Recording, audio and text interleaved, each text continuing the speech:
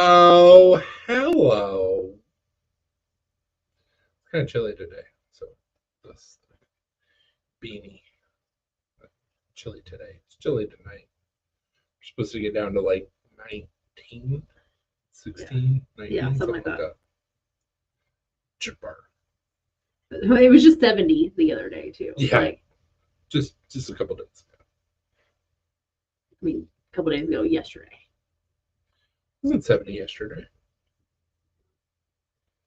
It was like 64, I think. ATLO. Yeah, I got a little bit warmer. But anyways, yes.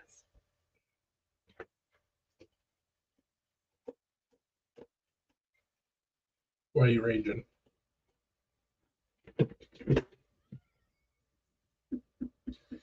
And that's why you shouldn't rage, because you just fell.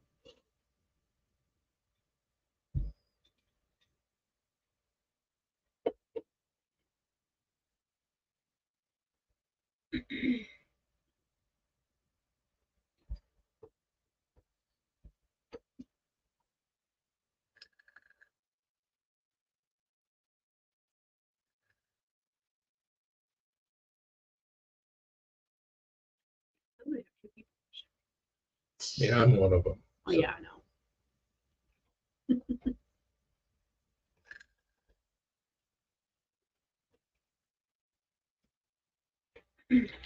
Got kitties raging.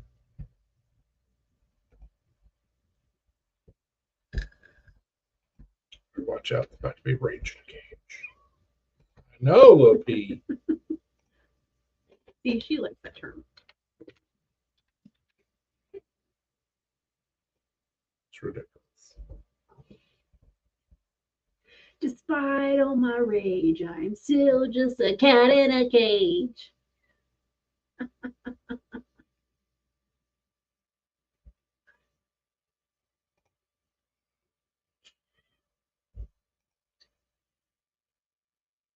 That's my life. I don't do like that.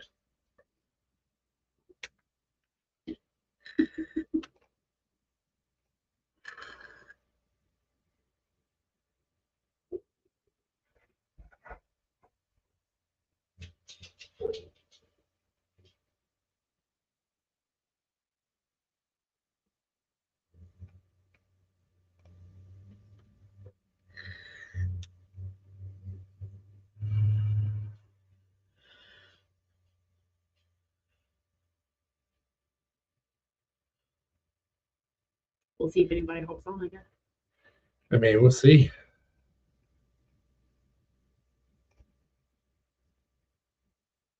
Mm.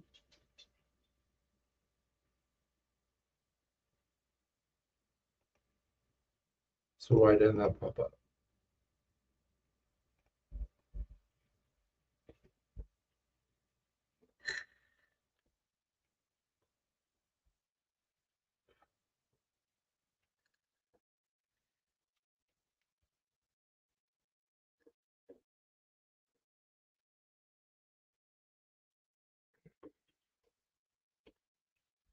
What's up, BMW? Hey, PNW. Dude, man, I finished out the Bloodwood handle today, and holy crap, there's so much depth in it. Like, it looks amazing. Should have taken a picture of it, but I didn't. For shame. Well, I have pictures of it before I finished it. Yeah, I know that. You showed those pictures. Yeah, but P&W wasn't in here. Oh.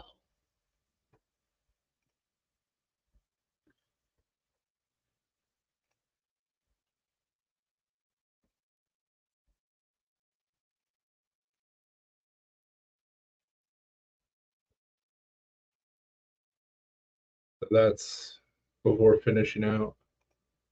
And then that's the other side. I had a little bit of a crack right here, which I guess that was already there because it's nothing I did to create that crack because it doesn't go all the way to the pin.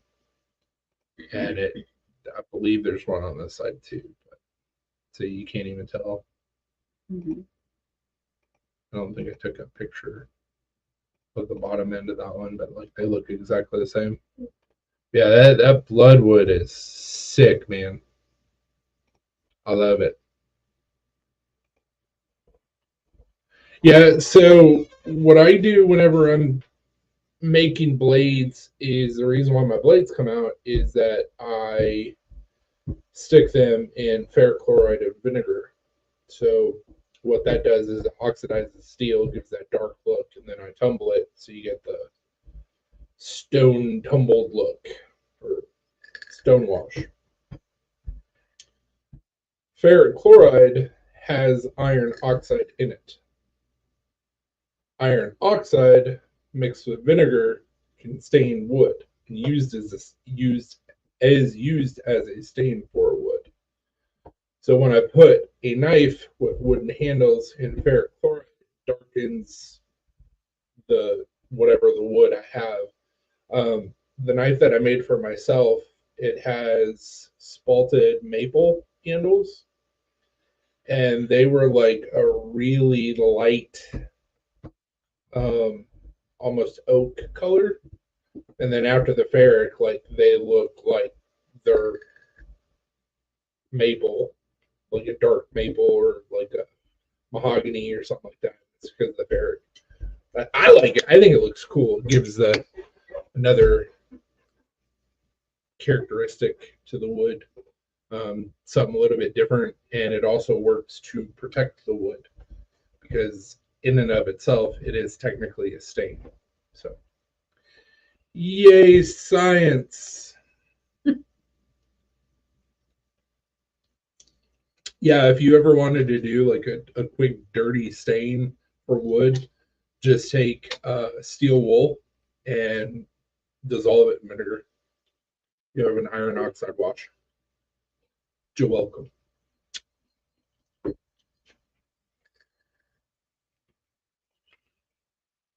We have like a whole bag of steel wool in there underneath the kitchen sink, by the way. I have a whole bag of steel wool in the shop. Okay. I bought a bag of steel wool to clean something, and I only used one, and I still have like an entire bag underneath the sink of the kitchen. So if you ever need any. Yeah, if I ever get ballsy and I want to make my own ferric, grab some of that steel wool. I don't want to though. Because what ferric chloride is made out of is very caustic. I don't want to mess with it. What is it? Muriatic. Oh, yeah. You know, it's just like strong enough that it can strip concrete floor, like a concrete floor. No big deal. It's fine.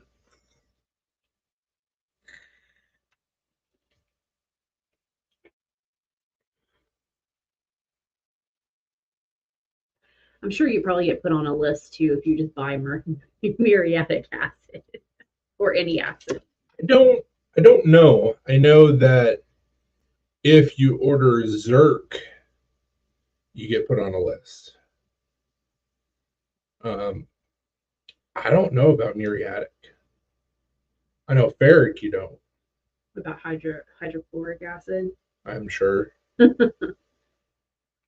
Just thinking like you might get put on. Like we're gonna have to watch this guy. He's buying this. I mean, they can try. They're going to be very disappointed.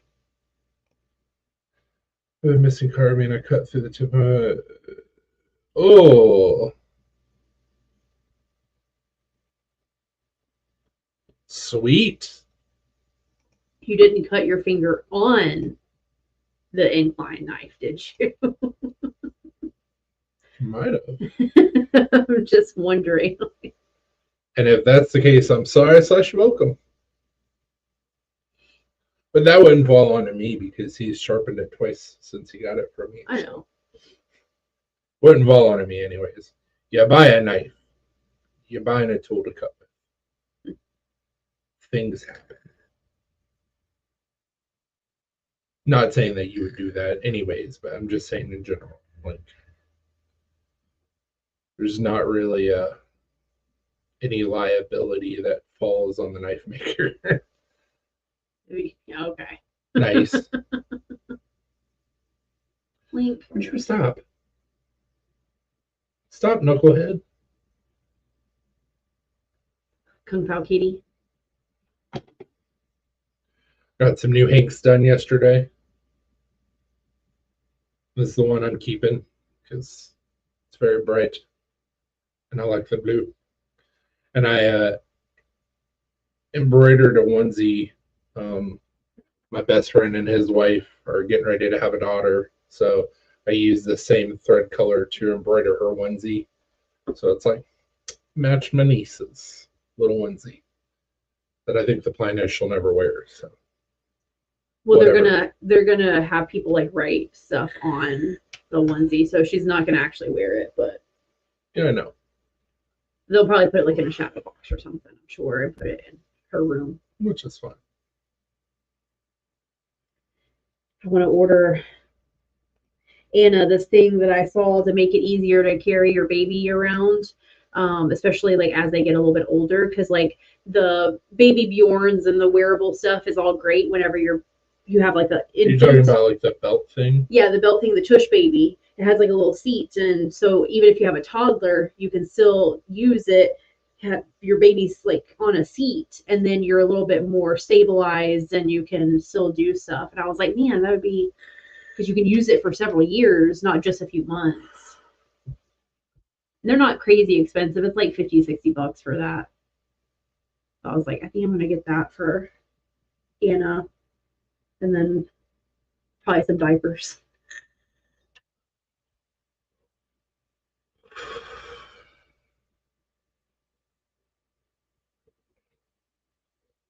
Still cannot believe that she married him.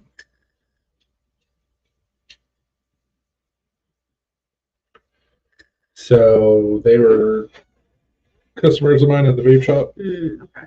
He's 22, 23, 24. He's in his 20s. Mm-hmm. She's in her 40s. You know, the heart wants what the heart wants, I guess.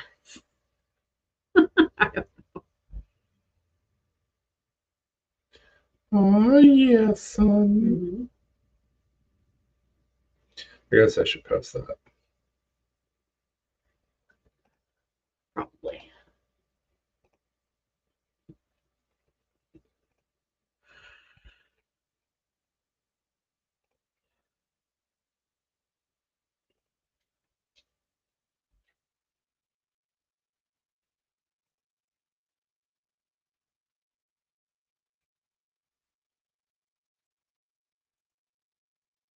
You didn't save it, you just said copy it. What if you put it up here?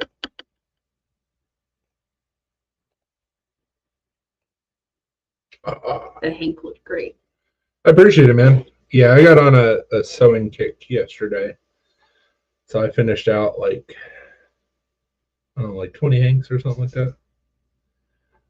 Whenever I sew hanks, I sew them in like two parts. So I'll do the border stitch, flip them inside out, iron them.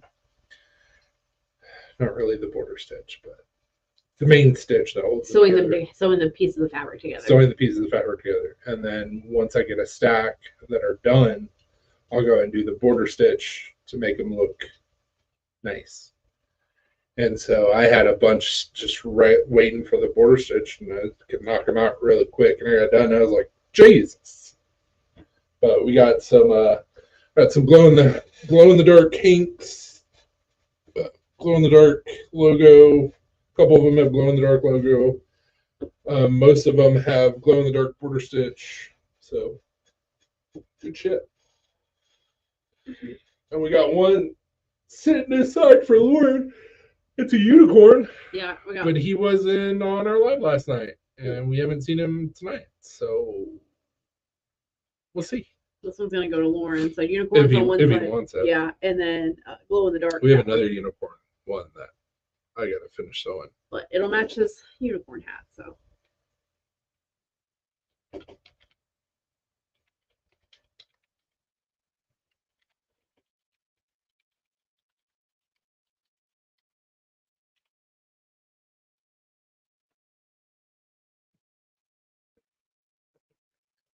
There's gonna be another one.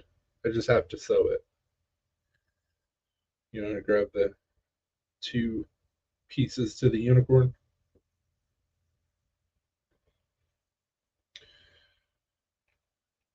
So unicorn, just like the last one you saw, but with a glow-in-the-dark logo. And doing this one actually gave me an idea, so I'm going to do like a Black Star Joker logo that I can embroider. And so the Batman fabric is going to have the purple on the back of it, and it's going to be like a Joker Batman ink, which I think would be pretty freaking cool. It hasn't even started yet. Would you click on it? Should start.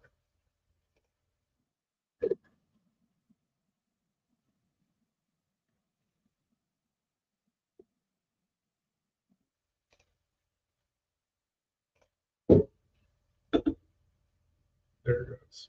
Weird.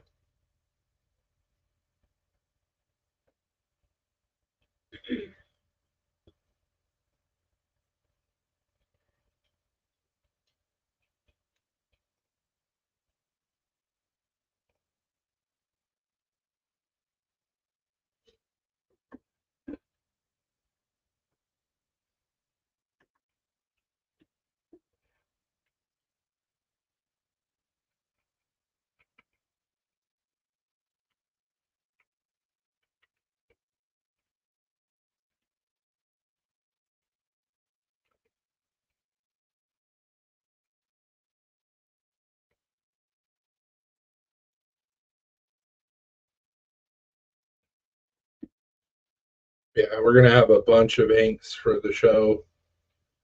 We're gonna have some hats for the show, knives, bottle openers, and then I'm working on some special projects. So if they work out, I'll have some Damascus pendants, and then I'm gonna have some paracord bracelets, and I'm gonna have some bullet casing keychains. So should be pretty cool. What are you doing? Just looking at the comments, someone said that they saw a homeless guy outside of Walmart in Lewisburg earlier this afternoon, and I saw him too. So I was just reading the comments. But And these people were just saying they bought some stuff for him, and by the time they came out, he was gone. So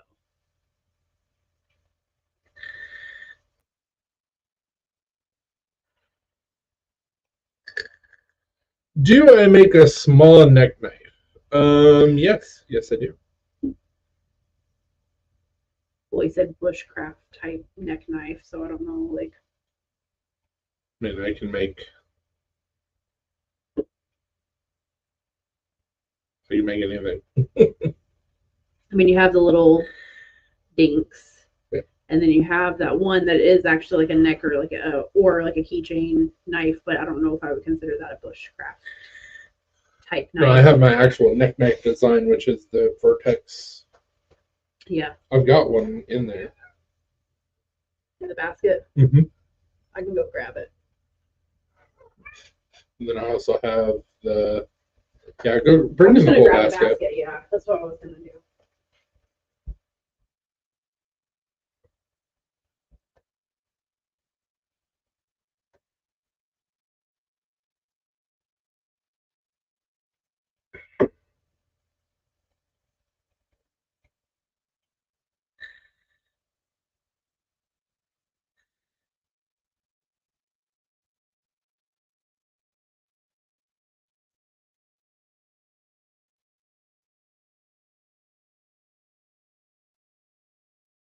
I got you, man.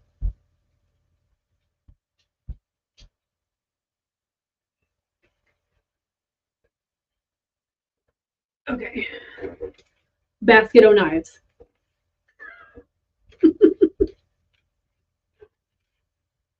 Sorry. Pull a chain through.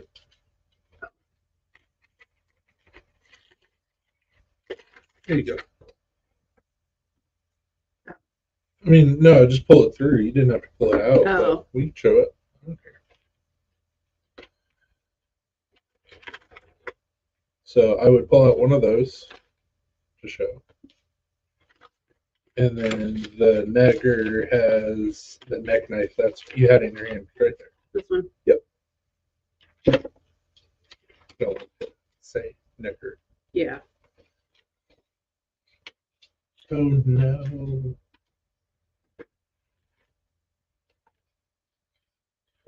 So as far as neck knives go, we have the Dink, which is super small. I have the Incline Shard, which is very small. It's just another Dink variation. I know. I have the. What's up, Brian? I have. Hey, Brian. Don't cut yourself. I pulled it out and it went boop right on the tip. Just the tip hit my hand. I don't remember the name I gave this guy, but this is the original neck knife design that I have. It's a small variation of the Vertex model that I do.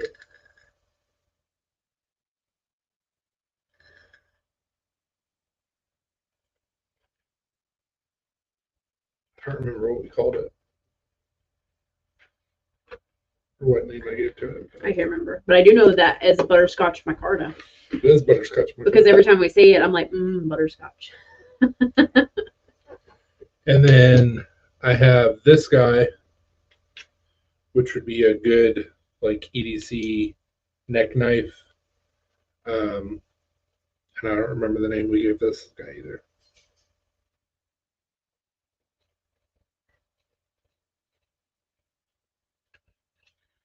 So yeah, I got several options.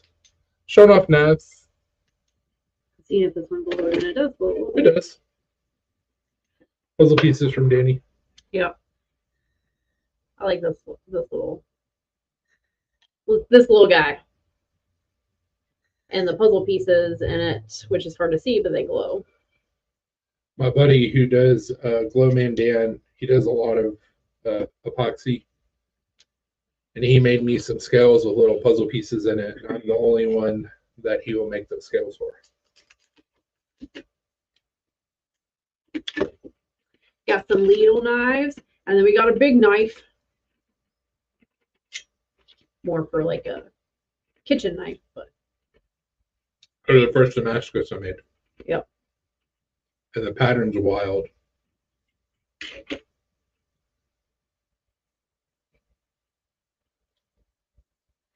So instead of cutting and forge welding, I folded. And it came out wild. And then it's got special scales on it, which is layered Damascus G10. Yeah, copper infused G10. It's for sale, PNW. It's going to the show unless it sells. Appreciate it, Brian. Tomorrow will be the Kumai build, and hopefully it goes well. I'm scared. I'm not scared because nobody's going to lose a limb or burn down a shop. Which is good. Because we have a thermocouple, which I didn't know what the hell that was. I had to look it up last night. So it's the same concept as a thermometer, but the difference is you're using two wire leads to measure the temperature. I gotcha. So it's kind of cool. But I keep on going back and forth, seeing different patterns of Kumai, and I'm like, do I put the monosteel in the center, or do I have it separating the brass, nickel, and copper? I don't know. Don't know what to do. Because either way, it's going to look awesome as long as I get lamination.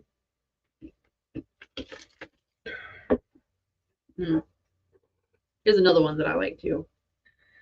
I'm just showing off like the knives that you made that I really like. Little mini chef. Yep. That's my. What did we name that model? Starts with a P. Prism. Prism. It's my Prism. And this one is one that was hand forged out of leaf spring, right? Yep, 5160. Yep. Flat grind.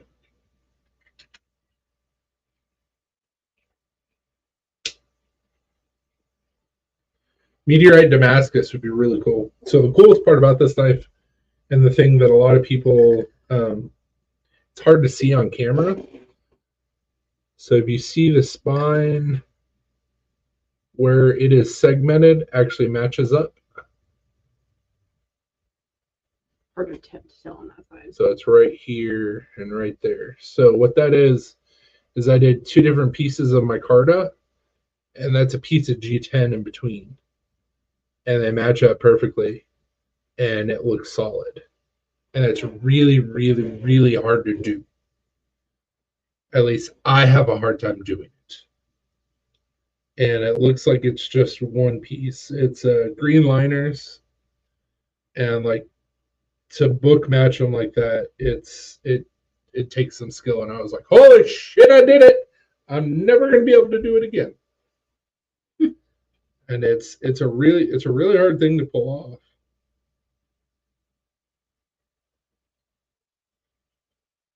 When I showed people at the show, they were like, "Oh, that's cool," and I'm like, "Oh, you don't understand, you son of a bitch." Brian said that is awesome. How much is that one going for? I think I've been doing it 150. I think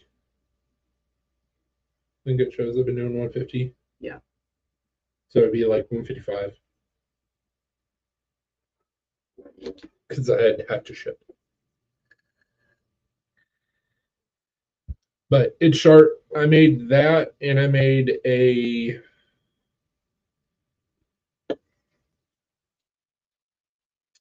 knife that I sold at Ryan's.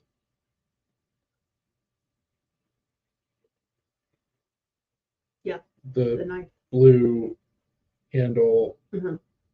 was also forged at the same time that I did that. A long knife.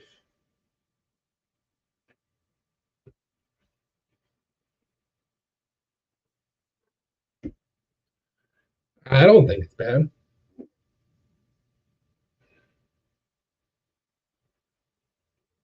Was it a Bowie? It's not a Bowie. Was it a machete? It's not a machete.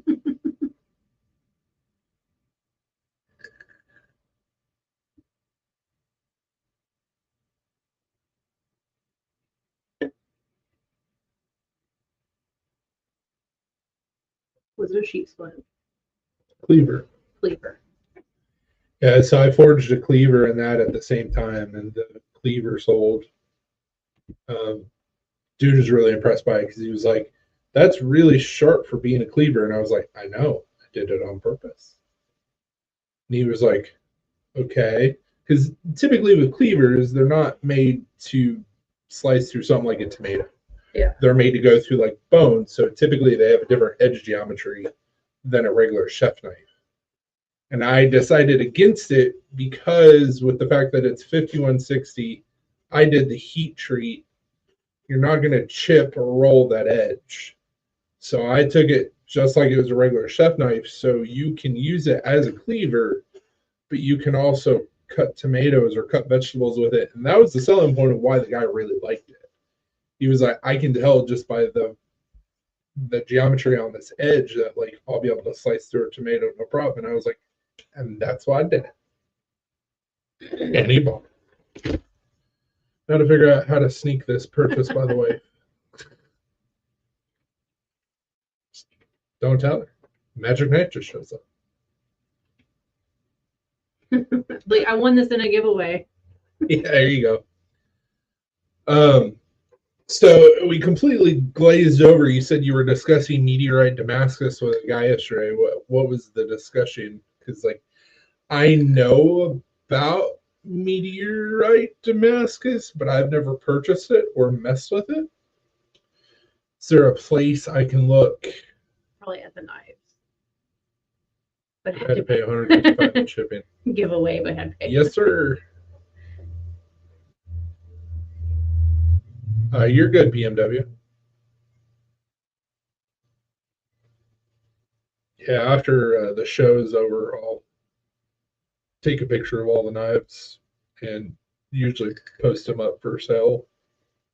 Yeah, the show is 2 days, so it's Friday and Saturday. So usually like Saturday afternoon because the show goes until 5 on Saturday, I think, or 6. I think it's 5. I don't remember. So usually probably around like 2 or 3 o'clock, like we'll post in our Facebook group or in the Facebook group, like, hey, these knives are still available. If you're interested, you can go in on whichever model.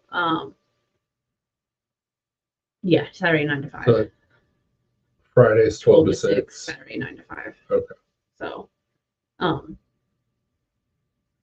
I posted the knives on the website before, and it's very hard to take good pictures of the knives, number one. And number two, you have to put in the description, like all the details about the knives, because the moment that you don't, someone's going to ask.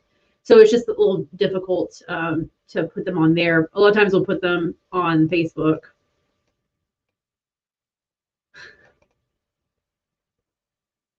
Well, Yep. But the Facebook group is probably going to get a name change soon. After the show. And then so is the website. So that way everything is just cohesive, one thing. Yeah, so Zach's been bugging me for a while to change the name of our Facebook page and our website. And literally the only reason why I haven't done it yet is because we have a show. Now let me finish that up with why. So I work at a mom and pop screen printing embroidery shop. We also do banners. I still have to pay for the banners, but I get a good price on them. I've printed out 3 banners since I've worked there. Reason why I've printed out 3 banners is because we needed I forget why we needed a new banner that said Estrella. Or no. I wouldn't even have to print off a new banner because we already have that banner that says Black Star. Yeah, the first one that you did is half Estrella, half Black Star. So it says Black Star and then it has Estrella on them. I know you did one like that. But I thought I did one that said just Black Star. You haven't. Well, then I would have to print off another. Nice, Lance. What's up, buddy? Right. I'm going to hollow out your steel and make a pocket for the meteorite. Seal it in, let it forge soak for an hour, and then come back, draw it out, cut, stack, so on and so forth. Meteorite flavored hot pocket. Yeah, you would have to do that because from what I understand, meteorite is kind of like Woots, to where you have to let it forge weld to itself before you actually have a workable billet, or it will just crumble. But yeah, so I have to pay for the banners. It's not that like it's super expensive. It's just the principle. Like I have to pay for a banner. So I printed off 3 banners since I've worked there. We printed off one that said Black Star / Australia. We printed off another one that said Ace Collaborative, and then the third one I printed off was for knife sharpening. I won't print up another banner. That's the only reason why we haven't changed the name yet. So after the show, we'll change the name, and then our next show, I'll print off a new banner. So. Our group and our brand has gone through a lot of changes. Just trying to figure out who we are, man. Pretty much.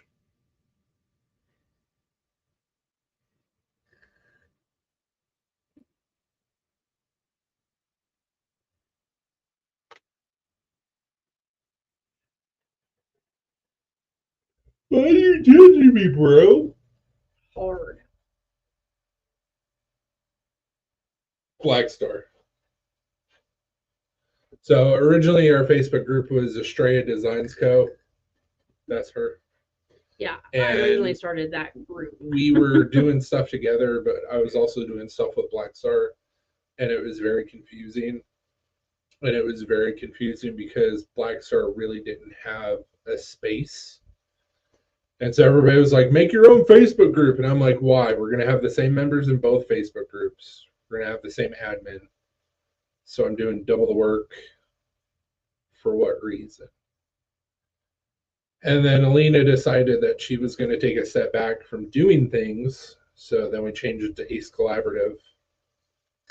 And now it just doesn't really make sense. So we'll go to Blackstar.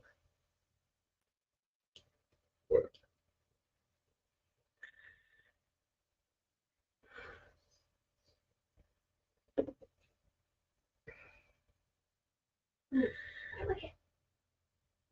Which, I mean, even with it being Blackstar, it won't stop us from doing Estrella stuff. No. Just like we did Blackstar stuff with it being called Estrella. So yeah, like it still doesn't matter. So it's like I did Estrella. If only somebody would have listened to me when we first started out, and I said we could just do a group name that encompasses both Estrella and Blackstar and call it a day, and you didn't want to do that. And now here we are, Ace Collaborative, which is dual brands. Right, I'm done. Anyways, originally I did the Facebook group because Glad you enjoy me. yeah. As a female in EDC, there's not really a whole lot of stuff geared towards females. So that was my whole thing starting this off.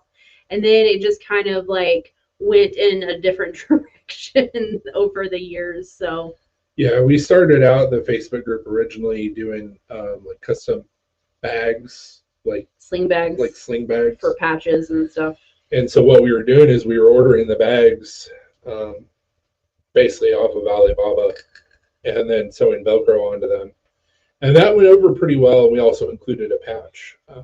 But between trying to sew it ourselves and pay other people to sew different parts of the Velcro, because like our machine doesn't do certain parts of the bag well. And we didn't really like the fact that these are not custom bags, they're customized bags. So that kind of stops people from like supporting us, which I get. And then we started getting into patches and then started doing this and started doing that. And we've made custom glasses and bracelets and we've done all sorts of shit. And we just both got burned out. Like plain and simple.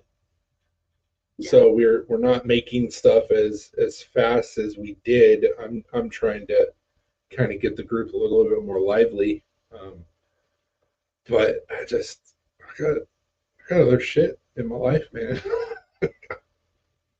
So I don't push myself super hard here. Like I know I could, but it's like, Yeah. If I need to push something, I'll push something. If I don't, I just enjoy making. It's all the aspects that go on along of like having your own business to where you have to fucking chase down people and be like, buy my shit. Like, I'm over that. I don't want to do it anymore. Yeah. And I mean, like this was something that we were doing in our spare time, right? Like I work full time. I work 40 hours a week and Chris works part time. So this is more, you have more time dedicate to like knives and stuff. Why do you give me that look? Because my idea from the beginning wasn't that this was going to be a part-time thing. My idea from the beginning was this is going to become a full-time thing. But that being said, her and I had different ideas going into it, and we got into a couple fights, a couple arguments. And so whereas you took a step back, I'm trying to take a step forward and like keep things going to the goals that I have for myself. Yeah, which is fine. But it's like too, with working full time, like you're still working full time. Yeah, I just don't have time to always do the things that I want to do. 2, I don't have time for it, but 3, I don't feel like it sometimes. Like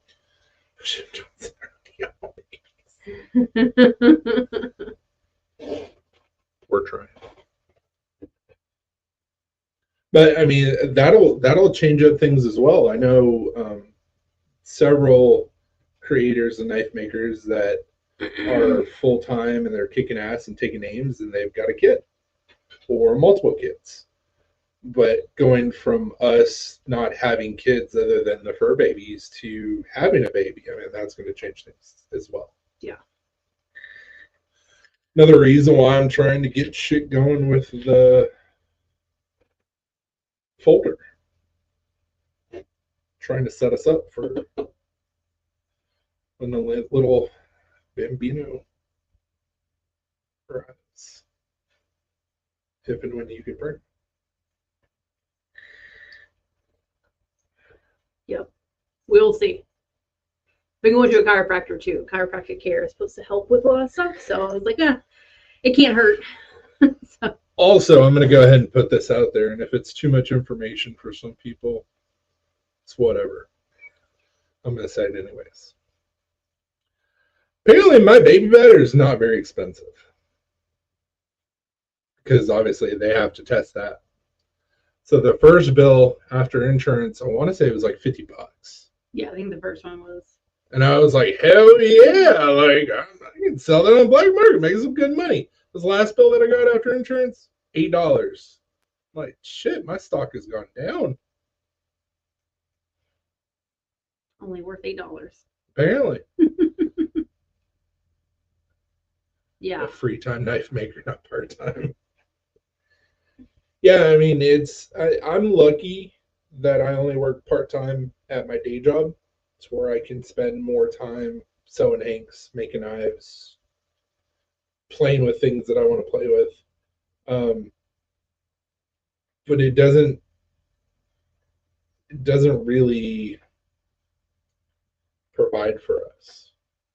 So it's just I'm able to work on my own mental health, which is good. But it's really hard.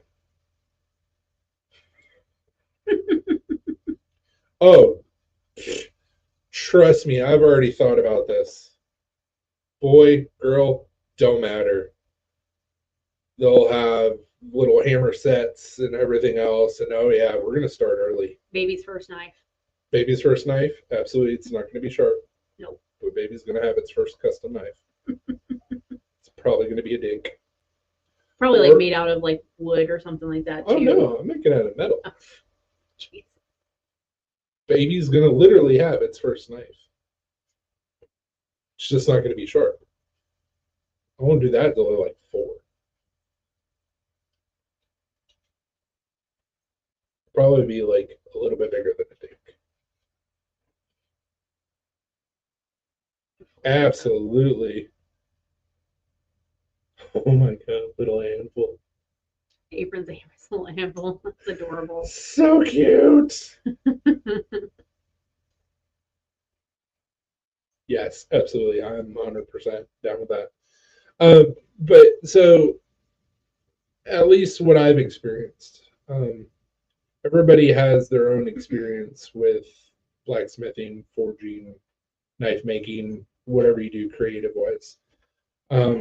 At least with the Facebook side of it, you have to know the right people and be friends with the right people before you see any level of success.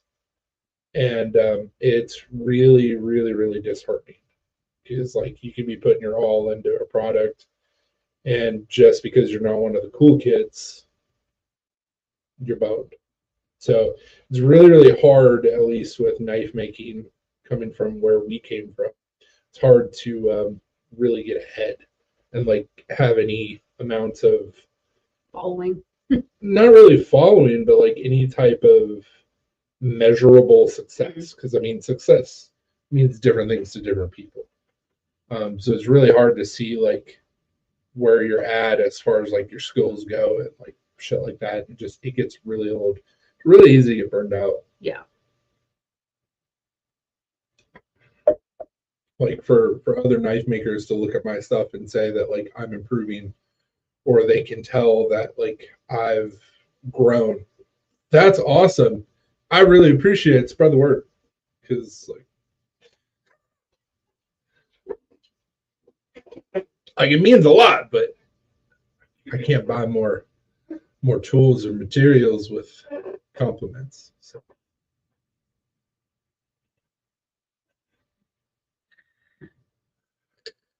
which is why I'm trying to do a bunch of things that I normally don't do and I haven't done in the past for this show. And if it works out, cool. If it don't, we won't be back as vendors.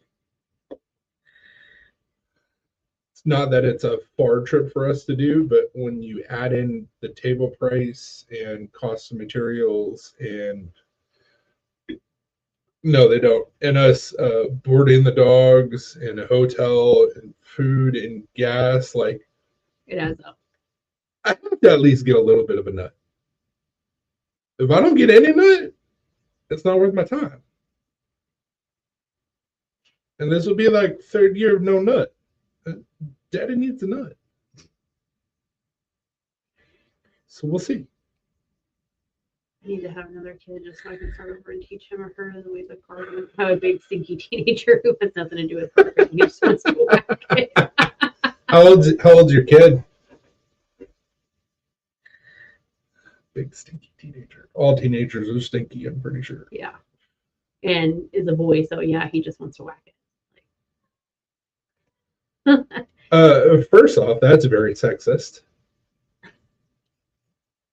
Because It's true. girls basically do the same thing. The only difference I didn't say only girls difference is they can hide it better than guys can. I didn't say girls did. I just said 16. What do your bars go for if I wanted to purchase one? I mean, I can spit bars for free, man. I don't know. I've only made Damascus for myself. I don't know. Absolutely, you do, Brian. Yeah. His pens are awesome. Mm-hmm. I gave my dad one of the pens for Christmas because he uses pens a lot. So P&W said his son is 16. So Yep.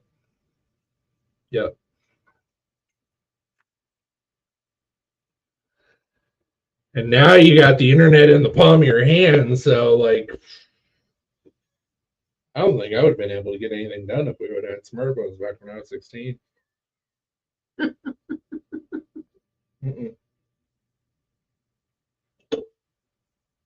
just been in your room all day. Guess we have a skunk outside. Maybe. Either that or our neighbors are on the porch.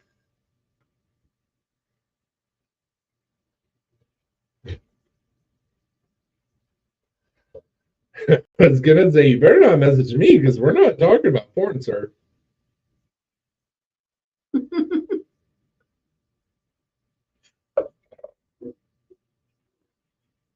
No, exactly. One side looks like Popeye, one side looks regular. So I've already kind of got that going on just with swinging a hammer. Because I don't swing right. I hold all my stuff with my right hand, all my material. So I'm swinging with my left. And you can't really see it right now, but like if I really get into like foraging for like a couple of weeks and I'm doing it quite often, like this arm will get all beefy and I'm like, oh. I'm married, I swear. People be like, what have you been doing? At least I'm not like that dude with the giant hands. Have you seen him? Mm-hmm. He can take a whole Pepsi can and make yeah. it disappear. It's like, Jesus. And his wife. He's also jacked. His wife was sitting there during the whole interview like, like, gee, I wonder why you're so happy. Woo! Oh my god. I already told Chris, I said, we have a boy, you're gonna have the talk with him about all that, like whenever he gets also we're gonna have a rule that like after the age of 12, we knock and wait for confirmation before going into that room. I mean, they need to do the same thing for us too. I mean, I agree with you. But yeah, I don't. My dad caught me once, and I think that he was just like, you know, like just, we never talked about it. I'm glad we never talked about it. I was taking a shower / a bath, and he was like, "What are you doing?" And just walked away. Got to move the car. Okay. Is that what we're calling it?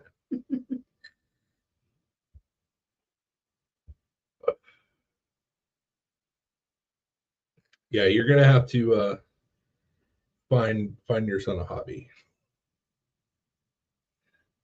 Yeah, something. Or a girlfriend.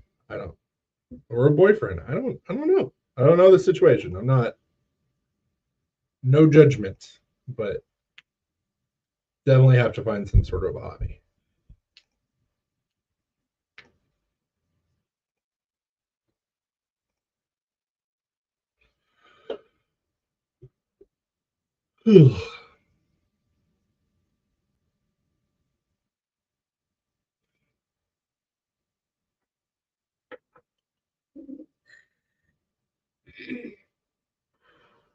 That's a lot on TikTok.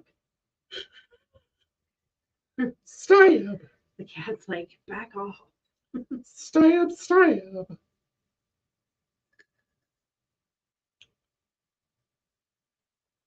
It's pretty. It is.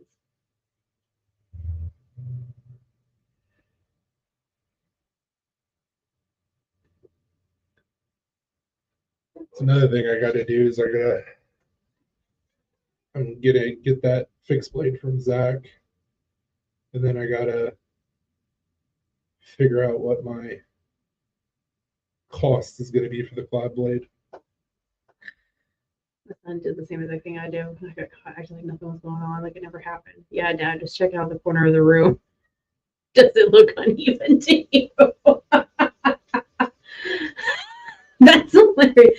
Oh yeah, I was just checking this out because it looks off. I'd be like, at least give me a better excuse.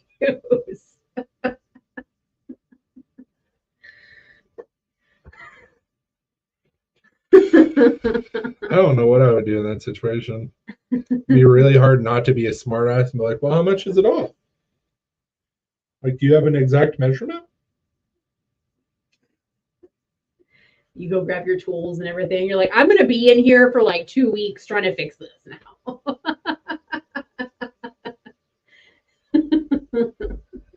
Well, what's off? Is it the floor? Is the room at a square? We're gonna have to demolish this whole room then.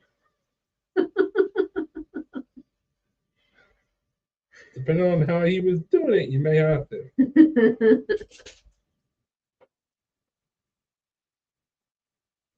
Like that lady with her 4 sons and the bulk Kleenexes that she was buying off Amazon. That review was hilarious, but also I felt so bad for her.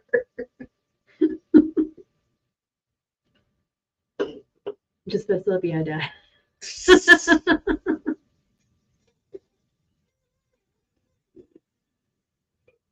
What I will probably do, instead of buying bulk Kleenex, I'll probably buy a bulk pack of socks. Just be like, happy birthday. Throw them out when you're done. Or you do your own laundry, because I'm not touching that. Don't reuse them, because that's gross. Reuse them without cleaning them.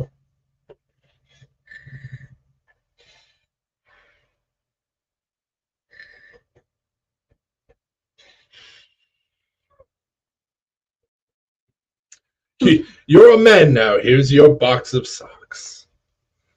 Some fun times to be had with kids. Also, like every kid walks in on their parents, so that's going to be a super fun conversation.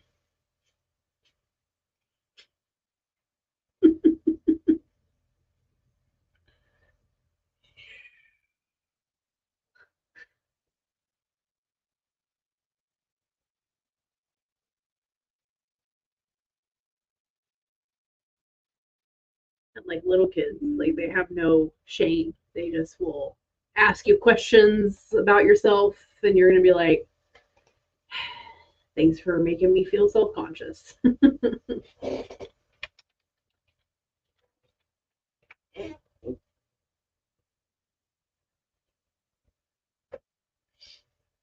I don't care. That's fine. Yeah.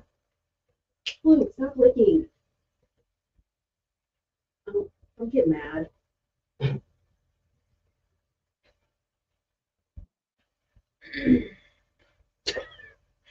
So he's already mailed it.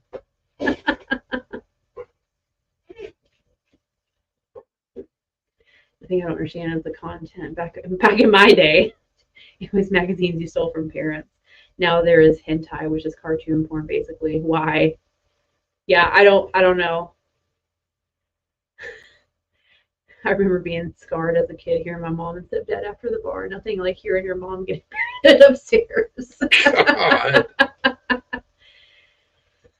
See, back when I was a young teen, Back in my day. I didn't say that. Not yet, at least. I was staying with my grandpa in Texas, and I don't know if some parent got pissed off at their kids or some wife got mad at her husband, but we found a stack of fucking pornos in the dumpster, and it was the greatest day ever. Greatest day ever. For both of you? There was 3 of us that found it. 3 guys. You? And 2 guys that lived in Texas. Okay.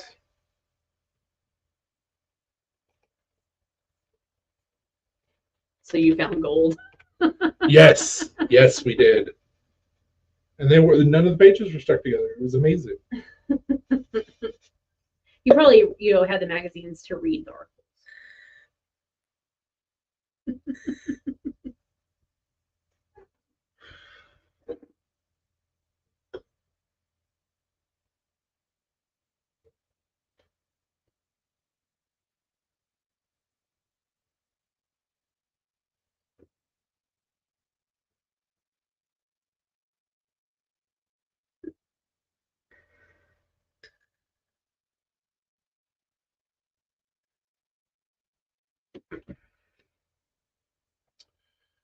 PMW, PNW. I don't know why it always sounds like I say PMW.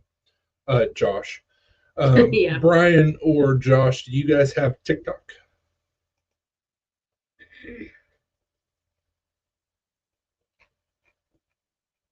So if you do, you should follow me. I don't post super often, but when I do, they're usually pretty funny. Like the freaking bird last year that flew into my shop while I was prepping for Blade Show. Or no, I wasn't prepping for Blade Show. I think I was prepping for Spirit. Those are good old days. Now you have to confront your teenager about leaving 4 pages open in the background. I have TikTok, but it's not on my phone anymore.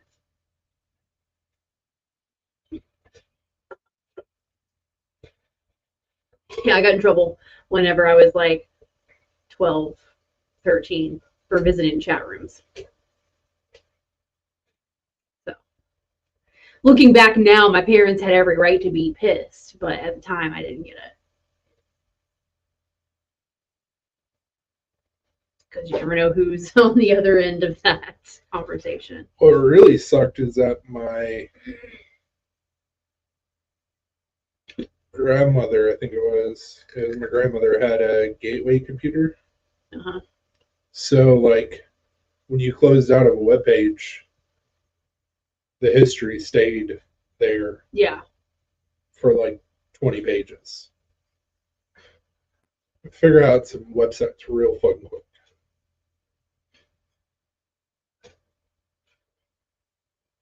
I was looking up all kinds of random shit because I'm like, this gotta go.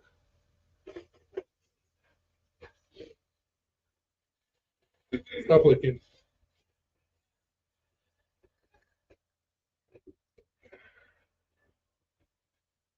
Back in those days too, you literally like would go to like Ask Jeeves and you could literally type in whatever it was that you were looking for and you would get something would pop up. Good old Jeeves.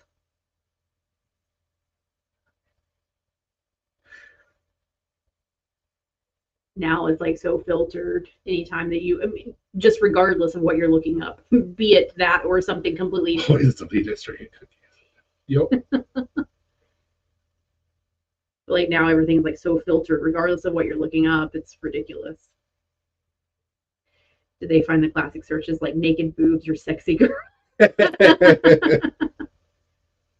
Yeah, see, Brian, back then I didn't know to delete history and cookies, so that's how I got in trouble.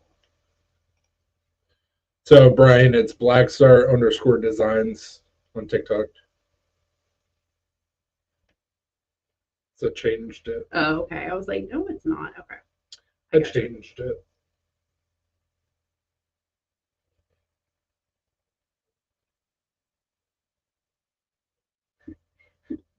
Big boobs. Oops. We always forgot the first time.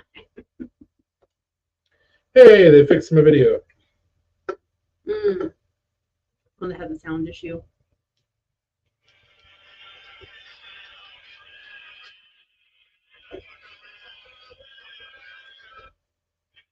Hell yeah.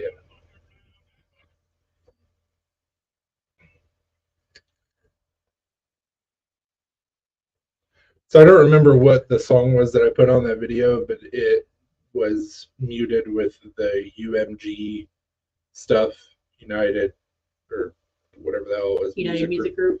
United Music Group. So I had to change it around. I changed it to that song.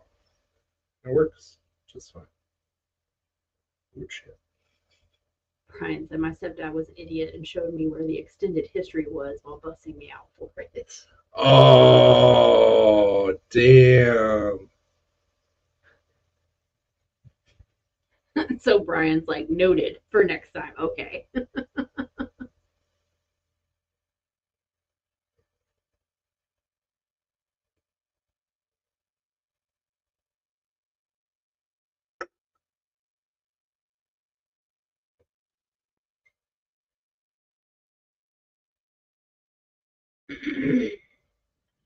So it was May of 22 when I posted that video of the bird.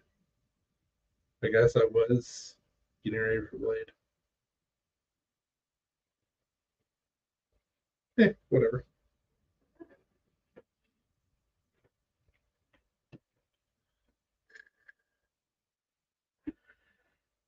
I love how we're taking trips down memory lane.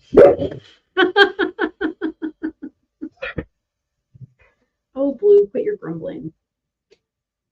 Grumpy old dog. Yeah, you're a grumpy old dog. Quit.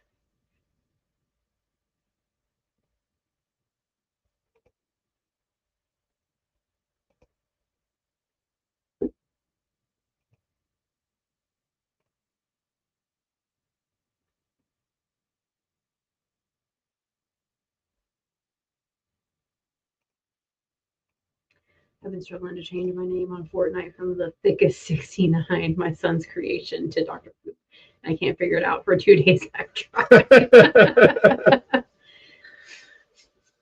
I mean, thickest 69 is pretty dope.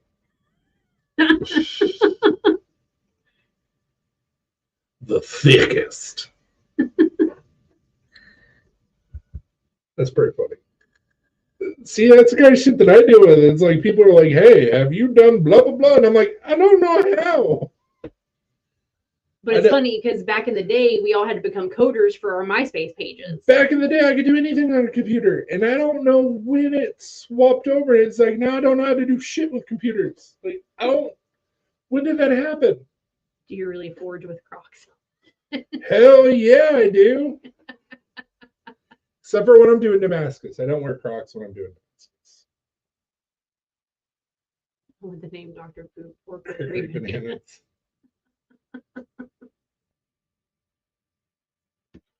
I may have just gotten a new follower. Yeah, if I'm in my shop doing anything, I'm in Crocs.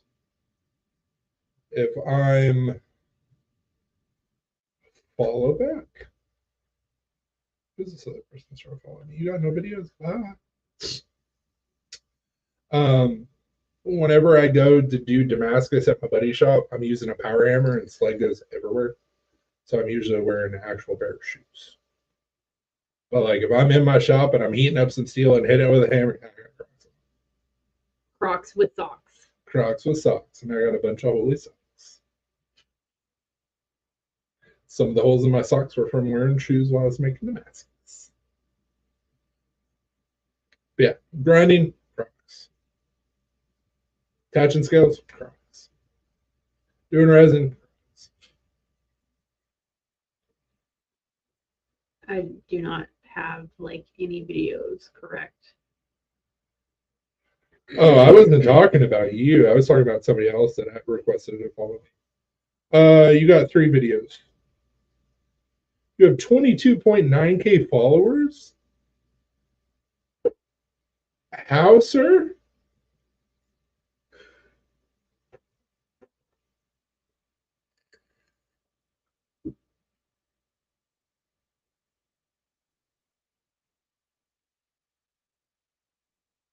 I have no idea. That's what he said. I have no idea. You have 3 videos. Like three videos. what? Almost 23,000 followers. You can go live on TikTok. Like I have 764, and I've been grinding for like 3 years. What the hell, man? I don't know how many followers I have. Hold on. You know, I also don't know how I have like 600 followers on IG.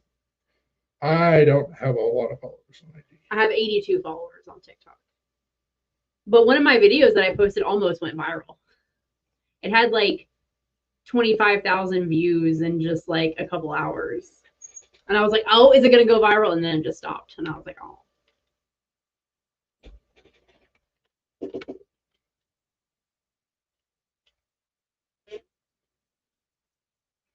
Oh, Whisker Forge. I forgot about that. Oh, Whisker. Ah. That's what he did. Yeah, I've got 440 followers on TikTok, but I don't do a whole lot with TikTok. I had 17 followers on TikTok, 1051 on it, and 193 subs on YouTube. Jesus. 151 or 1051 on Instagram. Yeah, I don't have Oh, she got how I got the name nice. As soon as I saw it, I was like, I see what you did. I just 22,000. What? So you're saying I should be a personality? Yeah, dude. Absolutely use your freaking TikTok. Funnel people from your TikTok to your Instagram and YouTube and whatever else. Like, you've got a massive following. Do some viral videos. Make some money. What's his name on TikTok? Brian Kerr. Oh, okay, I didn't know if it was.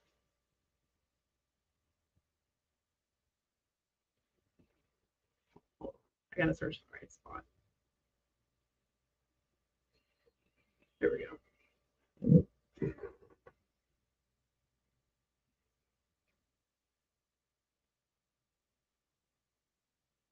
be easier if you just went to my page.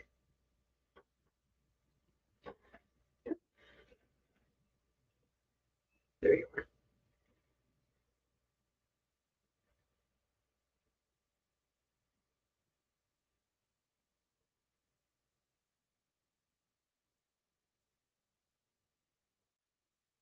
Did you find him? It's Brian Kerr 436. Oh, okay. I'm just looking at your followers. Let me just go back. Oh, you viewed my profile. Who, me? There we go. Now he's got a couple more followers. So I don't know who the hell this is. Wait, how on your? So this is what it shows on mine.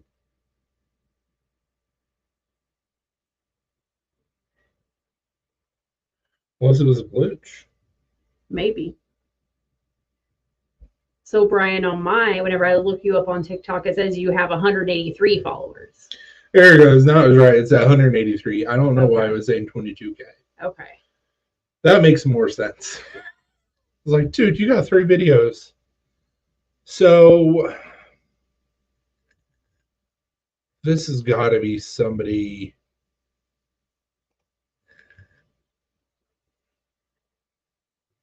He said that sounds better. Who are you? Because this is the same one that followed me on TikTok with no videos. Mm. Who are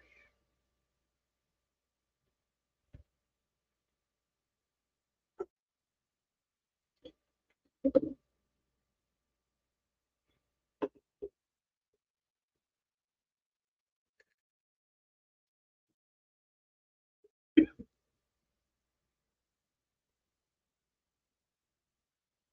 But he's followed by Lauren, Tactical Terry. You think that's Ghost, maybe? Who is you?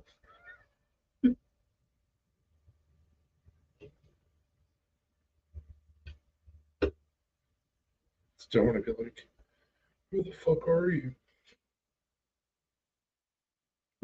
Who the hell are you? I thought the masses were lying in wait for a second there. Yeah, apparently TikTok just glitched.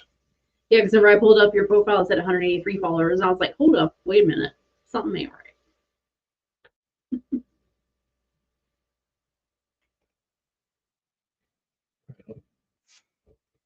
Why did that?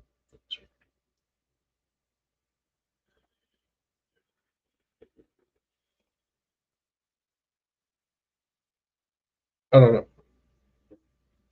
I do know I'm thirsty. Here, you throw this away whenever you get up. While you're up.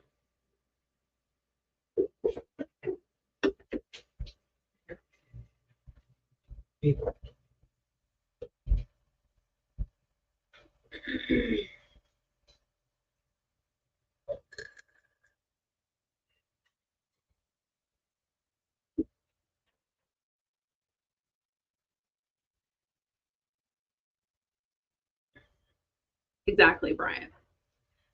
I see some of the stuff that people post on TikTok, and I'm like, I miss the days where people just would write in their diaries.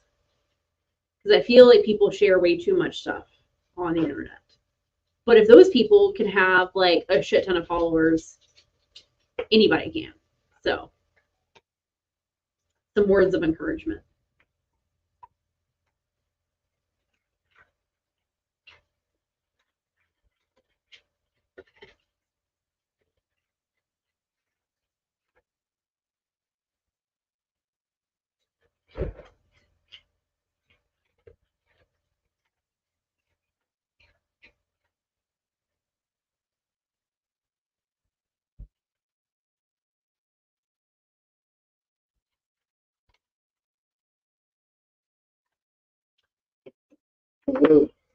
But you're glitching there for a second. I did glitch for a second.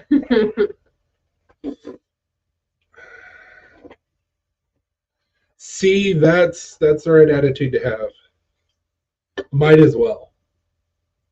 All the cool kids are doing. So I told him, I said, sometimes some of the videos I see on TikTok, I'm like, I miss the days when people would just write in their diaries. Because they make these videos and share way too much. But if those people can have a shit ton of followers, then you can too. And I said, there you go. That's your words of encouragement. There you go.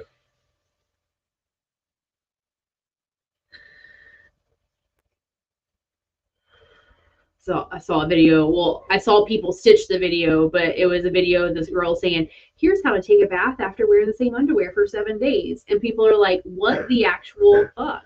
There was another video where the girl's like, follow me on day 47 of my no shower journey. And yes, no shower also means not washing my hands. She's gone 47 days without taking a shower or washing her hands and then wonders why she's sick. Exactly. Like, I'm all for build up your immune system, but also there's a line. Blue, why'd you do a drive-by?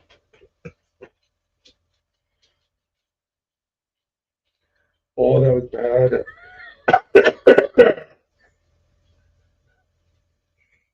He just who's by? And I was like, oh. I mean, I was coughing for separate reason, but then it hit me and I was like, ugh. Yep. God, dirty freaking dog. Ugh. Dogs are super fun. Dirty motherfucker.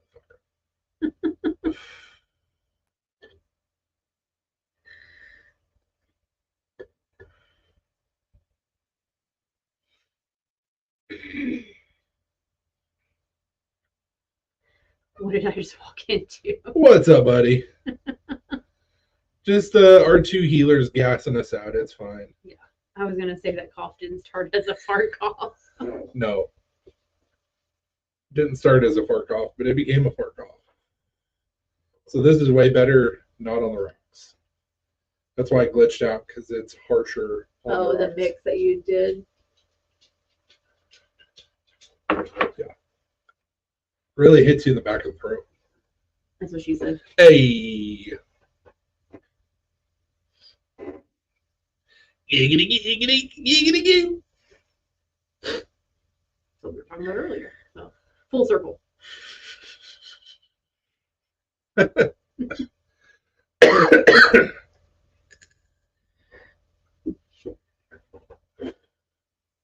No, like my parents, I was always raised with dogs growing up, and like not raised with dogs, not like Chris dances with wolves. Chris thought he was a dog until he was 5. But like we always had dogs while I was growing up, and when I was in college, my parents started like breeding golden retrievers, and like we've had labs and golden retrievers, and like they'll fart, it's pretty stinky, nothing like a healer fart. Healers are awful. Apparently, they're very gassy dogs. You both would be like court-martialed for war crimes. Like the stuff that comes out of both of you is against the Geneva Convention. Mm-hmm. My pit bulls are always farting too. Just the other day, mine squeaked one off the wood floor. Ruby came up behind me last night we were live, and she had an audible one. Yeah. She farts a lot whenever she jumps up like onto a chair or like the couch or something. I guess she gets herself too excited, and then she'll, as she's jumping up, and it's always pretty funny. Hers don't typically. Sometimes they'll stink, but Blue's always stink. It seems like. I think they're trying to tell you something. Yeah. I heard that last night. Go to the door. Yeah, I guess she jumped in Alina's lap, and she was like, I was like, oh.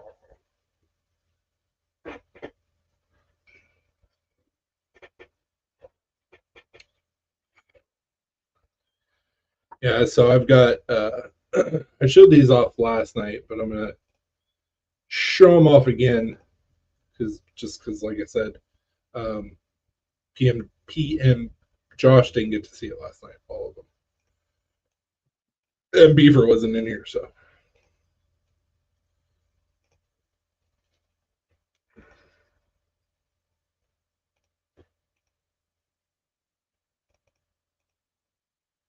So this is black ash burl with micarta.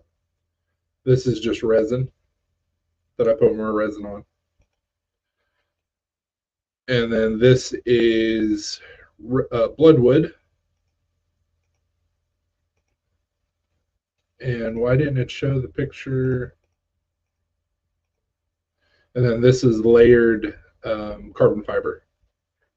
So they came out looking pretty sweet. Appreciate it, man. And this is copper, brass, and nickel, which will be sandwiched in between 120 layer Damascus and clad with cable Damascus. So got some work ahead of me on that one. Got a lot of work ahead of me on that one. There's some dogs fart while sleeping. It's scaring themselves awake. Yeah. What was that? Who? Huh?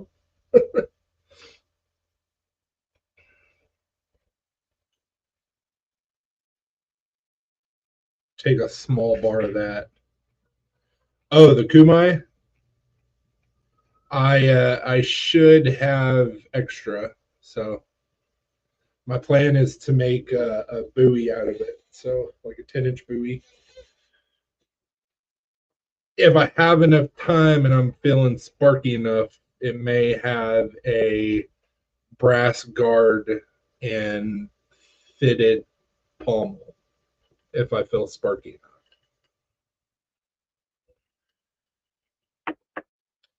Regardless of whether I'm feeling sparky enough, it's going to have elk horn handles.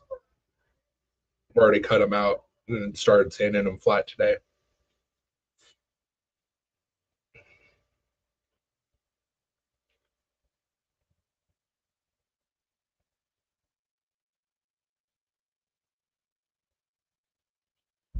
Hope so. The I'm really not into the build by that much, honestly, because the cable was free. I had to pay for the 1086 and 15 and 20. Yeah, very ambitious. We'll see if it gets done. And then I had to pay for the brass, copper, and nickel.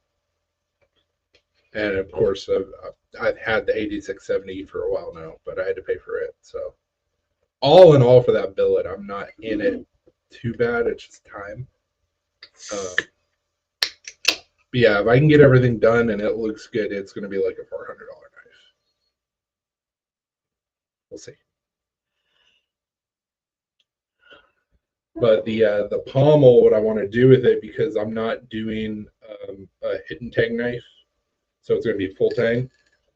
So what I'm going to do is I'm going to slit the pommel where it will fit over the tang, and then I'm going to pin it. So it'll be pommel-ish,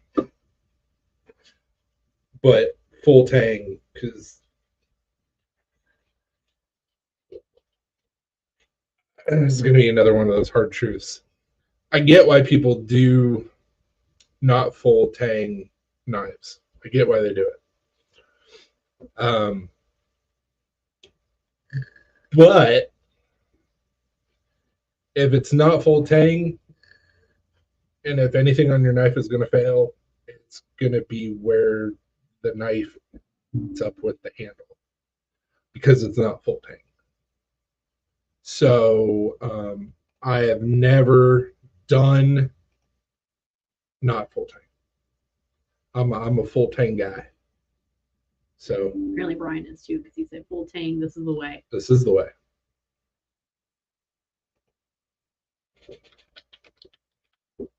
Tang to tang, tang, tang.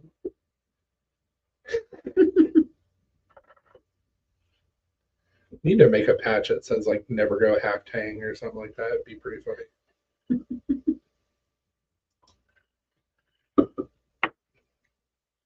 Like I said, I get it, and like the people that do it and they'll add on a pommel and guard and stuff like that, like it looks good, it's great.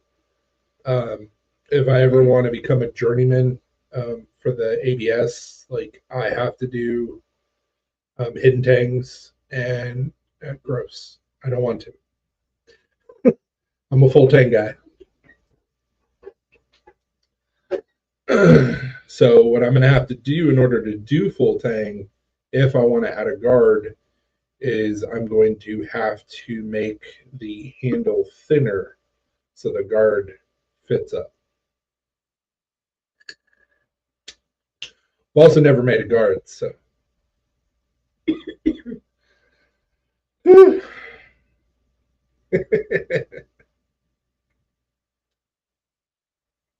You could have, well, you're probably in trouble for it, but the Tang logo, the orange drink Tang, never go half Tang. Either that or I could take the font from Pootie Tang. Pam Pam, Pam Pam, Pam Pam.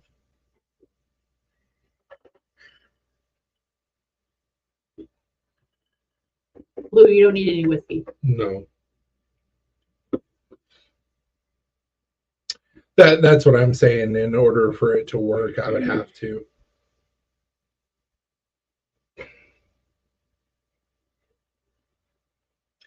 So what I'll do is, of course, if everything goes according to plan and I have a billet, while I'm at my buddy's shop tomorrow night, once it cools down a little bit, I'll go ahead and use a surface grinder and make sure it's completely flat. And then when I draw on my profile, where the handle meets up, I guess it would be considered the Picasso, I think. I'll either take it to my grinder or I'll take a file and I'll just do a taper step down where the guard will fit up over the handle.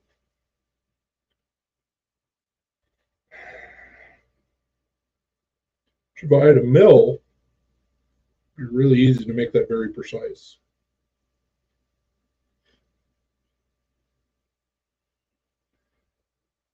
What? You're shaking your head at me? Mm-hmm. If I had a mill, yeah. We had some money.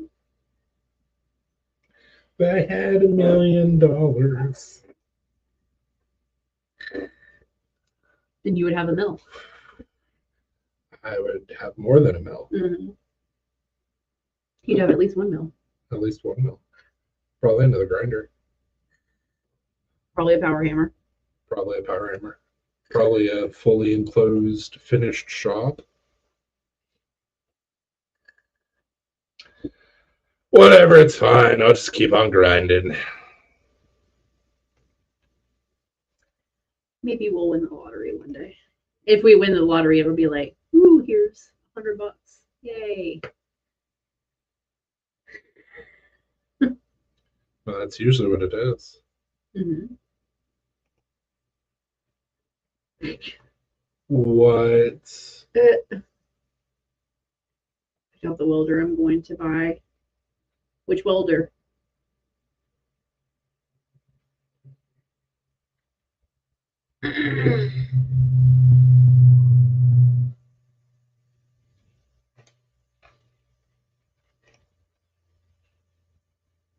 Hell yeah! It's the same one I got. I figured I'd buy one from Harbor. I have the Harbor Freight 125, I think it is. Okay. Titanium is the brand. Yeah, mine is Chicago. So I got lucky with mine. So, which kind of pisses me off because back when I got the deal that I did, it was like over $100. Well, so now they're selling it for like $89.99. Mm-hmm. Plus, there's a discount code where you can get 10% off, so it comes out to like $80. Still, I paid less than that, which winning. There was a Harbor Freight employee that was getting rid of his welder because he wanted to upgrade his welder. And I said, "How much?" He said, $50. I said, "I will meet you tomorrow." That's how I got my welder. It's a good welder. I mean, it's a little underpowered. You have to be worried about like thicker material, but like for what I need to do and like learning on it, save you money. Yeah, I mean, we get a lot of the stuff that you need from Harbor Freight just for that reason. Like, it's still good stuff, and you don't, especially like a lot of stuff, you don't need anything like super crazy. So I will not be getting portable bandsaw blades from Harbor Freight anymore. Well, no. I will be doing research to find one that can do more than a 4-inch cut before it goes, fuck you, I'm out. What about like, does Lowe's and Home Depot have any decent bandsaw blades, or would you have to like order those? I don't know. It's all new to me. I don't know. Just thinking, like, I don't know if those bandsaw blades from like Lowe's and Home Depot would be better quality or not really. If you would be better off like ordering them, I don't know. While we're up in Ohio, we'll go to Menards. Oh yeah, we can save big money. Hell yeah. But they would definitely have them there. Hell yeah. Because they have everything there.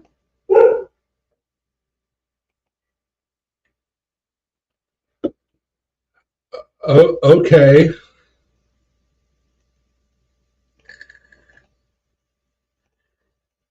Even though I shouldn't.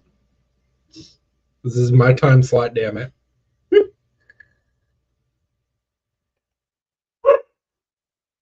Woodcraft. I didn't That think about that. That's a good idea. is a good idea. We have a Woodcraft, but it's like 45 minutes north of us, so we usually forget about it. But yeah, that is a good idea.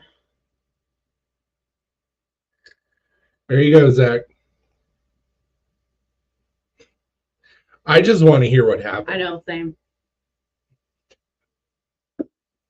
Spill the tea. Ruby, shut up.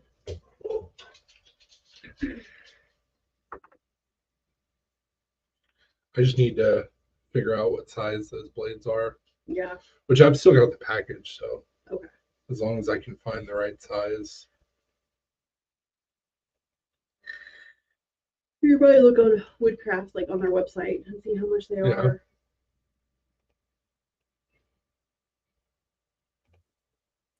These fucking bastards, bro. What? Hold on. We got to turn the volume up. Okay. What? These bastards. What happened? YouTube shut me down and blocked me from going live. We saw that the video was removed. For showing firearm assembly by showing the video of that new rifle coming out, and they were taking it apart and putting it back together. Good job. No, that was a YouTube video that I was playing. Way to go. Yeah. So I was like, damn it. I said, I'm gonna hop on Chris's, so at least everybody knows. Because everyone has been sending me like, hey bro, you know your shit's gone? Yes, I do. Unfortunately. We saw the notification that you were live, and then we hovered over it, and then it was like, this video has been removed, and we were like, wait, what? Yeah. Bastards. Hey, Ghost. Hey, Dopey. Welcome, everybody. So I have to wait for 72 hours for them to appeal my thing. I put an appeal in. I'm like, it wasn't even it was a video that I was showing that is available on YouTube. What's up, Unknown? We're doing good. Yeah, Unknown, you missed it. They shut us down. For showing a video that's already on YouTube. Yeah, for showing a YouTube video of somebody. And it wasn't even a real gun that they were showing being taken apart. It was like a 3D model of them, like how they put it together. Jesus. Hey, I'm pretty proud. This is our third Conspiracy Live and my 5th video, and it's the first one that's gotten flagged. So, I mean, that to me is a record. I almost have 100 subs, and they just fucking shut my channel down.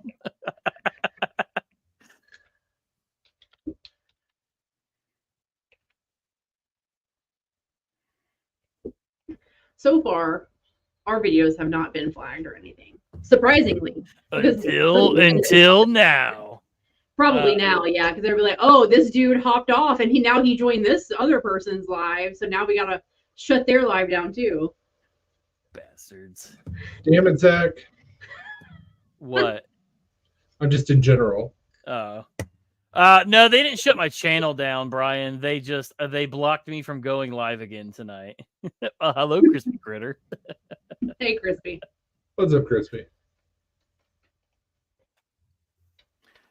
And the Sharif said fucking YouTubes.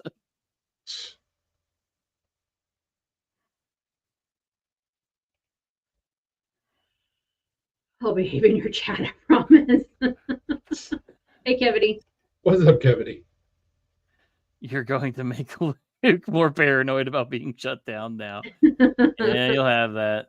Well, but we got shut down for the same thing on CDC, playing somebody else's video on our live. So they're fucking weird. Brian said, don't feel bad, Zach. I had 22,000 followers on TikTok till like half an hour ago. Really shattered my world. So he started following me on TikTok, and TikTok glitched. And I was like, how in the fuck do you have 3 videos and 22,000 followers? And he goes, I don't know. And then Alina looked it up, and he only has like 100 and some followers. And he's like, "Yeah, that makes more sense." And I'm like, I don't know what happened. So we like built him up and then ripped the rug out from underneath him real fucking quick. Oh, dude, TikTok is a fickle bitch over there too, man. Like I can't figure that one out because like Better the be amount.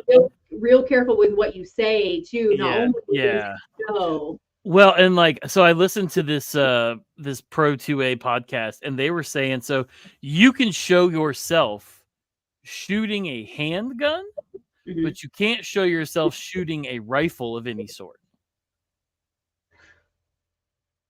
That makes total sense.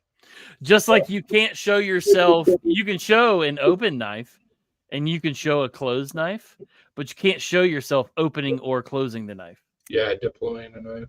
Yeah. Yeah. You can't say the word hopefully YouTube doesn't shut it down, but you can't say words like kill, suicide, death. You unalive yourself. Yeah, you unalive yourself, or like any type of like abuse. You can't say that. Yeah. These are the words you can't say. Blah, blah, blah, blah, blah, blah. On TikTok. And we get shut down. On TikTok. You can't Hi, say Gwen. Thanks, Gwen. What's up, Gwen? TikTok is a weird place. I had literally 369,000 followers. People started finding out where I live, so I gave it all up. I was making money too. Damn. That was right after he got a federal pin too. You're gonna get shut down for the S word. Yeah, probably. That's fine. Yeah. Yeah, it's a weird. I don't know. It's all fucking weird. I hate it. So I messaged you last night to show you the newer version of the side panel GS that I made. Okay. But you were busy. I don't know. I was playing Fallout 76, so I'm sorry. He was playing with his PP. You're busy. Yeah, busy. You want to grab his hats? Are they in his basket? Yep. Hold on. What's up, PNW fun stuff? Well, I would not be a good TikToker. They shut me down 3 seconds in the first video. So full size looks great. Yeah. Okay. I dig it. I love it.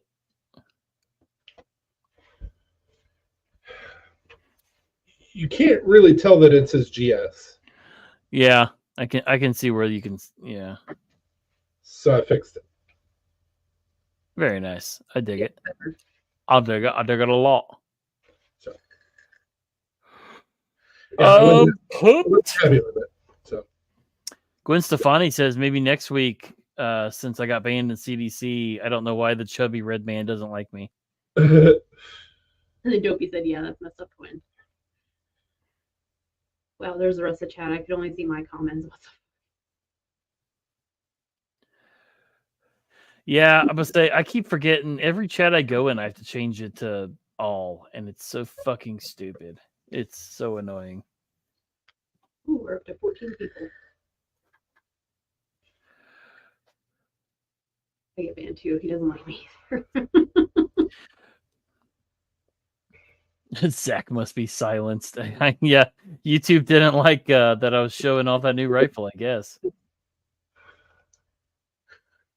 Heaven forbid. But you could post a YouTube video about it. That's fine. yeah, it doesn't make any damn sense. No. I love that Chris's whole face is blocked by Chris and Alina. Oh, on our end, it's my face that's blocked by Chris and Alina. That's funny. On my end, it's definitely Chris. Is that what everybody sees?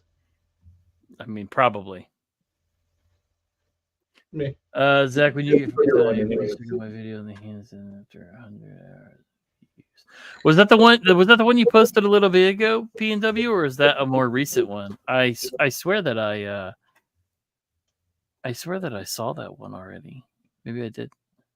So you want to see some cool stuff, Zach? Let's say it. Zach, did you tell them they did a guest spot on our live? Yeah, so Dopey was watching your guys' live on his projector, and it was projecting behind him while he was on our live. That's funny. Nice.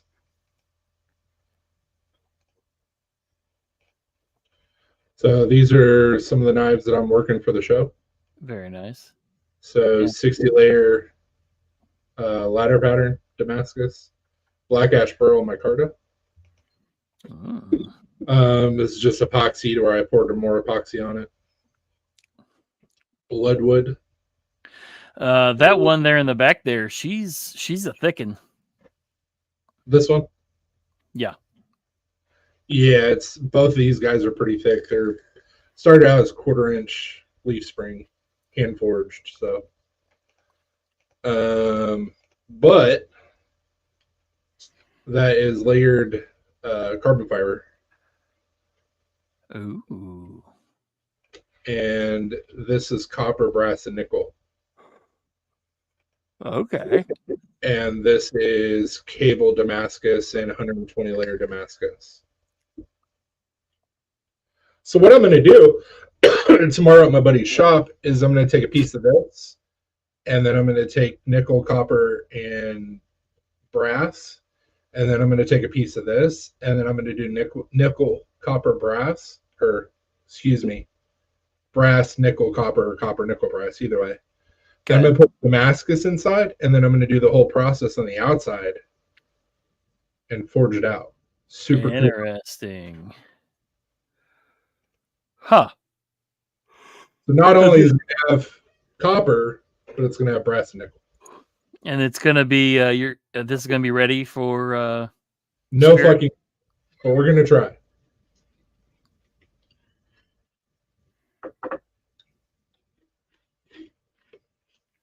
So super kumai with brass and nickel. And mono steel, because why not? And if I'm feeling really froggy, it's going to have a brass guard and a brass palm on full tang. Let's see. Let's say that look in your face isn't very reassuring. I have like a week and a half to do it. That's actually a lot of hours in the shop, so it's like maybe. Oh man. Hopefully. Yeah, anytime, P&W. I always scroll past all your videos and end up watching them. Oh. Also, will you grab that orange ink? Listen. Is that Listen. box again? No. Listen, Linda, listen. Right? I mean, you're closer. Here? Yeah. Chris, I was shopping for LED like neon lights the other day. Mm-hmm. And I think it was on Amazon. I don't remember. It's either Amazon or Temu. I can't forget where I was looking. I was looking on both. Ooh, that turned out super clean. Very nice. Yeah, that embroidery turned out fucking hella clean. And it glows. There you go. It does glow. Nice. The orange thread does as well. Ooh. Getting bougie up in here. Trying. Anyways, so they had an LED light that was the Green Bay Packers G, and it glowed green. And I was like, oh, Chris needs that for his background. I think it was like $25 too, and it's just a big ass G. I'm actually wearing Packers jogging pants right now, so I'm sorry for your loss.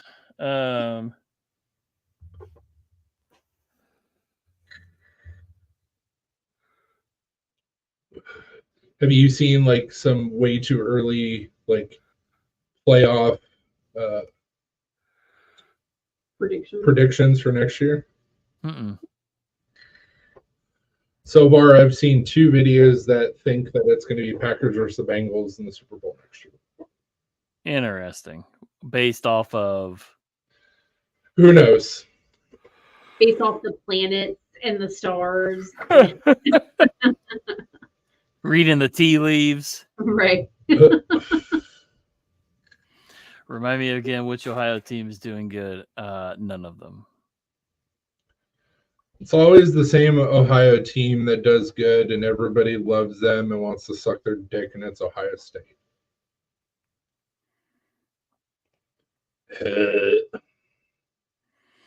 Yeah, Ohio State's the worst. They're pretty awful. Ohio State pisses me off the most because there are one chance at actually having something to cheer for, and they constantly fuck it up. And that is the most disappointing part about any Ohio sports is the one team that does give us hope and give us a chance to, actually like cheer for something, and they choke every year.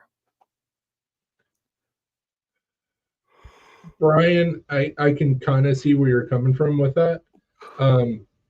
Nobody wants to see KC in another Super Bowl. No. I didn't want to see him in this one. I didn't watch this one.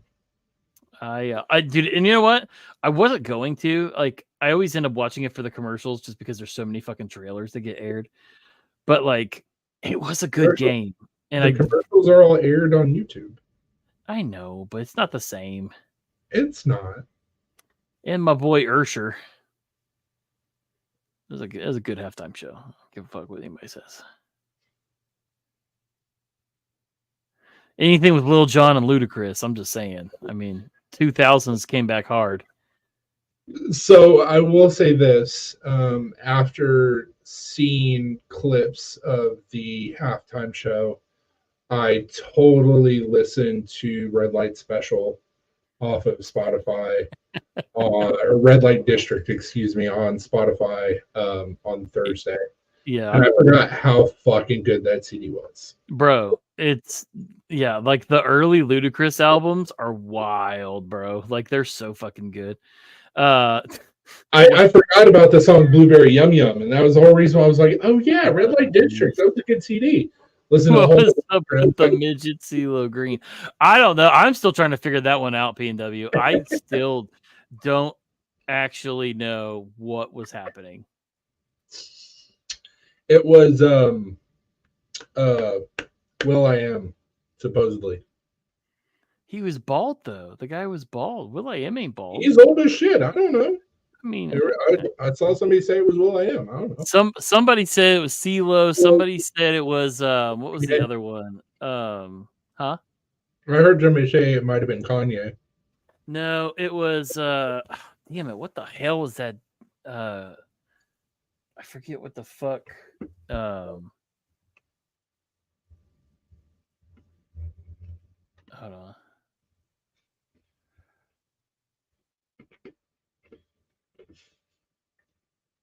I don't know why. You and Zach do the same. Maybe it's the ginger. What is it? I said you and Chris do the same thing. You're like, what was it? And I said maybe it's the ginger that makes you forget. No, like I do it all the time. I'm like, what's that? I just did it earlier because I was trying to remember Cleaver, like the name Cleaver. I was like, what was that? Oh yeah, Cleaver. Like I have to look shit up or ask her all the time because I forget words.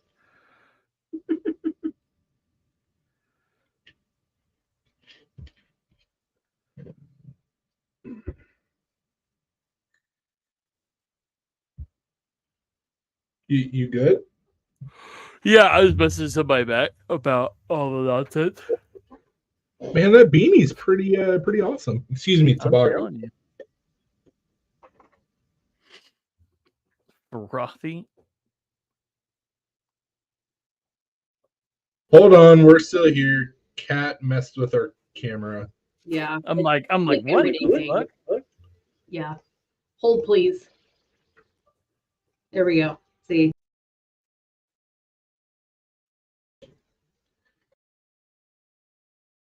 Messing with the computer.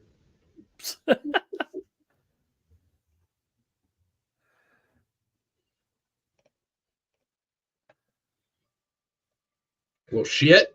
She gets behind the computer, and that's, I guess, like knocks the connection loose or something.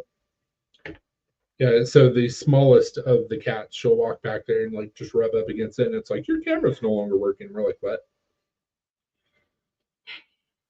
It's a frothy butthole. Yep. Frothy butthole. Hello, frothy butthole. I love how Zach's like, okay. Yeah, we have frothy buttholes come and grace us with his presence every now and then. Exactly, P&W. He sold his soul to the Fast and the Furious. And, Well, so Cat Williams on Club Session was saying that if you do some dirty things and get promised 10 movies, who was he talking about, Bennett? I know. I like how Cat called him out for not having his afro anymore, and now everywhere he goes, he's been having it, and I'm like, I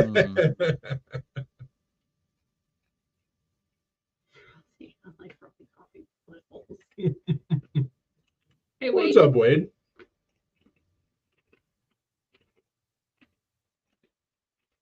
Word of mouth was my favorite. oh, I need to go dude, back. Word of Mouth was so good. Or re-listen to it, I should say. The only CD that I've ever bought from Ludacris was Red Light District, and it was so good.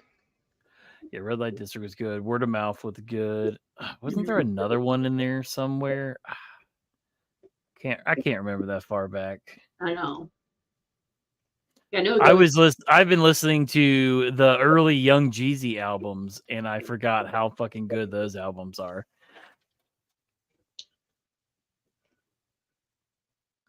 So there was Wade. Move, bitch, get out the way was legendary. Release Bro. Therapy, Battle of the Sexes, Chicken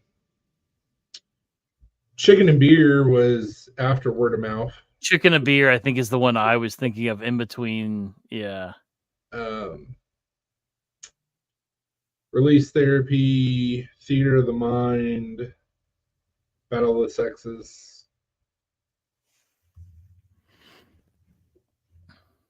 I would love this frothy butthole from Falk Narrator.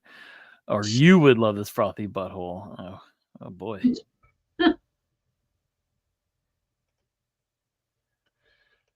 See, it's really messed up, and this is not going to surprise you at all, Zach. So the reason why I got Red Light District was because of his song that he did for Austin Powers. Yeah. And then I was just like, well, okay, this is actually a really good album. Yeah, Wade. Yeah. Heaven forbid you show a video in your video. Hey, Faulkner.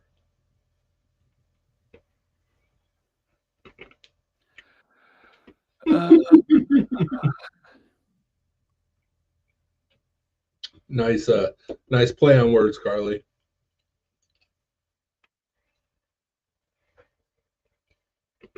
Don't forget Early Busta Rhymes. Oh my God.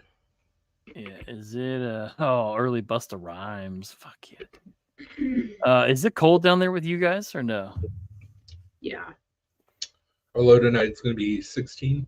Oh, it's 15 right now, but it feels like 2 with the wind chill. Excuse me, a low of 18. It says 27 right now, but feels like 20 for us. Yeah. Our high was 65 yesterday. Yeah. Well, we've had snow. We got a solid 4 or 5 inches Yesterday, right? overnight. Yeah, that's what I saw. That storm was like heading towards you guys. I was like, Jesus. Yeah, it started yesterday, went overnight, and then like now everything's fucking frozen. And I'm like, dude, I fucking hate it here. It should be edging towards springtime, and now we got 5 inches of snow. What the fuck? I mean, Ohio.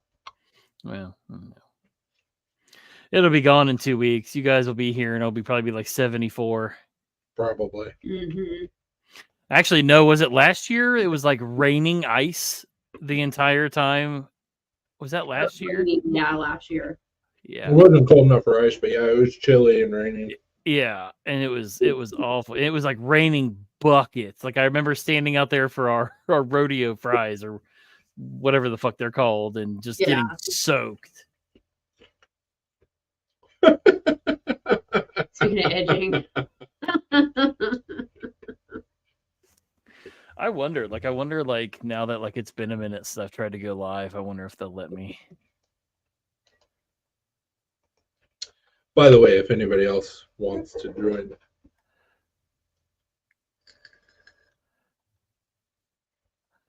Let's see. Let's try for 10 o'clock. Nope, still won't let me. Bastards. Damn it. I already shared the information with Baker, but we actually won't be up to Ohio in August. Oh, you won't? Why not? Because we are going to go visit my family up in Wisconsin. Oh. And then, unfortunately, because we'll be in the same area on the way back, visit my other family that's in Iowa. I got you. Which you can tell he's so excited about that. Yeah, I was say so excited about it.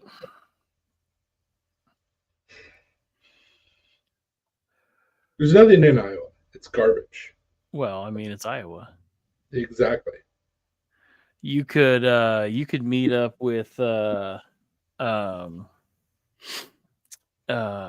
put the StreamYard link like in the chat. You know how many Mongoloids you're gonna have join? Oh, I said if anybody else wants to join. You can be my co-host on Monday. Thanks, Dopey. Thanks. Appreciate that. Ghost Malone lives in Iowa. You can go visit him. Yeah, he actually doesn't live that far away from where we're going to be at. Yeah. Oh, really? Nice. It's like what Brian said. It's well, yeah, absolutely, Brian. He lives hour and a half away from where we'll be at. Nice. And then on the way from Wisconsin or from Green Bay to Iowa, we're going to meet up with Brian. Yeah.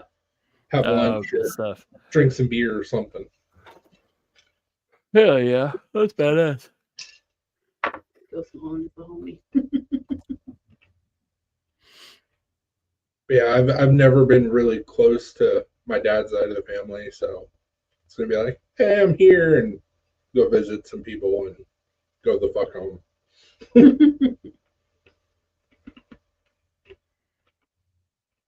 Hell yeah, Brian. I'm down. Some cow tipping. Don't be. I already told you, bro. Trying to have a date with my wife. Plus, we met with you before, Dopey. Next time we go down there, we'll make sure that you know. And if it makes you feel any better, I ended up fucking up my ankle while we were bowling. So. Yeah, he did. What did you have spotted cow? I'm kind of salty that New Glarus is only open like Monday through Friday. I was very disappointed in that. Monday through Friday, like 9 to 5 or 8 to 5. Like Yeah. they're literally open up like regular business hours. What kind of fucking schedule is that? Right? I have no idea. I told Chris, I said it's probably just because you can find their beer everywhere in Wisconsin. So Probably. Maybe. no, I will sadly walk away. We'll hit you up next time we're in Alabama. Don't worry. We'll be back there, Dopey. It's not like we live that far away. No, we don't live that far away. So you have to on Instagram, Chris. Are you gonna have to show me to talk to the camera? Damn. Nice. Nice, dude. Hell yeah, that looks awesome, Josh. Oh. Yeah, my second cousin, his girlfriend, fiance, I don't know the situation, owns a bar up in Green Bay. So I'm hoping that we can go visit them at the bar. But regardless of where else we go and anywhere else we go, bar, That could be. food wise, New Glarus, like I'm trying Spotted Cow on draft, and it's probably going to change my life. From the source. Because spotted cow out of a bottle is delicious. Brian said I can pull a string or two to try to get a Saturday tour. He said call it a corporate event. Word. There you go. That's why Zach will be there. He's already used to carrying a channel. Jesus. I appreciate your faith in me, Dopey. I guess it's faith.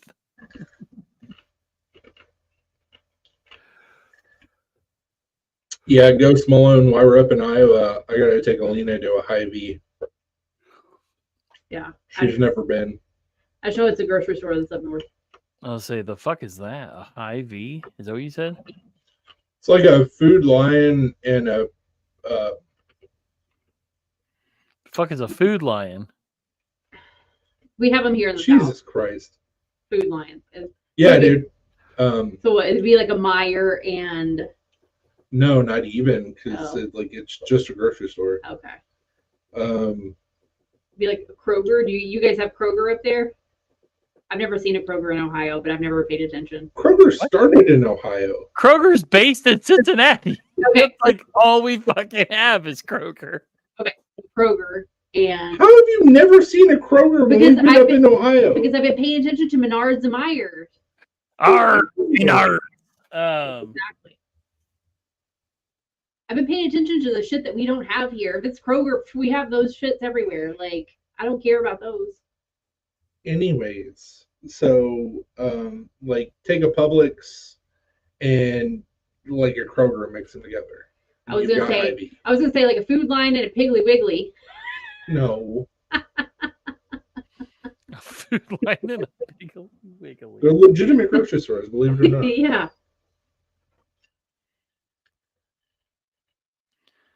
We will only They talk have shit Hy-Vee in when Wisconsin. Yeah, yeah, it's all that, Brian.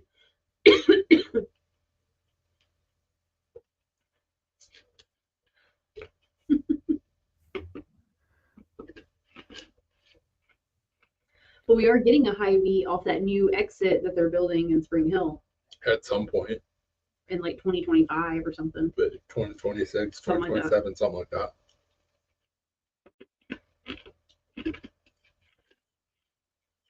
So we will have a Hy-Vee close-ish. You're gonna build a Hy-Vee, but they won't build us a Meijer or a Menards. I know, right? These motherfuckers. What that Menards is Paducah. Yeah. I looked it up. That's Paducah, Kentucky. they like are down in like some parts of Kentucky, but that's it. There's like a line that they will not. Oh, really? That like they won't go past? That's funny. I don't know why. We don't have access to a Meijer until we hit Ohio. Yeah. They're not in Kentucky. Nope. It's because they're so good. They're so bougie.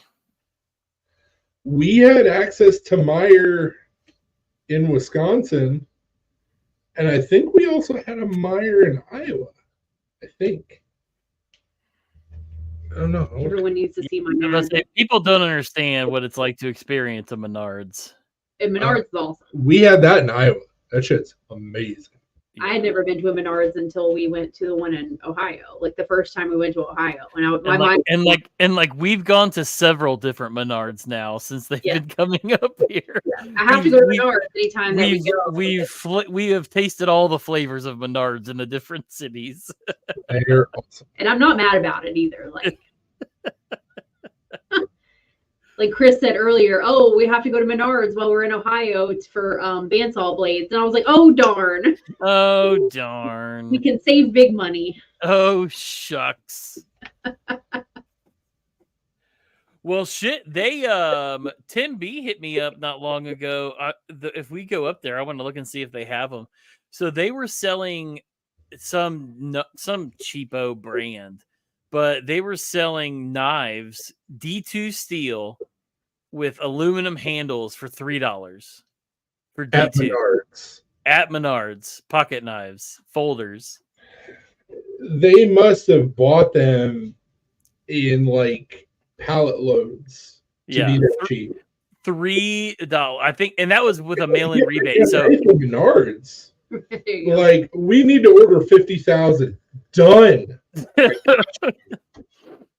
Fucking it was yeah, I think it was $7, and then with the mail-in refund it was $3. And I'm like, damn, bro, that's a fuck. I said I'd pay $7. I don't even want to send in for the rebate. Like, just let me pay $7 for a D2 knife. So Ghost Brian lives in Wisconsin. That's how he knows. I was about to say they're all over the place, and oh shit, they've been in Ohio forever. Yeah. We don't have Menards here in Tennessee. No. We're a wasteland that Menards doesn't want to come to. So give me a Meijer. I'd be happy with that. Yeah, but I don't ask for a lot. I just want a Meijer. Right. We get a Meijer. It's going to be in fucking Nashville, and no one wants to drive to Nashville just to go. I would drive to Nashville by myself to go to a Meijer. Chris, just what is it? Franchise one of the Black Star Meijer. Oh, okay. Let me just look at my bank account. No problem. Can we write you a check? But them bastards down there would lose their shit over a Meijer. Y'all would easily make the money back. In like a couple of weeks, there's no doubt about that. But like, if I walked into a bank, it's like, look, I need like $5 million. It's like, and it's I can like, pay you guys back before, in like a month. Before you say no, like, before you say no, let's go to a Meijer. And then you to a Meijer. It's only like a 5.5 hour trip. Like road trip. And then you get charged with kidnapping the bank employee because 20 years ago, Meijer was only Michigan. No, because we've had Meijer as long as I can fucking remember. And I'm 37, so I don't know. I know we had a Menards in Iowa. I don't think we had a Meijer in Iowa. I think I got introduced to Meijer in Wisconsin. I think. But we also had a Montgomery Ward's. The fuck is that? Iowa. I don't know. It was like Walmart before Walmart. Oh. Whippersnapper sack. I'm saying. Montgomery Ward's was a cool store. Was that like Woolworths? It was legitimately Walmart before Walmart. I live 45 minutes from the town where the originals by stores. Hell yeah, Texas Theory. I mean, can you franchise a Meijer? Like, now I got Chris plot. We could make fuck you money, and I have access to a Meijer. Chris has a little section where he sells his knives. It's the only Meijer that carries EDC gear. I absolutely would. If I'm in a franchise, like, yeah. Instead of customer service, it's just a booth. It's like a SHOT Show booth. Of like EDC shit. Yeah. Fuck you, pay me. I mean, different like Chick-fil-A's have different themes. Like there's a Hawaiian theme Chick-fil-A in Georgia. So I mean, you have that. Like just have an EDC themed Meijer, essentially. That would be so fucking funny. Chris, speaking of your fuck you pay me, Chris. I did this design. I've been doing a lot of like weird shit. Me and Sharif have been bouncing a lot of weird stuff back and forth. Okay. With stuff, and I'm going to show you this. Bam. You're gonna have to show it because I can't. Yeah, I will. Just a second. He's Googling, can you franchise? My mind's cranking here, man. Like, amazing. Ooh, I like that. Fuck you, baby. So that is the one of the famous images from the Valentine's Day massacre. Damn. Yeah. Thinking about throwing that on a hoodie. Hell yeah. Yeah, well, that's true, Terry. Mine has a pretty good knife selection. They carry Gerber, and I'm pretty sure they carry CRKT. And does it look like you can franchise a Meijer? It doesn't. It's a family-owned regional retailer. Well, tell them to fucking tell them to move down by you. I'm into the family. I'll carry the southern southern region. Huh. So one Meijer store in Alpena, if I said that incorrectly, I'm sorry, Michigan, yearly revenue is 20.5 billion. Oh, is that it? One store. Yeah, you guys need to let me franchise. I can make you so much money. Harley said she needs that design back. She said, "Take my money, write me out." Yeah. I did up a goon shit dog bowl for her dog for beignet. Nice. Nice. Alpina is what Tactical Terry said. Alpine. Thank you. I figured that I was not saying it correctly.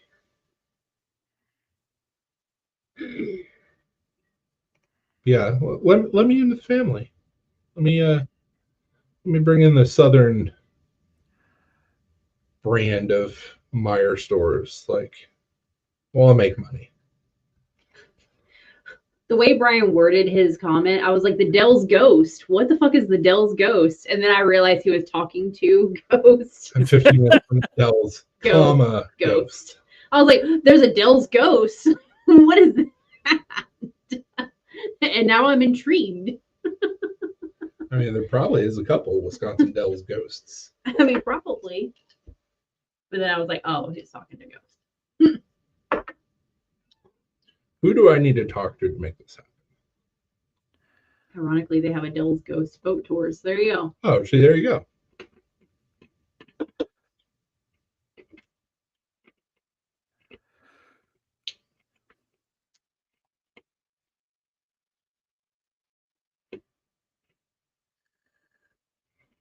I could freaking try and get on to be a vendor with them. Sell my knife to Meijer.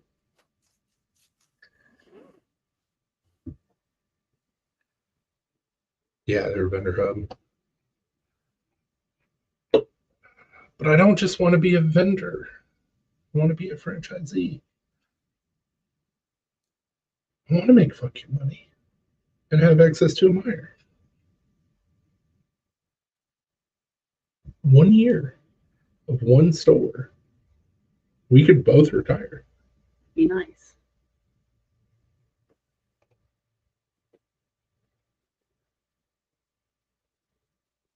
May have to get a divorce, and I may have to marry one of their family members.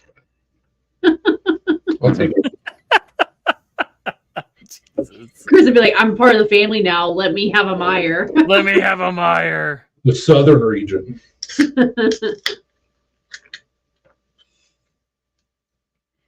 Like, I'd just be your mistress then at that point, I guess. I'll take care of you. It's fine.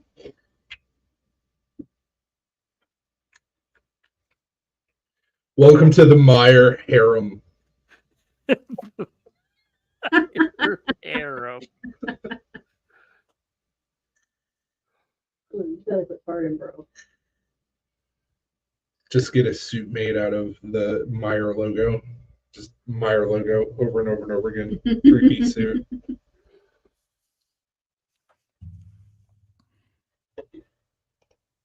I guess a Meijer harem would be better than a Meijer brothel, so.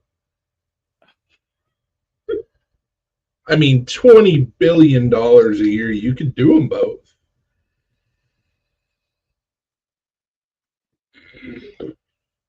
It's not like you're going to get in trouble for anything. Well, Go get your groceries, go get a hand job, like all in one. some EDC, you know, with toss some knives in there. Firearms for flavor, you know. Really do it. Just really do it up. Seriously, if you would make just a 20th of what that store does as a franchisee, you have $1 billion. Yeah. Laws don't apply to you at that point. Look at the history of anybody that has had money that has gotten in trouble. They just pay You off. make $1 billion, the laws no longer apply to you. I bet if I owned a Meijer, I could show a video inside of a video. Yeah. Probably. Bastards. Zach could be like, do you know who I am? I'm the regional director of the southern region of Meijer. Yeah, I am in the Yeah, that sounds about right, Terry. That does sound right. It's right up your alley. Comma, ghost. Spooky nighttime ride. Drop you off, and pick you up on the other side. He wrote out comma. Yeah. Oh, Jesus. I mean, that does sound cool.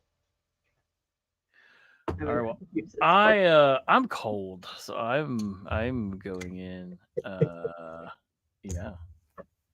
Y'all have fun with the rest of your stream. How much longer are you guys going? Fair. we go until we don't want to go anymore. I mean, touche. We'd still be going on ours, but you know, fucking YouTube, We've got bro. other plans. Yeah. Because I know Drew had to write them like a legitimate, like formal email to get them to try and repeal that other one, but I don't know. I don't even want them to I don't even want them to put the video back up. I just fucking want them to let me go live again. Zach would be yelling at the employees. I am Mr. Meyer Jr. and shall be addressed as such. I would too. Do you know who the fuck I am? Mr. Meyer Jr. Unknown, adios. Chris, I think somebody Have a come good on one. and talk shit about YouTube on your YouTube since my YouTube got shut down. Bastards. Like I care. Well, what's really bad is so the StreamYard doesn't stop recording. So we're all just talking and carrying on, and then I start getting messages like, hey, we got taken down. Like, so like they don't even tell you on StreamYard. So we would have just kept going had nobody told us. No, we're still good. So Chris is checking hours. to make I was sure like, shit, are we still live? Shit. They came for him here too. All right. Adios. Adios, turd nuggets. Deuces. So let me made like 20,000 lives of CZ. Haven't got shut down, but made it 5 streams on your side. Yeah, I would love to franchise Meyer. You're gonna be on this for a while. I am. And it's not even for the money. Like the money is just a bonus. Like, I would have access to a Meyer. Like, that's all I want. Yeah. Be awesome. But also billions of dollars. That'd be nice. That is the quintessential line for fuck you money. Yeah, I'm not doing that. Why are you not doing that? Because I got fuck you money. Fuck you. Billions.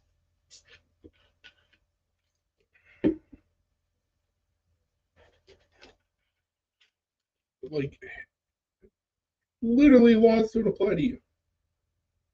Look at our politicians. Literal laws do not apply to you. Mhm. How freeing would that be? Could you just pay them off?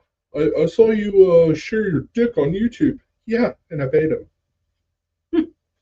Still up. Like, I would get in so much trouble. Yeah, you would. And I wouldn't get in trouble. That's the problem. It would just be paid off. But I would get in trouble.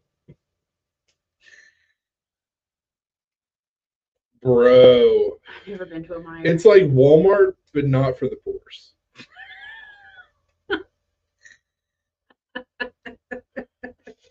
It's like if Kmart was still around and had all their lights on. And no blue light special. It's good shit. I love Meyer. It's so awesome. I do like Meyer. You will find stuff in there that's like fresh and like new. Like if there's a new Oreo flavor out, Meyer gets it first before Kroger. It's amazing. And they have a good pet section, so they have all kinds of stuff for like your cats and dogs. Electronic and section fish and- solid. Their like clothes section solid. Yeah. When we were at the Meyer up in Ohio, we found Green Bay Packers stuff, which was pretty cool. Their alcohol selection is solid.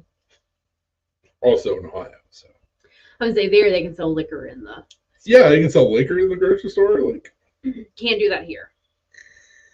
You have to go to a separate liquor store if you want liquor, but you can buy beer and wine in the grocery stores here. It's what Kmart should have been. Well, like Kmart could have been, but then Walmart.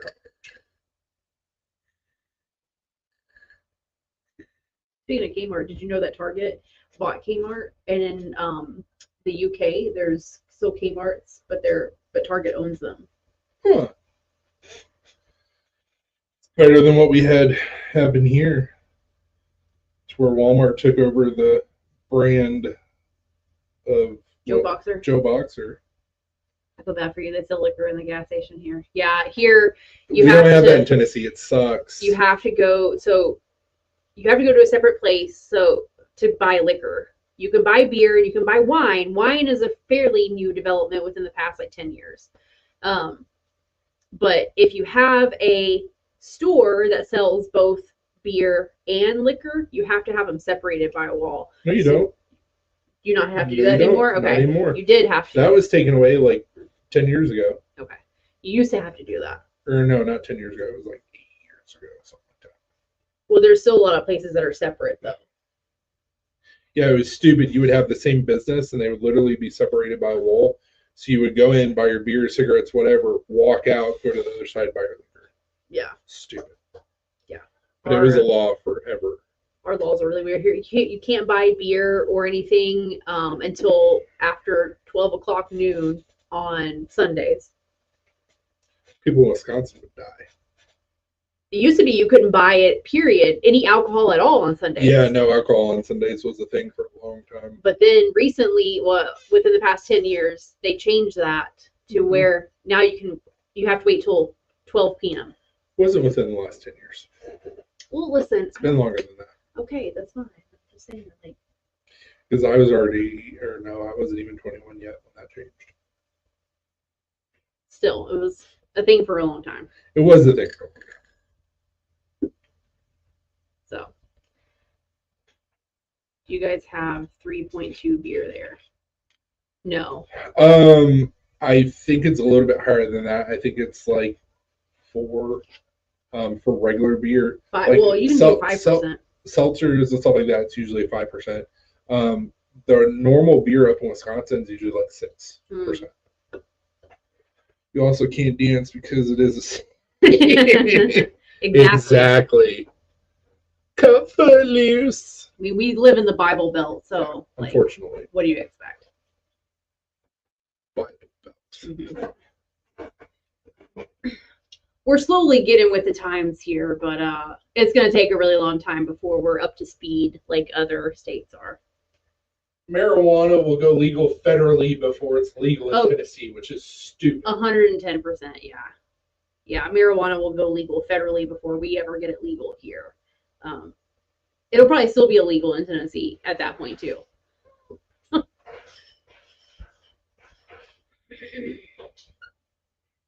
They also recently tried to pass a law that you couldn't buy cold beer because apparently lawmakers here in Tennessee think that if you're unable to buy cold beer, that would prevent drinking and driving, because that makes total sense. Luckily, that bill failed, so that will not be happening. But I thought that was the stupidest thing I had ever heard. Because if you're going to drink and drive, you're going to find a way. You're going to drink your beer or whatever warm, or you're going to put a cup of ice and then pour your alcohol in that and then drink and drive. Like, if you're going to be stupid, you're going to find a way to do it.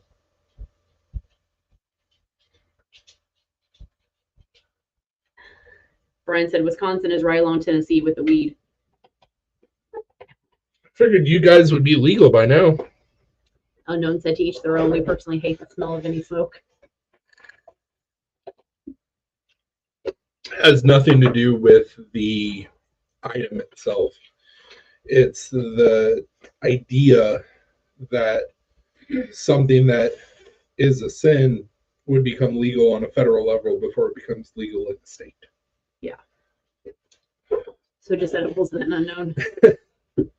It's not that it's weed, it's the construct. Yeah. Or the concept, I should say. because it's the devil's lettuce. Whole thing about not being able to buy beer on a Sunday. Mhm. A, that's not actually the Sabbath.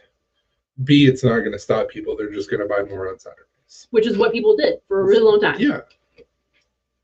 So different than gun-free zones. There are still assholes that will break the law. Yeah, exactly. I was telling them about the not able to buy cold beer that failed. Yeah. Yeah, that's what he's talking about. Like, Criminals don't they don't pay care. attention to laws. Yeah, they don't care. So It's criminal. That's why Chicago is a gun-free zone and has the most gun deaths per capita. Yeah. Per city, I should say, but per capita of the city. Because criminals don't follow laws. That's why they're criminals. gun-free zones are more dangerous than open carry areas. Yeah, exactly.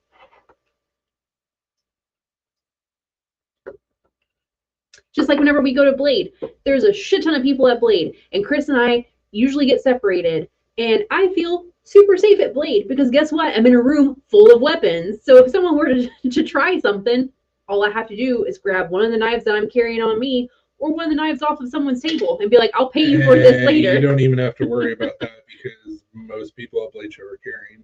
Yeah, I whether know. they're legally able to or not. I know, exactly. But it's so funny. It's like a place like that, shit ton of people, I don't feel unsafe by walking by myself somewhere. Speaking of things that don't make sense, Tennessee is a constitutional carry state. You don't have to have a CCW, which is a concealed carry permit. Georgia is a constitutional state. You don't have to have a CCW. If you're coming from another state, you're not legally able to constitutional carry in the state of Georgia. What? Ohio's the same way.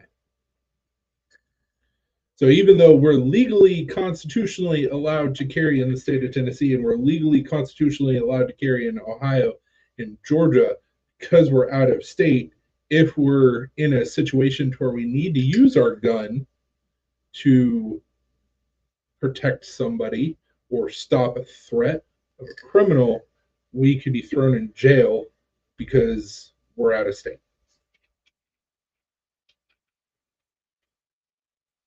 What? Makes no sense.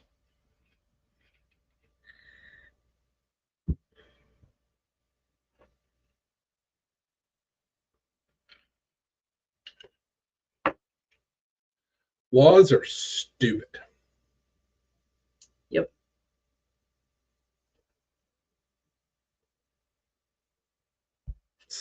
Some laws.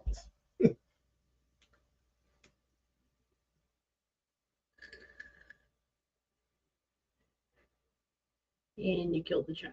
Hey! Get a good lawyer. I don't have the money for that shit. I'm going to Blade.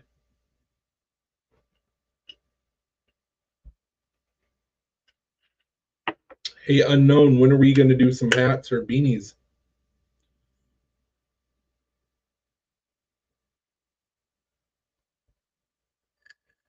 Also, Unknown, glad you're in here. Lauren, I don't know if he messaged you or not, but he was supposed to. Which, Lauren's been MIA this whole weekend. I hope he's okay. Was he on I have no idea. Zach's Live or I anything? have no idea. Oh no. He'll be able to give me a vote for anything for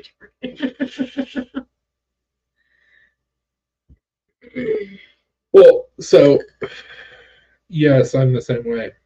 You sell your hanks and knives, and if you do, where? Absolutely, I do. Facebook mostly, but I mean, I got a box full of knives. I got a box full of hanks. What you looking for, buddy? Okay. Okay. Yeah, Lauren said that he messaged you about paying for a patch to send to me or something. I don't know the situation.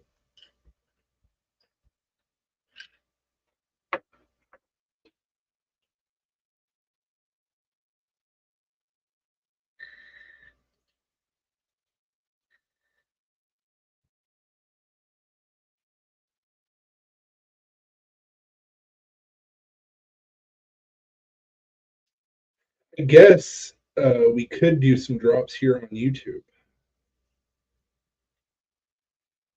Just like post up a short of what we've got for sale. Where do you show them or display? I usually show them off in here. Last night I showed like 20 Hanks that I had done back in January. Maybe. But yeah, like we show off a bunch of stuff. I was showing off knives earlier today. Just message me, man.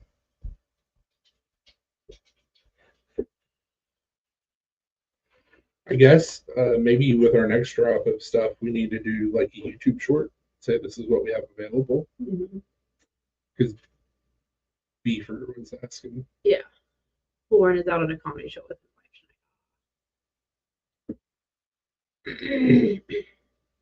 Yeah, Facebook's dying, but it's a damned if you don't, damned if you do situation with all social medias.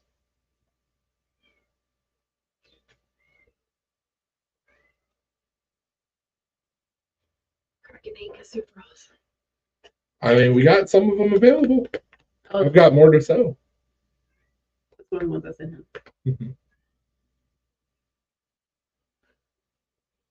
And I hand me, just grab the thing. Get tired. You want to hand me? No. Here, just take it. So, got some glow in the dark Hanks. Got some Army Hanks that we're going to do some good with. We got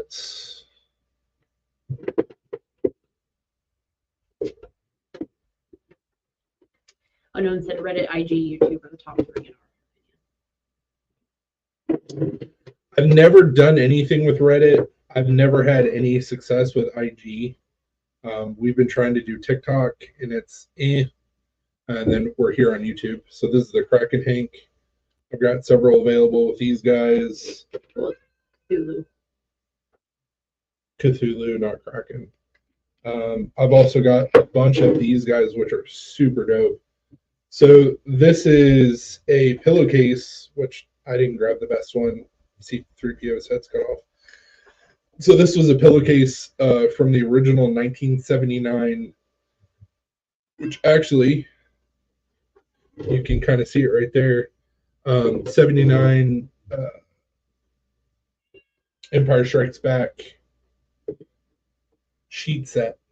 So I've got several of them because I had to very strategically cut out Hanks. But I've got a bunch of those. Just have a few. Then I got big old Hank. We got some Star Wars Hanks and mini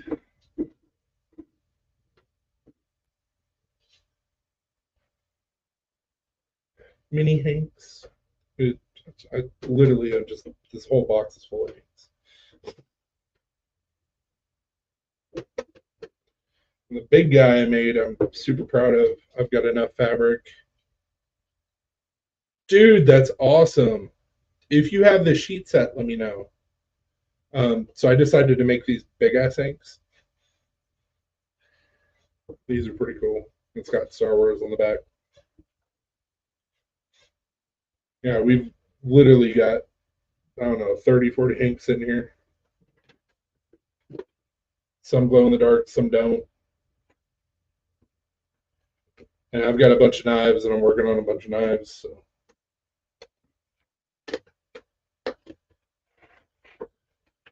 Haven't been on Reddit. Is there a community in that? I don't do a lot of the Facebooking.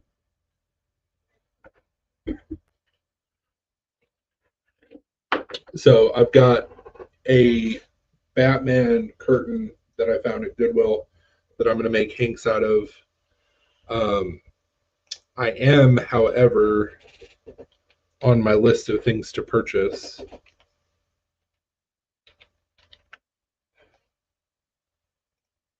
because I've kicked myself that I didn't keep like my sheet set from like when I was a kid.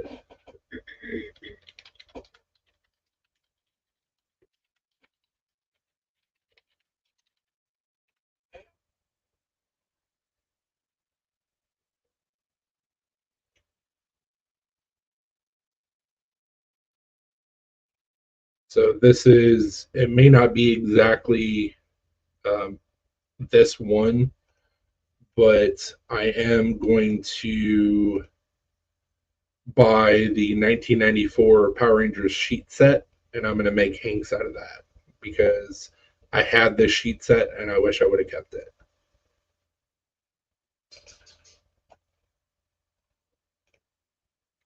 Yeah, I'm all about using vintage fabric and like sheets and stuff like that. So like that's, I think it's a really cool niche to do. Um, and also people like to buy their childhoods. So if you can have something from your childhood and keep it in your pocket, like, but it's better than like the fabric just rotting. So repurpose it into something that's useful. Mm-hmm.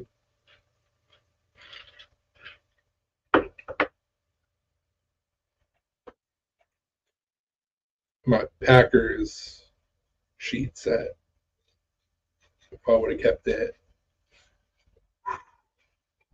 amazing, but I wouldn't have been able to sell it because Yeah. there isn't a whole lot of Packers fans out there. I need to look to see if I have enough fabric to make another Packers Badgers hank. I know I have enough fabric to make the Badgers hank. Mm-hmm. Because I bet you Brian would be interested in that. Yeah, maybe. Yeah, Brian, I've only made 3 hanks out of it, but literally one side's the Packers, the other side's Wisconsin Badgers. Love finding the old stuff, and yes, people love that stuff. I just like repurposing things into usable things. Like, even though it's a pain in the butt to do heat treat on, I love using leaf spring steel to make knives. Obviously, you can run into some issues with like micro cracks and stuff like that, but like it's something that's not going to get used unless you're using it as a leaf spring. So it's like I can breathe new life into that steel. Not physically, but you get what I'm saying. I love repurposing stuff. Because you're a Jawa. Because I'm a Jawa. Trying to redo position tomorrow. Have a good night, Ghost. Have a good night, Ghost. Good luck, man. And when it gets closer to us going up to Ohio, I'll hit you up and see if maybe we can meet up. Maybe do some content. You mean Iowa? What'd I say? Ohio. Iowa, yes. Ohio, Iowa. It's not the same thing. One is definitely better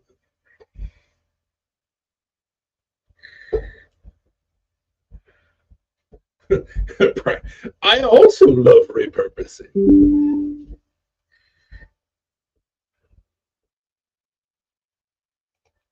Yeah, I've got a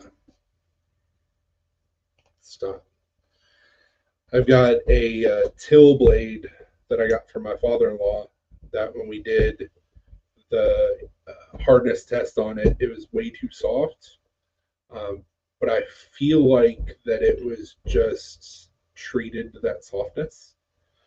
So I'm going to take a little piece off and I'm going to try and heat treat it and then see what the hardness is. And like it's half an inch thick.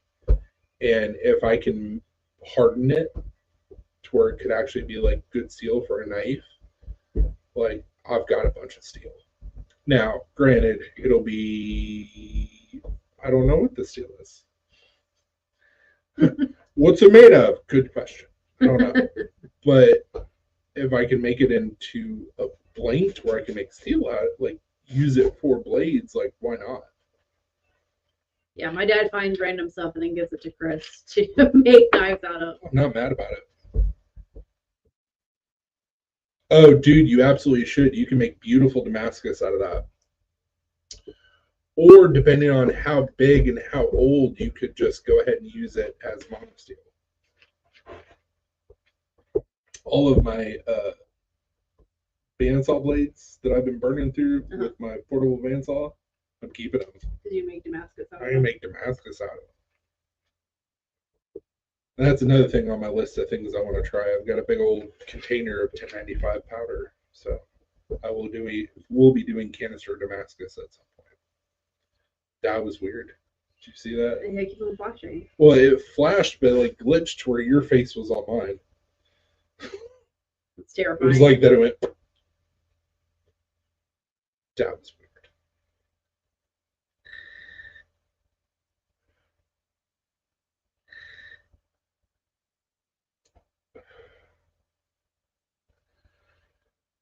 Haven't been able to work out the process yet, and I've also been saying this for like 2 years.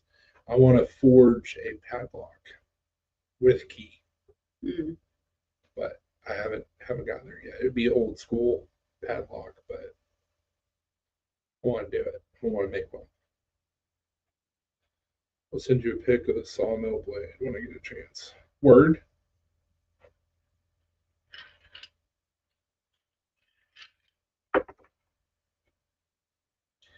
Also got some farrier rasps that I'm going to make some knives out of. I've already made one. You just have to know what you're doing with the steel. And the one that I made for myself, we actually tested the hardness on it. It was 63 Rockwell. So I just had to keep the steel cool and do stock removal. And like, it's a good blade.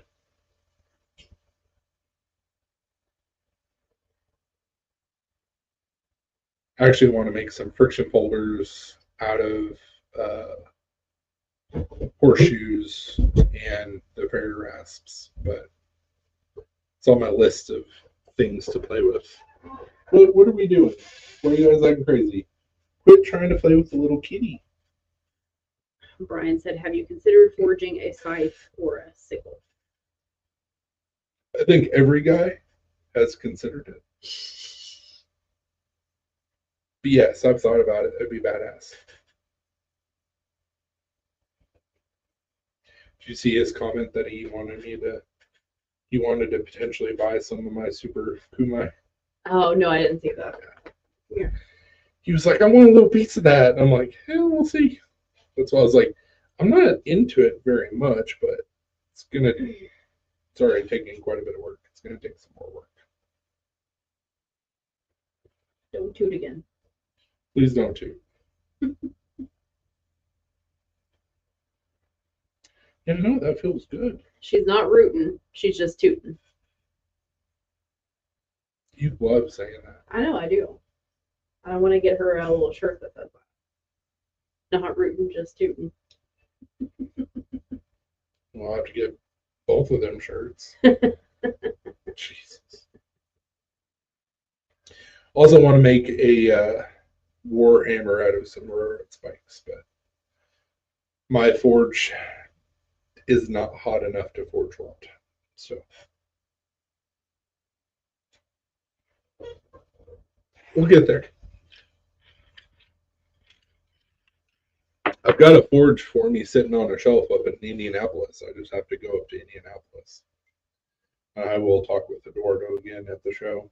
Be like, hey, is the offer still open? Same thing with Maverick. Yeah. It's probably going to be like one offer. Probably. Give me a date, time. We'll make this work. We'll make this happen.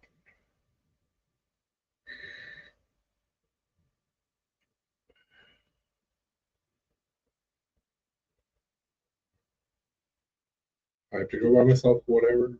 You come with me, whatever. We need the power of a dying star to forge a good hammer. Are you using propane or coal? Propane. Propane. Propane and propane accessories. My buddy in Alabama, he's got a coal forge and several propane forges. those. And I was messing with the Coal Forge a little bit last month. Mhm. And I was like, I've never done it before. I'm just playing around. And he was like, be careful. And I'm like, okay, we're done here. I mean, I don't need the power of a dying star. I need the power of Black Star. And also my Viking lineage. Hammer! And your Mandalorian skills. That too. This is the way. Oh, I just got an idea for some amazing art. Viking Mandalorian.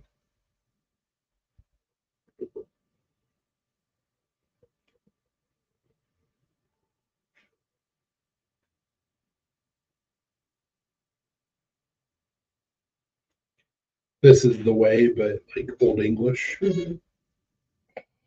You imagine if Hank Hill sold cocaine and cocaine accessories? So when I worked in the vape shop, when I managed the vape shop, there was a couple times that I tried to do my best Hank Hill impersonation, which is awful. It's a travesty. And I was like, I just sell vape and vape accessories. And people were like, oh my God. And I was like, eh. And that was terrible. But people thought it was funny. Viking Mando would be awesome. I think I'm onto something here, man. Like Mando helmet, but made out of like brass and wood. Maybe bloodwood.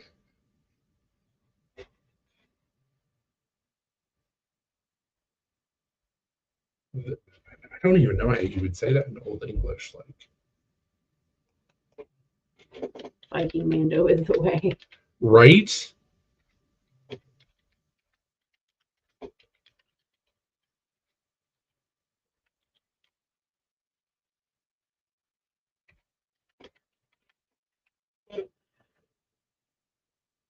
Oh.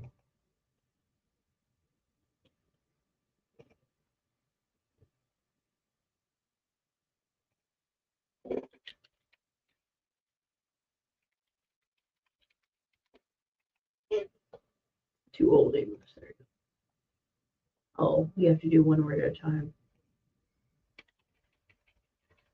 That's dumb. Yeah.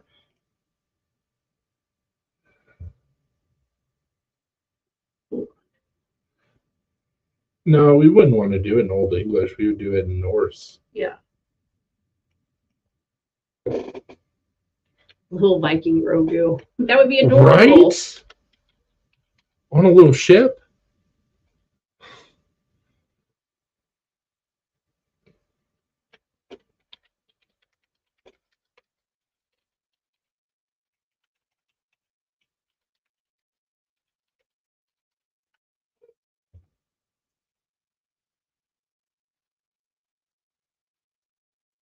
You're not gonna let me type it in? No, go back. You clicked on the first thing that popped up. You didn't even look to see what else there was. Click on the second one. I mean, I don't need to.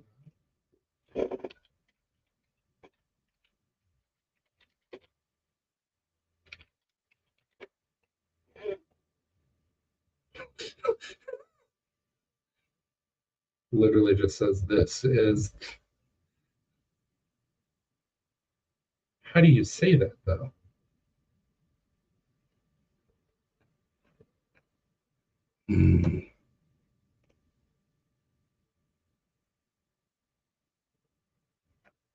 We're gonna figure it out. This is gonna be all.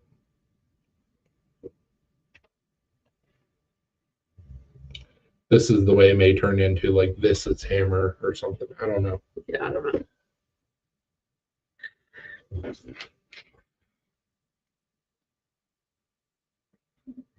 It's that $1 million idea. Viking Star Wars.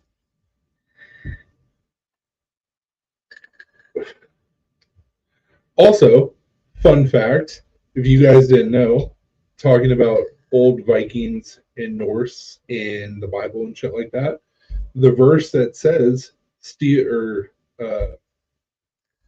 iron sharpens iron.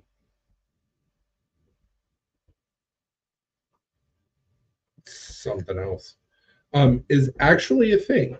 So if you need to hone a blade, run it up against another steel. You can actually hone steel with steel. So it's your fun fact for the night.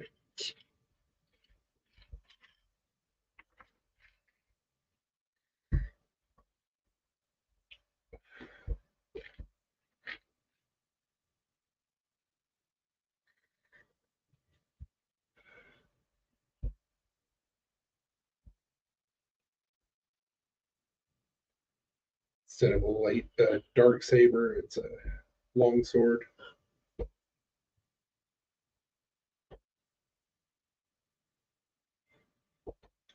Put the Mando logo on a wooden shield. That'd be cool. So many ideas. I like it.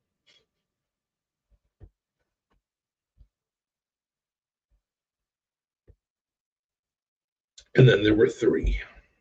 Yep. It happens. Well, 2 because you're still. Yeah. What would replace the jetpack?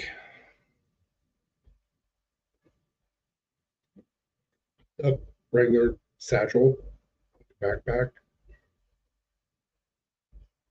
I mean, it wouldn't work, but fur coat. A fur satchel.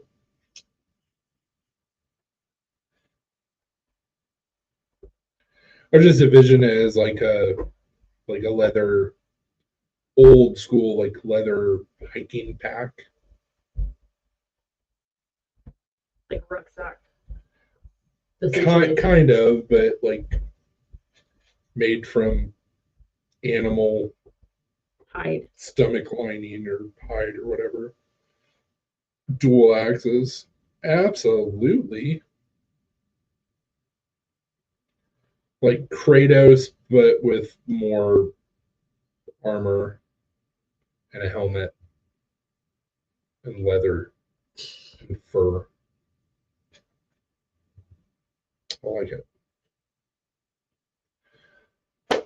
Berserker. Viking Mando. Berserker. Mm. Which I have a patch, by the way.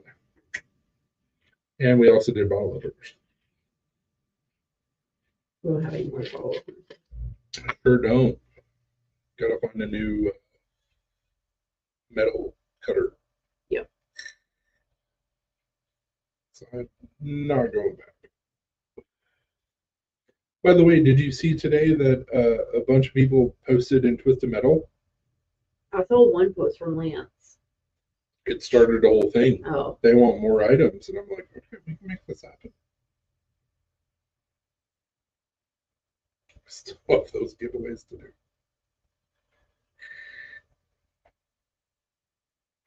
Yep.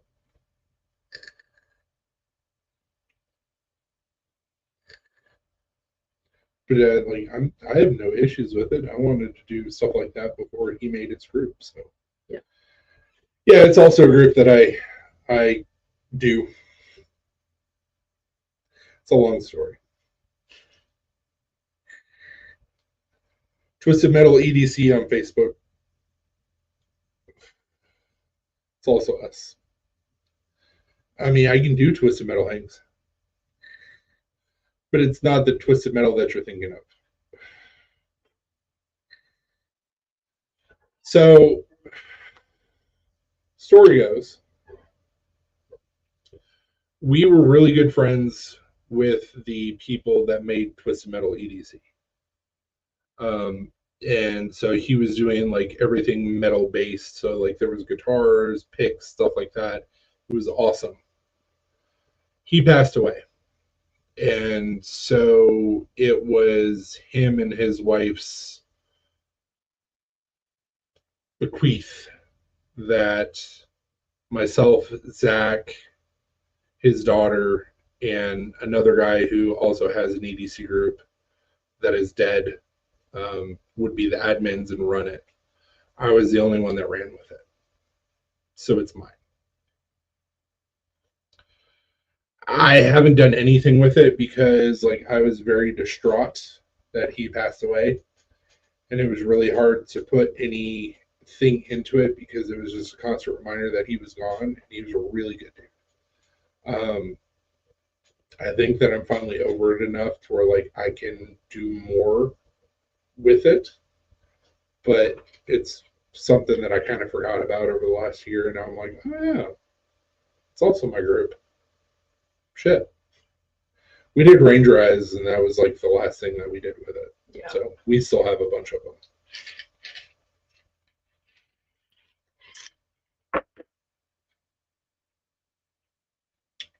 Might have to make a Instagram for that. We'll see.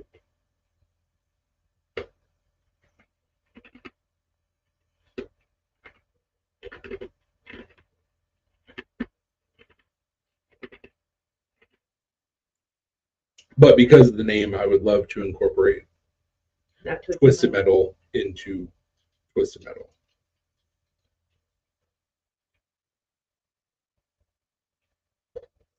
I also want to buy an ambulance and turn it into the Black Star Mobile.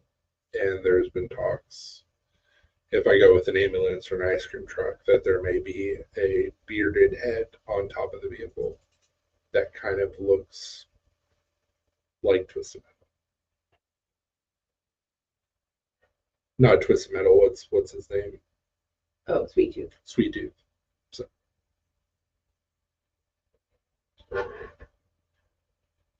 I don't think that we have the rain try up on that. I think it's still on the hat or my bag. I think so.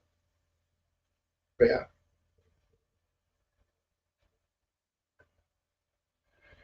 So Zach and Luke and Drew are not the only ones with multiple EDC ventures. It's just I kind of forgot about the fact that we run Twisted Metal.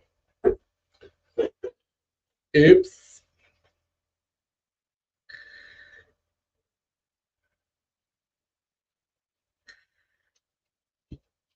Oh, absolutely. Absolutely. Just, it's hard with Facebook because, like, flavor of the month, shit like that. Oh, the show was amazing. Mm-hmm. I cannot wait for season 2. And I was surprised more passion. Quit it. Quit it. There's no reason to be so grumpy. Ruby, leave your brother alone. Ruby, leave him alone. Anyways, before I was rudely interrupted, I was really surprised that there wasn't more patch guys that went hard after the Twisted Metal fad, because that's typically what patch guys do. Some gets popular and you'll have like 20 patch guys that'll put out patches, and they didn't really do it this time, and I was very shocked. So why not? It's an amazing game. Twisted Metal 2. We're also supposed to be seeing Axel in the second season of Twisted Metal, and so excited.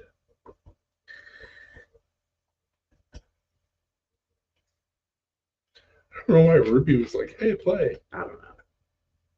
It's like, I'm tired. Mm-hmm.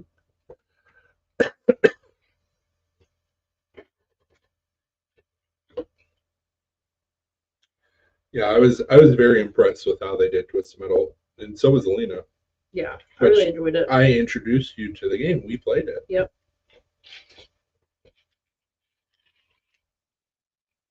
Get them going.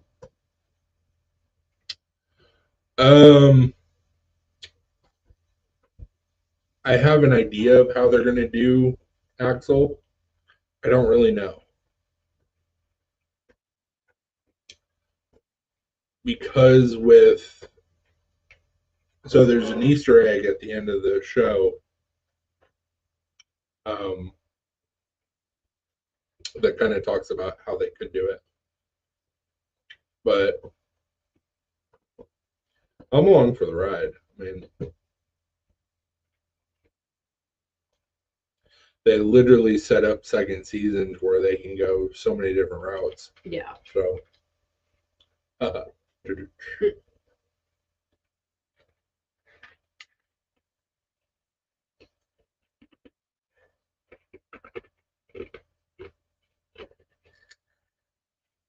but I think having Samoa Joe as the body of Sweet Tooth and having Will Arnett as the voice of Sweet Tooth was perfect. Also, the dude, I forget the actor's name, he played Sandman, having him as the police guy, perfect. Like, just across the board, they had some really good casting. Yeah. The whole 18-wheeler compound blew my mind. I was like, I want to do that. Yeah, it was pretty awesome. It was pretty awesome. Got so many different levels of the compound. Hell yeah.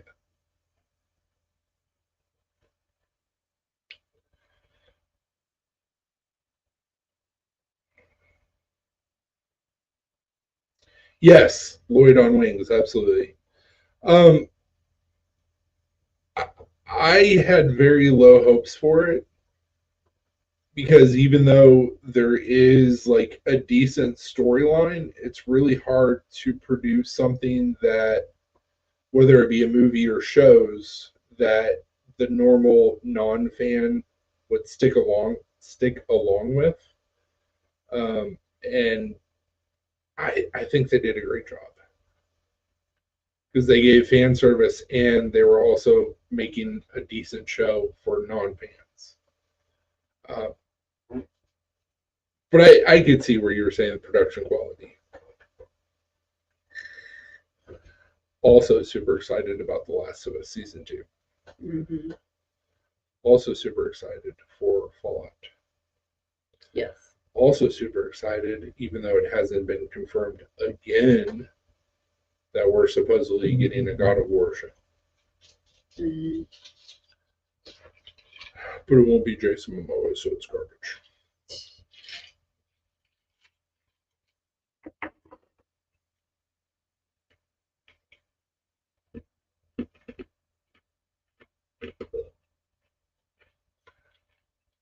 I don't know. It all depends on which way they go with the storyline. And the reason why I say that is because they didn't just go like Twisted Metal 1 with season 1. They like kind of picked from like a bunch of different games. So it's like, well, where do you go from here? Or do you take that foundation that's been laid and you literally go into Twisted Metal 1? I don't know. But if you're going to have Axel, so that's Twisted Metal 2 or 3. Mm-hmm. So it's like, I don't know. But they did a decent job with giving some of the backstories that they did. Didn't look like cheap porno. Believe it or not, that's kind of what I liked about it. So when Twisted Metal came out, it was kind of like that midnight show at a drive-in sort of feel. Like the game itself was like, I shouldn't be playing this. Now, granted, all of us were young, but it was like, this is not something that my parents would like me to play. But we all played it. Mm-hmm. And the cool thing about Twisted Metal 1 or 2, I don't remember which one it was, you could actually take the game itself and put it into a CD player and play all the tracks from the game, which is really cool. It might have been 2, because I think that was the one that was black on the underside. You could literally pop it in your CD player, and it was like track 1 through 20 or something like that, and it was literally song by song. It was so cool.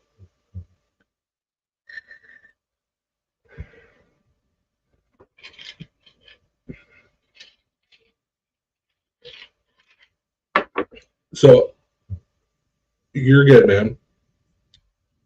One for racing games. Well, it had that like midnight at a drive-in, like dual movie sort of feel. Like it was gritty. We were all way too young for what was going on, but it was like it's really cool. It's the same feeling that I got from Planet Terror and what was the other movie? Death Proof. Death Proof. Like midnight dual flick, anti-establishment, gritty. See little pops of color where they messed up while they were filming it. Simpler time. Same thing I got from Machete. Mm-hmm.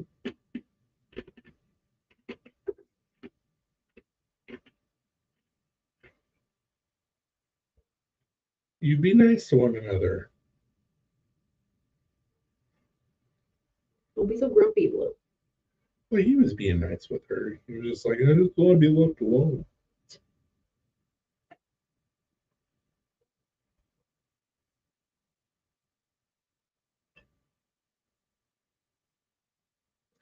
We're back up to 4, so that's cool. Woo-hoo. Keep on going till the wheels roll off.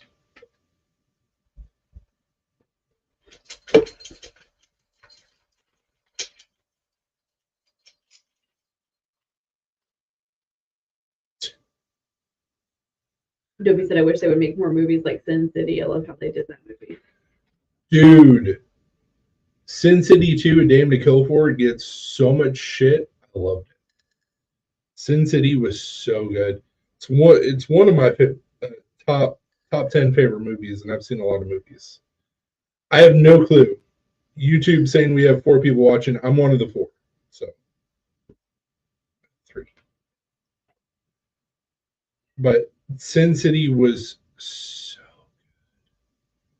Especially with the flashes of color. Oh my god. Show yourselves. Robert Rodriguez is an amazing filmographer. Everything was black and white, but just the right splashes depending on what was going on. It was so good. Come here. I got you. I got you. Don't claw my shoulder. It's fine. Yeah, Damned to Kill For like got so much shit, but it was so good. First one was better than the second one, but like they held up. Another movie that's underrated that was really good. Zydrate. Oh, Rebo. Rebo. So good. Rebo 2, trash. I know, buddy.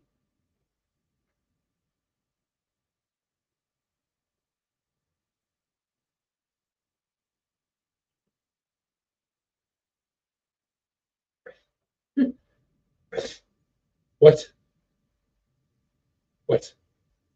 Why is that even a question? Or the movie 7. Both great.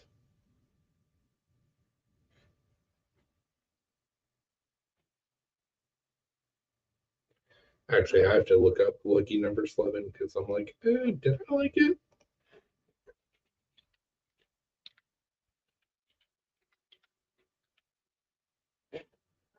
I think I did.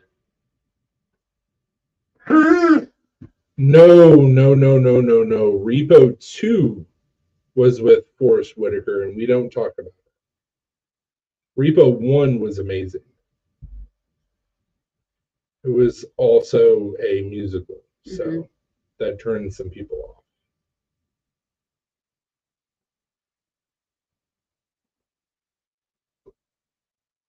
I'm pretty sure that I've seen this movie, but it's not ringing a bell. He was in both, I think. No, Forrest Whitaker was not in the first one. Is he talking about Repo Men? Well, that was the sequel to Repo. Repo Men was terrible. We don't talk about it. I don't know. I think it was its own thing, though. It was not its own thing. Are you sure? Yes. Because they had like different everything for it. I know. So what happened was Terrence Zudnik needed money, so he sold the rights to Repo, and the company that bought the rights to Repo made Repo Men, and it was garbage. Okay. That's why he never made an actual sequel, because he sold the rights. And then right after that, he made Devil's Carnival. Okay. That's why it was so trash, because it had nothing to do with Repo, but it had the Repo name, and they were banking on the success of the original. And they're like, we're going to make an actual story that goes along with this in the same universe. And it was garbage. Okay. It had Ewan McGregor and Forrest Whitaker. Yeah. It was awful. You look at it. Yeah, Repo. Yes, that was the original. Repo Men was the sequel that he had nothing to do with, and it was terrible, and that's what had Forrest Whitaker in it. I unfortunately own both on DVD, and Repo Men is trash. I'm pretty sure that I've seen Lucky Number 11. I may have to rewatch it. Yeah, dude, absolutely check out Repo, the Genetic Opera. So good. And then after that, watch Devil's Carnival. But you don't have to watch the second one. Mm-mm.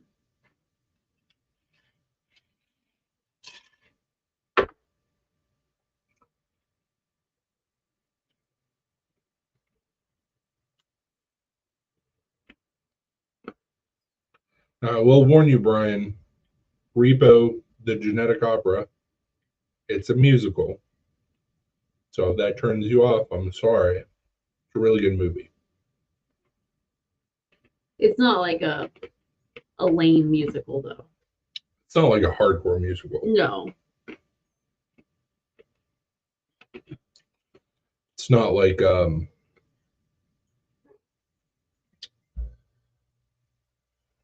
to think of like some of the hardcore musicals that I actually really like. Like Rent, Moulin Rouge. It's not like Moulin Rouge. Revolver was pretty good. Revolver.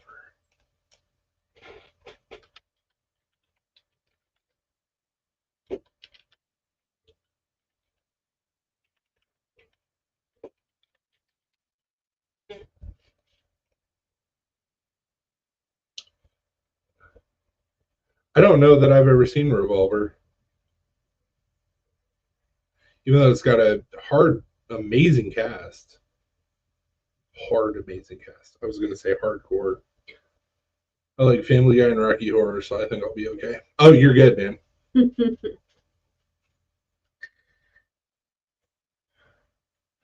If you like the Beatles, Across the Universe is an amazing movie and musical. But you gotta like the Beatles.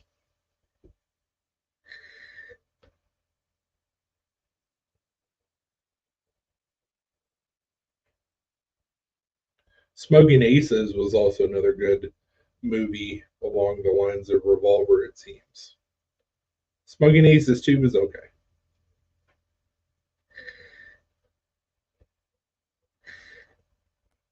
Shit, Smoking Aces is just like Twisted Metal. Yeah. They did a lot of those cut scenes.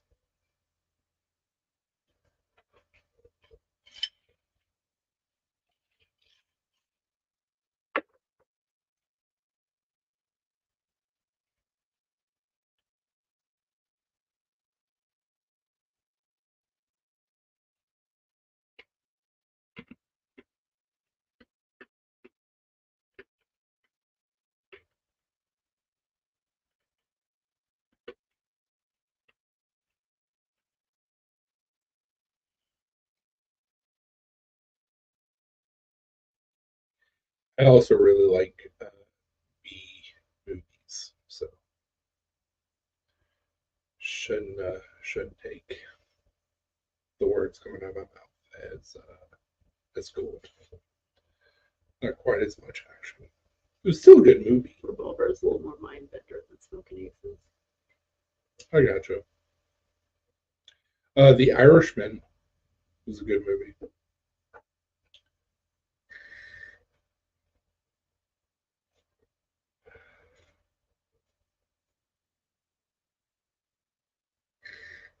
Did I tell you we're getting another Saw this year? I know, I saw the thing for it, preview or whatever. I saw something about it. Are you gonna do another prequel, or are we gonna like progress the story, or are you just fucking doing a money grab? Bro, Crank and Crank 2. When I was in college, I called that there would be a Crank 2 and nobody believed me. And exactly how I said it was going to happen, it happened. And I was so vindicated. No, he died. No, bro, it's Hollywood. His eyes popped open. That's all they need. Yeah, I was really disappointed with the last Saw. And I've never been disappointed with a Saw movie. Because I know what I'm walking into.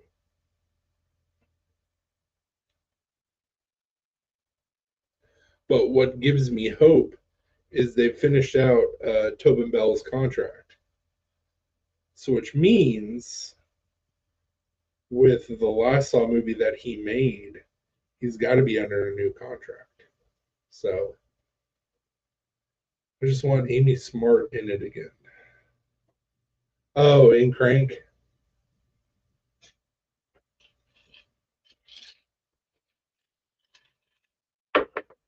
Hey, we found the random person that's still in here.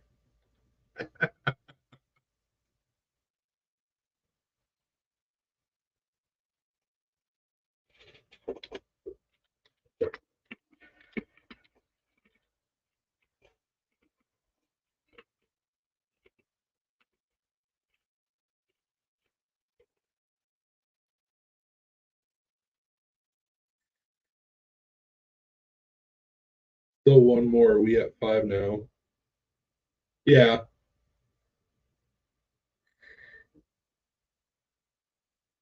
I really liked Amy Smart and Just Friends and Road Trip. Oh, dude, you're good. Oh, shit. Butterfly Effect. I forgot about that. Great movies, Butterfly Effect. Yep. I forgot about Amy Smart. What happened to her? She just kind of fucking disappeared. She did a shitload of movies and was like, I'm out. Probably wouldn't play Hollywood's games anymore, so. I mean, she did for like 10 years. Like, she was even in Varsity Blues. Rat Race. Rat Race was great. She hasn't done anything since 2006. Mirrors? Road Trip or Euro Trip? Road Trip. Oh, don't make me choose. I like Road Trip better. They were both so good.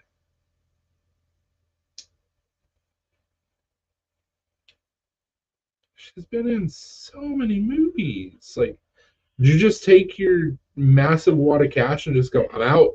Maybe.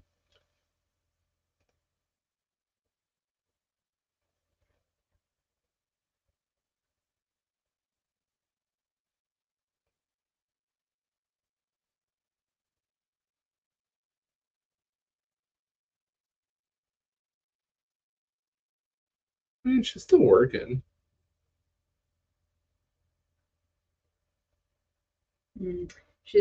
She plays Barbara Whitmore in the DC Universe CW superhero drama Stargirl, a role she has played since 2020.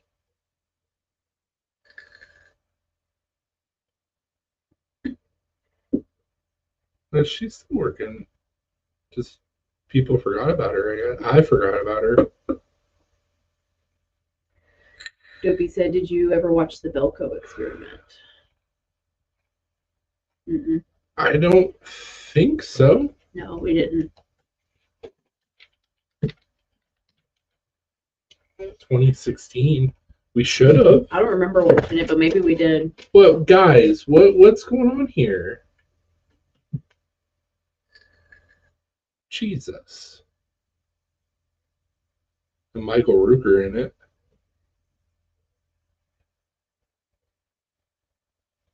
Eight Americans are locked in their high-rise corporate office. Oh, yeah, we did. We did watch it. Did we? Yeah, we did watch it.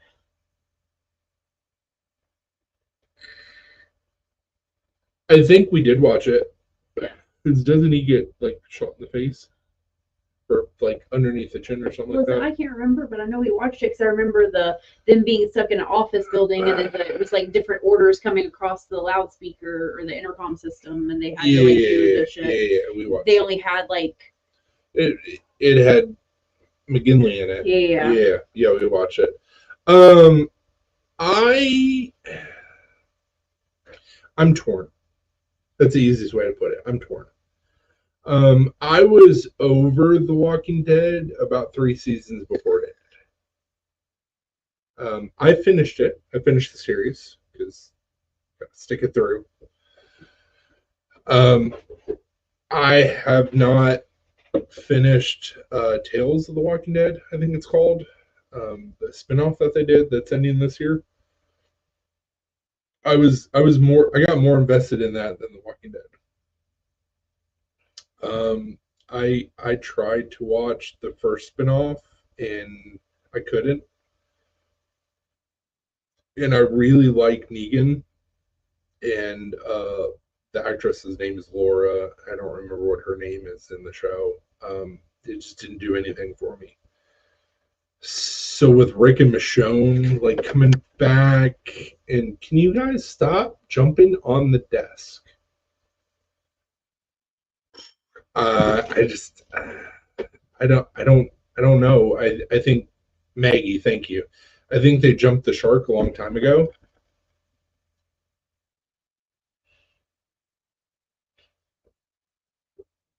I'm trying to talk here, and you guys are shaking the desk. Get cats. I think they jumped the shark a long time ago, and so it's hard to. From a fan of the series, it's hard to keep on watching. Stop. Don't eat shit you're not supposed to eat, and your throat won't feel bad. Is that better? Is there something stuck in your throat?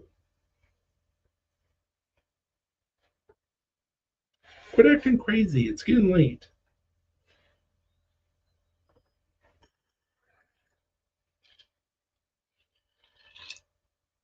I know you lost any hope with The Walking Dead a long time before I did. Oh yeah. I was like, okay, I'm over that. Same. Like I watched 2 episodes and I was like,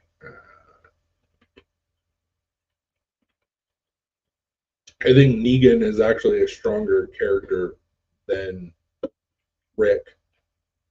And I hate to say that, but it's been so drawn out for so long. And they've had some good seasons, like don't get me wrong. But it's just like you're dragging money out of me just because you can. Put a period at the end of the sentence. I'm done.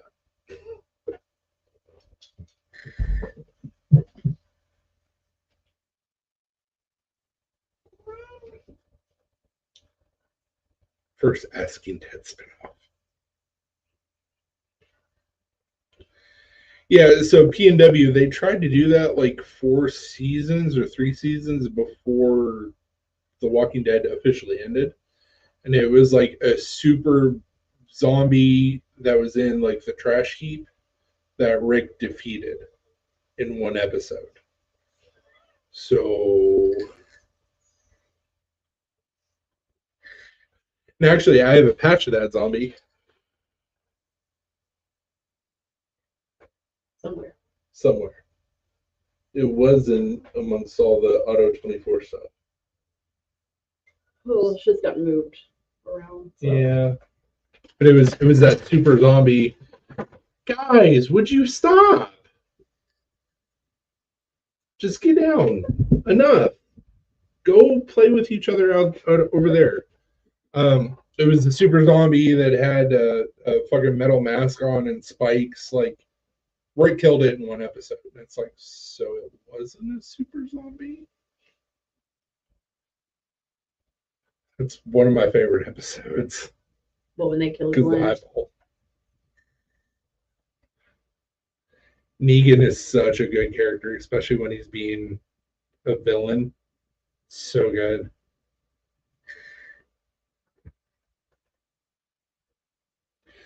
Little pig, let me in. So good.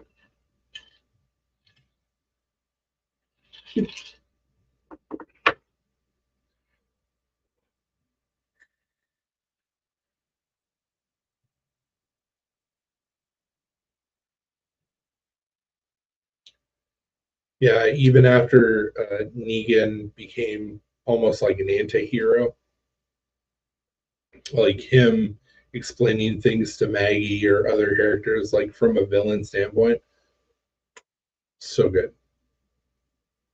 So good. He just plays a villain really, really well.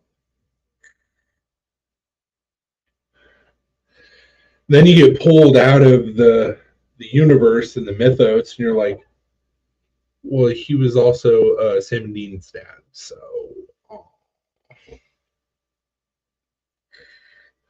Oh, that was dark. It was so dark.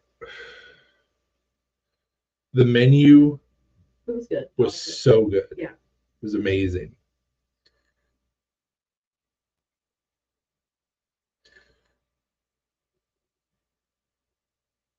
I was pleasantly impressed by The Menu coming from a chef.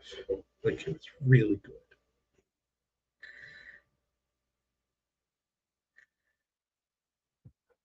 Speaking of, because it's the same actress, you see where they're coming out with the Queen's Gambit 2. It's going to be on Netflix. I think later this year. They weren't supposed to be making another season. They are.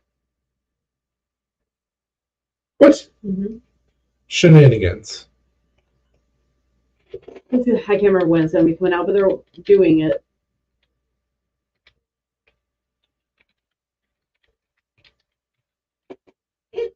No. I swear, I saw something about it. Or like just like a couple weeks ago. No. Not going to happen. Oh. Midnight Meat Train. Oh. Have a good night, Dobie. Have a good night, Dopey. So, Midnight Meat Train is from what was the dude's name who wrote the book? Anthology series. I don't know why you look at me. Yes, you do, because we've talked about this before. Yeah, you know how much stuff we talk about? I can't keep it all in my head. So, Midnight Meat Train,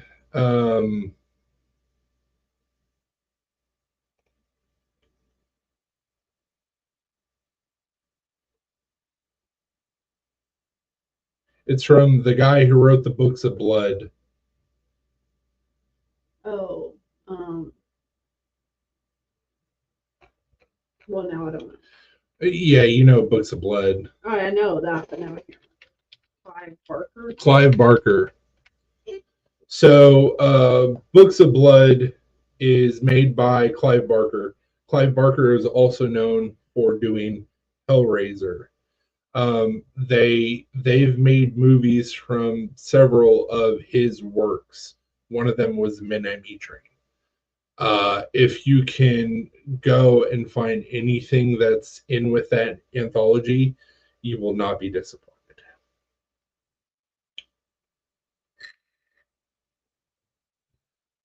Yeah. Don't text and drive, Brian. There is a movie called Books of Blood. It was okay, um, but Clive Barker has wrote so much shit. That's why Midnight Meat Train was so good.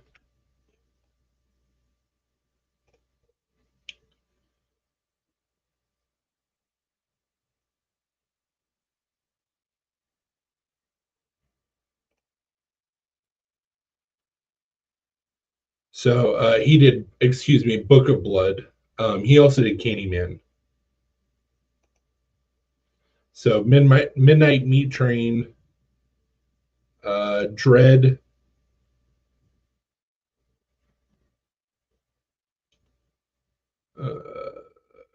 Trying to think what else was from that.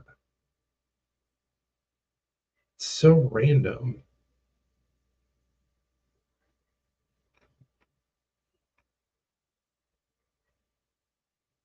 It doesn't put it in order. Yeah, I went on a Clive Barker rabbit hole after Midnight Meat Train came out.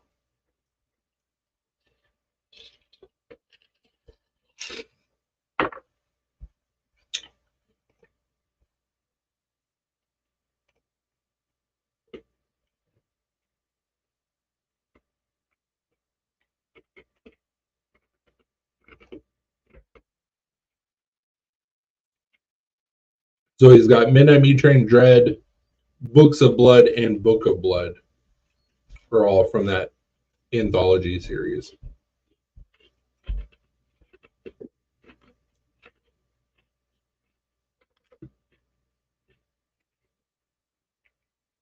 And of course, Hellraiser, Candyman.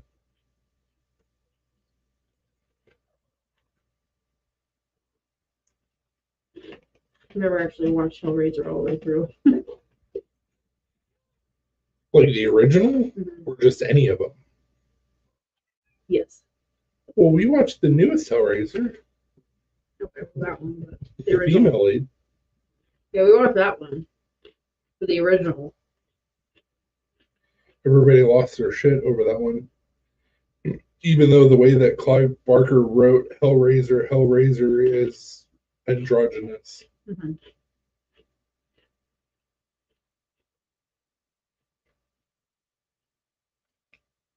Do you know why? Why? Well, A, it's a demonic entity. B, Clive Barker is very homosexual. Hmm.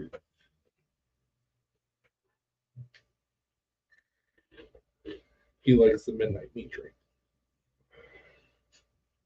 Dude, you're welcome. You guys can take that joke for free.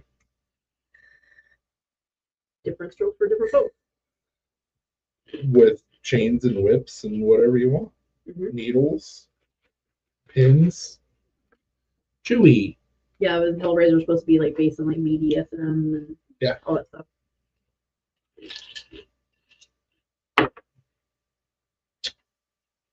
You guys are learning all kinds of stuff tonight.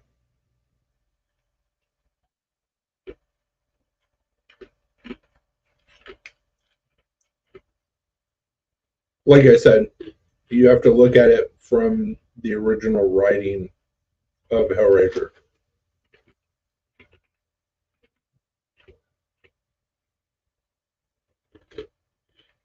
The newest one he's talking about. Mm-hmm.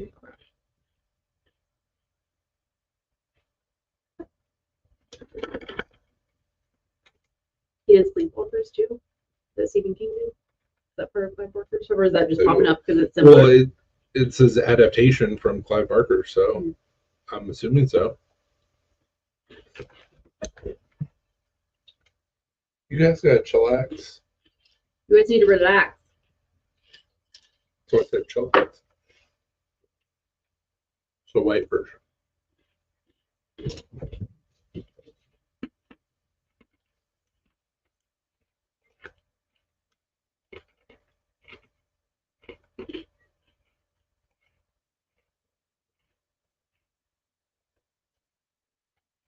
Yeah, Midnight Meat Train got me sucked into Clive Barker hard, and I went down a rabbit hole. I got sucked off by Clive Barker. That's what it sounded like. I wouldn't be mad about it. I'd be like, well, it's a story to tell the kids.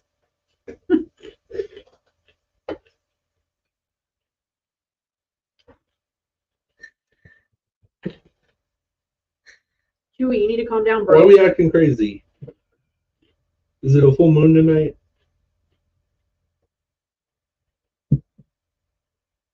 Is it a full moon tonight, Choo Choo?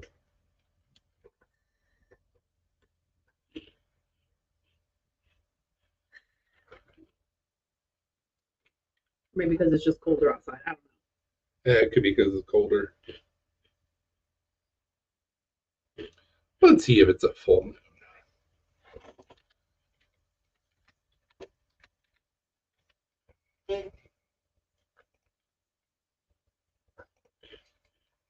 No, not a full moon. It's waxy gibbous. Just the cat's acting crazy for no reason. I feel personally attacked because I'm also waxy gibbous. I feel like zombie movies watch Dead Alive. It's absolutely ridiculous. It's zombie sex and zombie baby being born and eating people is great. Hello, we're cutting up zombies. Pretty sure that I've seen Dead Alive. You probably have. I haven't. I think I have. 92. I may not have seen it. Oh no, that was Brain Dead. Oh, I don't think that I've ever seen Dead Alive. Sumatran rat monkey. Oh, that sounds fantastic. Oh, we're gonna have to watch this. I mean, he had me at zombie sex and zombie baby eating people. So I mean, same. say no more. Say less. Say less, bruh. No cop. Giant zombie trying to pull her son into her child. We're for sure gonna have to It's watch. beautiful. We're gonna have to watch this movie for sure. But see, that's the kind of shit that I love, like so over the top, ridiculous, old school. We'll watch it and write a report for you, Josh, and we'll report on it next week. Oh, we'll for sure talk about it next week if we can watch it for free. Yeah, which I mean, I say that, but sometimes these older movies you still have to Rent buy on Amazon. That tells you all you need to know. We have so many different services, though. Surely it's free on You something. say that. Oh, it's a British movie. You may be out. Mm. He said it's old school British B movie. You had me until you said the B word.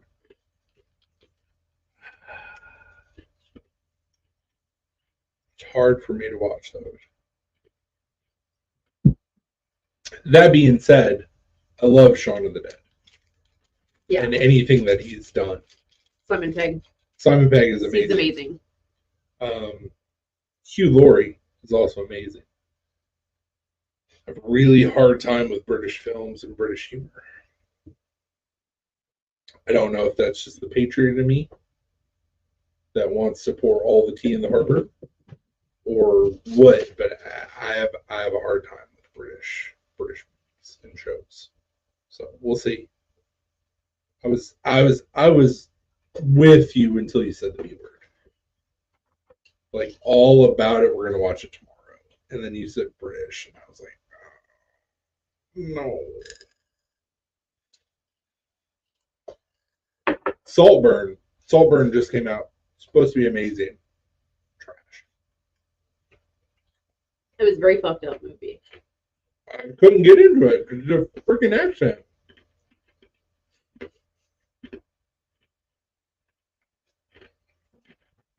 It was good. It was a very fucked up movie.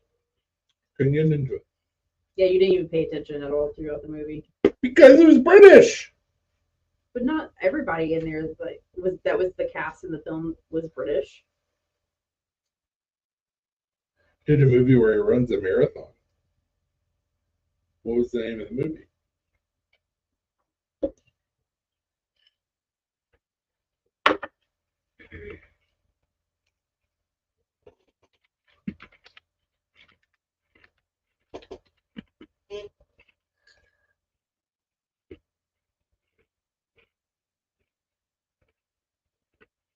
Because we watched Saltburn, I was like, yeah, the bathtub scene, and you had no idea what the fuck I was talking about. Or the grave scene, and you're like, I don't know. I watched it. British accents. Tuned out.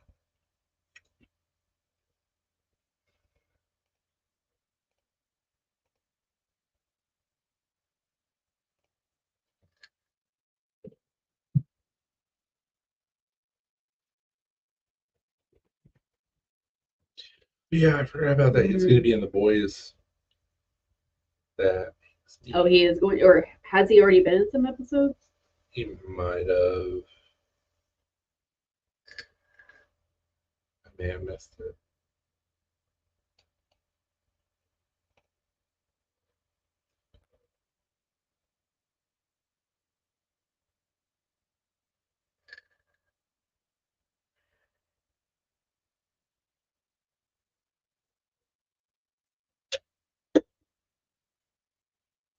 Something to this year that he was the devil, right?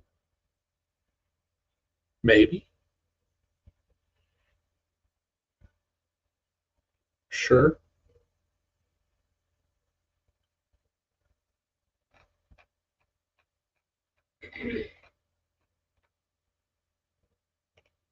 I could see him as doing that.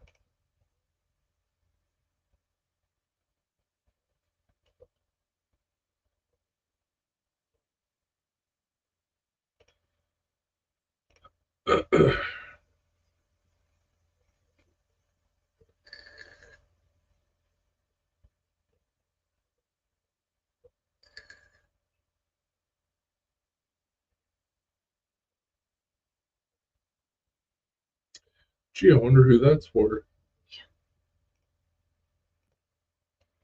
Good news. Mayo did not mess with my thought. So. Good deal. Yeah. I mean, it would have already, because typically, like, remember I ate that cookie that had egg in it, and it was Yeah. like 15, 20 minutes after I ate it. I was like, You're right.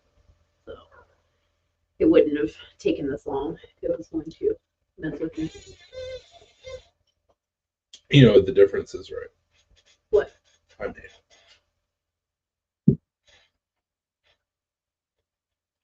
It's a little bit of love and whatever else you want to call it.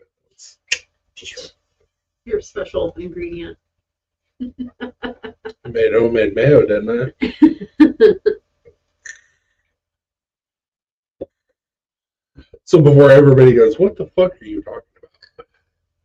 So Alina and I were talking back and forth this morning, and of course everybody knows that like I can't do dairy. So Alina was like, I just found this recipe for like homemade pimento cheese. And I was like, oh. And she was like, yeah, we can do it non-dairy. And I was like, oh. And so that started a whole thing. And I was like, well, she's never been a huge fan of mayo. And I was like, well, you've probably never had homemade mayo. And she was like, oh. So like I literally got up and I just made homemade mayo. And she was like, that actually tastes pretty good. And then she went and got all the stuff to make pimento cheese. And we had pimento grilled cheese sandwiches for dinner, and they were amazing. I added some bacon, like crumbled bacon in it too, and the pimento cheese. So. But there was red wine vinegar, lemon juice, salt, pepper, and a generous amount of garlic in that mayo. But it was straight up homemade mayo. She watched me make it. Mm-hmm.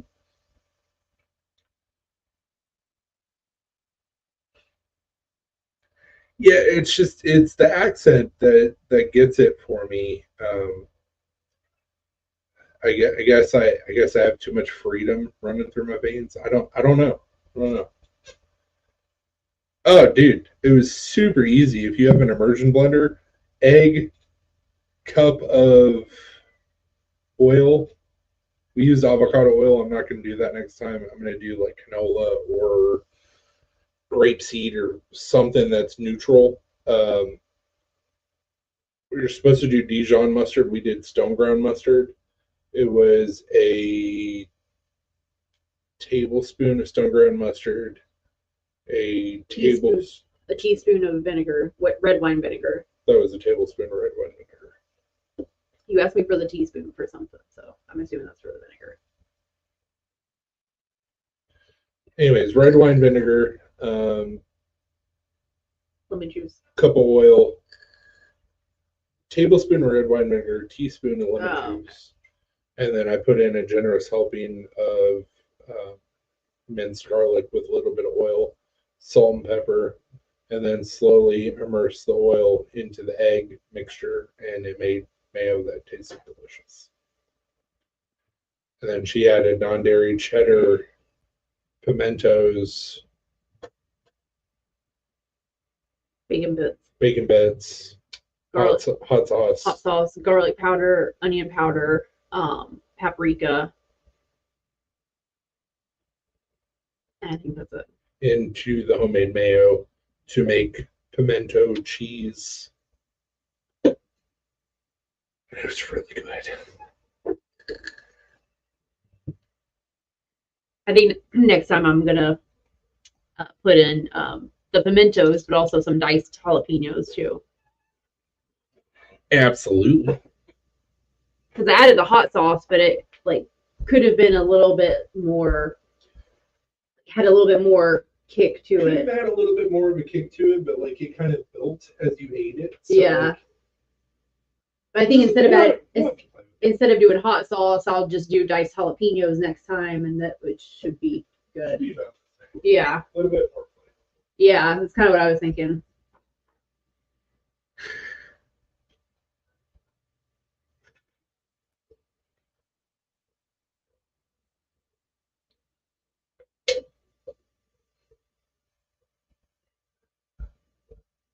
Exactly, PNW. What do you say? He said so early family sauce. Katie. No, you're fine. You're okay. Okay.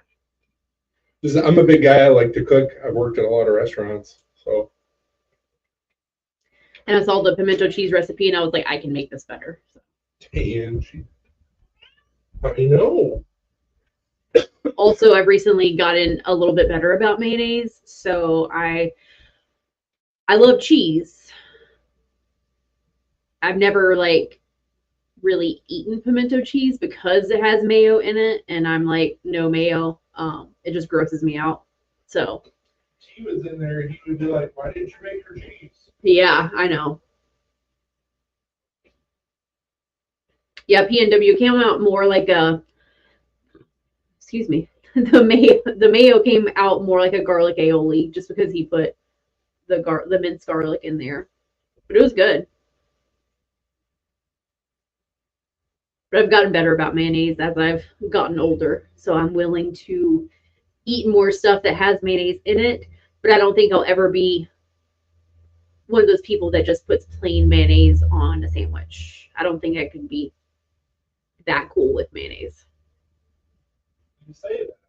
I mean, maybe eventually, but let's just, we're easing into the waters. Let's not do it all at once. I'm gonna get you into some hollandaise sauce, and it's gonna blow your mind. And then you're gonna be like, "Eggs Benedict is delicious." And I'll be like, "I've been trying to tell you this for like 15 years." But I don't like my eggs cooked like that.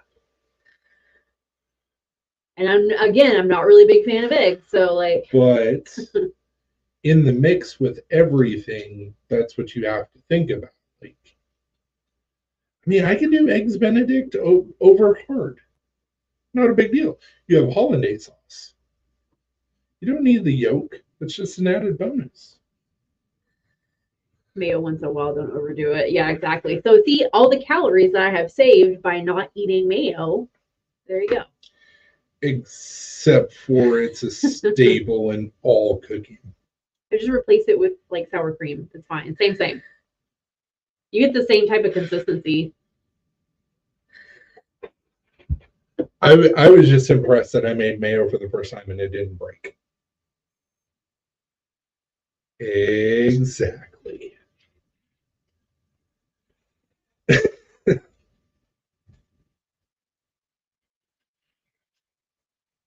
So many mother sauces. Well, it's not so many mother sauces. There's only one mother sauce that starts out with you essentially making mayo.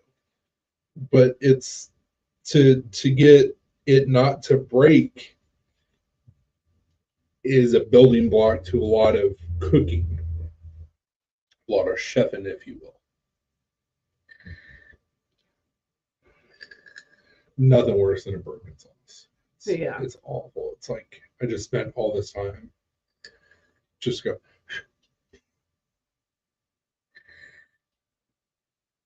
least with mayo though, like it's not like it took you that long if it did break, and there's ways to fix it. So But supposedly, the same recipe, it was like, if your sauce breaks, this is what you do. And I was like,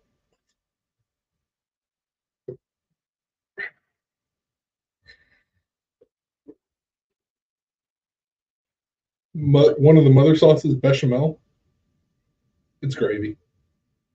That's all it is. It's a very thin, shiny gravy. It's white gravy. That's all it is. We're gonna have sausage gravy and biscuits. No, you're having sausage bechamel. It's a mother sauce. but I think my pimento cheese came out pretty good, especially because I've never even made pimento cheese. Cinnamon applesauce for pork. I'm listening.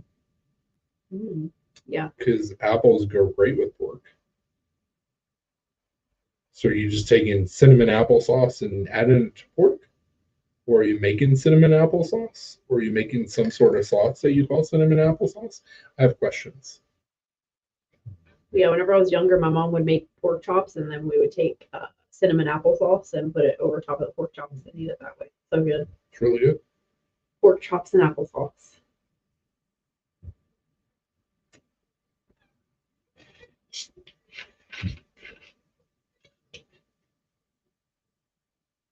There's ways to make that fancier, but you know. Cinnamon apple chutney. That'd be a way to make it fancier. Put it over. It's just a chunkier applesauce. Yeah. That's all it is. You're not blasting it to where it's just sauce. I have a roasted pork tenderloin with cinnamon apple chutney. That sounds much better than pork chop and applesauce. But it's delicious either way. It's just a chunky applesauce. Dice up apples, fry them with butter, sugar, cinnamon. Okay, so you're legitimately making it. Okay. Essentially, you're doing a chutney. You just call it applesauce. Good on you, sir. Sounds delicious. Hell yeah, it sounds delicious. Let us know whenever you make it. We'll be on our way. So, let me tell you about something that's pretty amazing. You may want to try it next time you're doing your apples. So, there is a product that exists. It's called Cinnadust from the same company that makes Cinnamon Toast Crunch. Replace your cinnamon with Cinnadust. It's just cinnamon sugar mixed up together. Yeah, I mean, there's some extra stuff in there too. It's the Cinnadust that comes on the cereal. You wouldn't have to do any sugar. You would just do butter, Cinnadust, apples, and you're welcome. We were running super low on the Cinnadust. We're gonna have to get some. Well, we were running super low, and I had to make cinnamon sugar for something, and I just poured the rest of the cinnamon sugar in the Cinnadust container because I was like, it's same. I mean, Basically. Yeah, but that's what I've been using for like cinnamon toast and stuff. Back in my day, when we would make cinnamon sugar toast, we would just mix the cinnamon and sugar ourselves. Don't have to do that anymore because now we have cinnamon toast. Also, it's really good on French toast too. Yes. Like put Cinnadust in the. He goes, oh, I see. Put some Cinnadust in the egg and milk mixture, and then put your bread in that. Good. Also, to make your apples a little bit more fancier, a little bit of bourbon while you're cooking them. the alcohol will cook out. That'll be really good. Yeah. It'll make it a little bit more rich.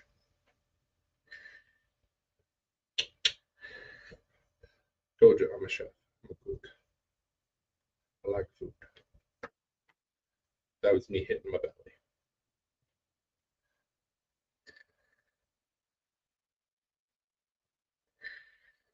You could even do some caramel too. But then that gets into the whole thing. Are you gonna make homemade caramel or are you just gonna buy caramel? Thank you. I will try that. Absolutely, man. It'd also be really good to like take the pork chops and like bread them and fry them and then put that apple cinnamon chutney on top of them. Absolutely. Damn it, P&W, I'm gonna have to make pork chops and this apple sauce now. But I gotta go get pork chops if we don't have any.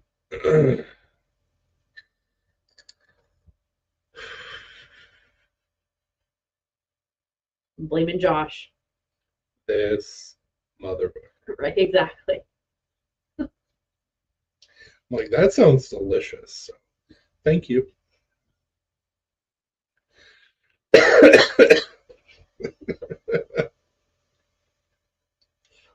What's life without good food? Exactly. Not life. That's what it is. Just a sad existence. Tomorrow, I'm gonna make some chicken gyros with falafel. So Welcome back, Brian. glad you made it home. So We probably made you hungry. while we're thinking here, so apples are really good with pork. Uh-huh. I wonder how that recipe would go with pears. Think like a pear chutney? Is that what we're talking about? Mm-hmm. I imagine that would still go really well with pork. Yeah, I mean, pretty much any like white meat like that, you're gonna be able to pair it with sweeter. You could even do a pear apple chutney Uh-huh. as well, but I think pear would still go along with pork pretty well. Mhm. Something different most people don't do. You could do the same process. Yeah, cinnamon, sugar, pears, saute them.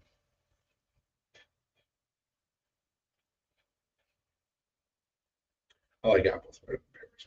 I do too. It's a texture thing The for me. flavor of pear would be really good. That's what I'm just thinking.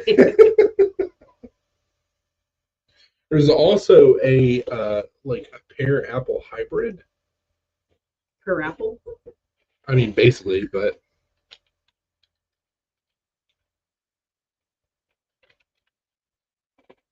I don't remember what it's called.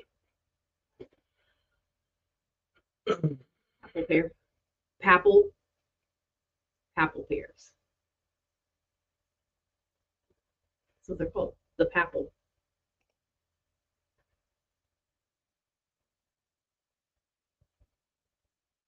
Pear cinnamon Red Bull is awesome. Oh, so papple. It's literally what it's called. It's called a papple. Papple would be good. Pear cinnamon Red Bull. I have not heard of that. I like the flavor of pears, but just not the texture of pears. But Goddamn papple. if you cook them, I imagine that texture kind of like goes away. He said, "Now y'all got me thinking." Right? This is the problem with cooking because you're like, well, what about this? Yeah.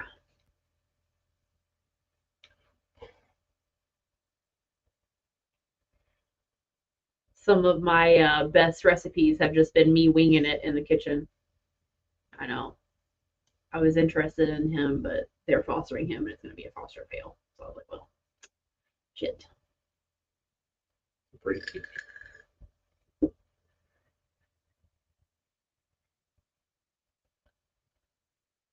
I made if you take crescent rolls and then you take like roll them out, and then you for your filling you take cream cheese, cinnamon, sugar, and a little bit of vanilla.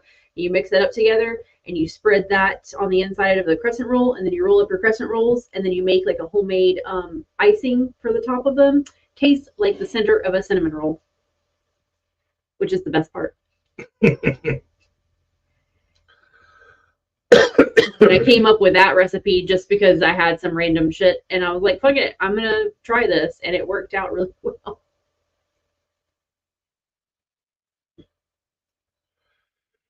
At least 3 times we were like, what about this? And then like we usually make it once and never make it again.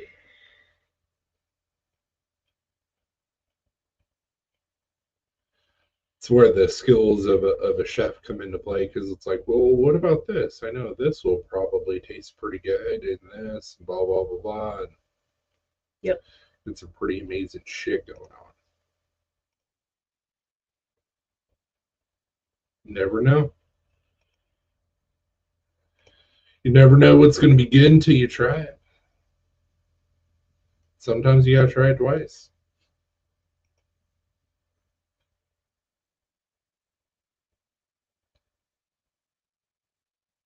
Like I experiment with cooking, but usually my experimenting, a lot of it comes in baking because I like to bake. So That's why we work out well. So you like to bake, and I like to cook. But those biscuits I made were pretty good. they were really good because to me they tasted like shortbread almost, and they were so good with like some jelly. But it was the ghee that you use. That's why it tasted that way. But they were so good. Like even by themselves without anything on them. I don't bake. I don't like to bake. But I wanted some biscuits. And he did a really good job. But yeah, I wanted some biscuits, so I made some biscuits. Made some homemade non-dairy biscuits, and they actually turned out pretty good. I did not have high hopes, so I don't bake. And I really like to bake, so I'll come up with all kinds of stuffs. Like those crinkle cookies I made, I want to do the same ones, but with a strawberry cake mix instead of the lemon. Or lemon that I did. Do strawberry. You can also do chocolate. Do it. But I think the strawberry would be really good. Do it. Sauces and garnishes, elevate meats. It's worked out so far. Yeah, we do the same thing. We'll do a marinade, and we just put a bunch of, like, we look in our refrigerator, and literally the whole door into our refrigerator is nothing but sauces and condiments. It's ridiculous. It's awesome. But we combine all these, whatever we have in the refrigerator, and 9 times out of 10, it tastes amazing, and we'll use that for like marinades or glazes or dipping sauces or whatever. So if you've ever been to chicken place, Zaxby's, Raising Cane's. Raising Cane's, their sauce is so simple it's stupid. Ketchup, mustard, Worcestershire, mayo, Pepper. salt and pepper. And so I usually make that like when I have tenders, but I'll do like little variations. And so like I've done some sriracha, I've done some gochujang, done some garlic. I usually do heavy with garlic powder. We have a seasoning that we usually get that's called farm dust, and it's just a mix of a bunch of different spices.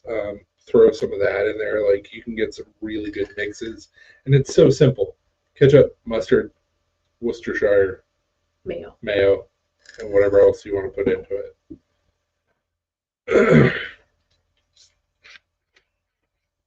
Zaxby's is a variation of that, essentially, except for they don't put anchovies in their sauce anymore. But their spicy Zaxby sauce is really good. Do they not put Worcestershire sauce in them? And Zaxby's sauce? They don't put anchovies in their sauce anymore, period. Well, because Worcestershire sauce has anchovies in it. It does. That's what I'm so saying. I'm assuming they found just a variation of Worcestershire that doesn't have anchovies in it. Gotcha. For people with like fish allergies like us. Penelope, don't you do it. His mom didn't know that it had anchovies in it until I told her, and she was like, "Well, I can't eat that." And I'm like, "Well, you have been." So. And you've been fine.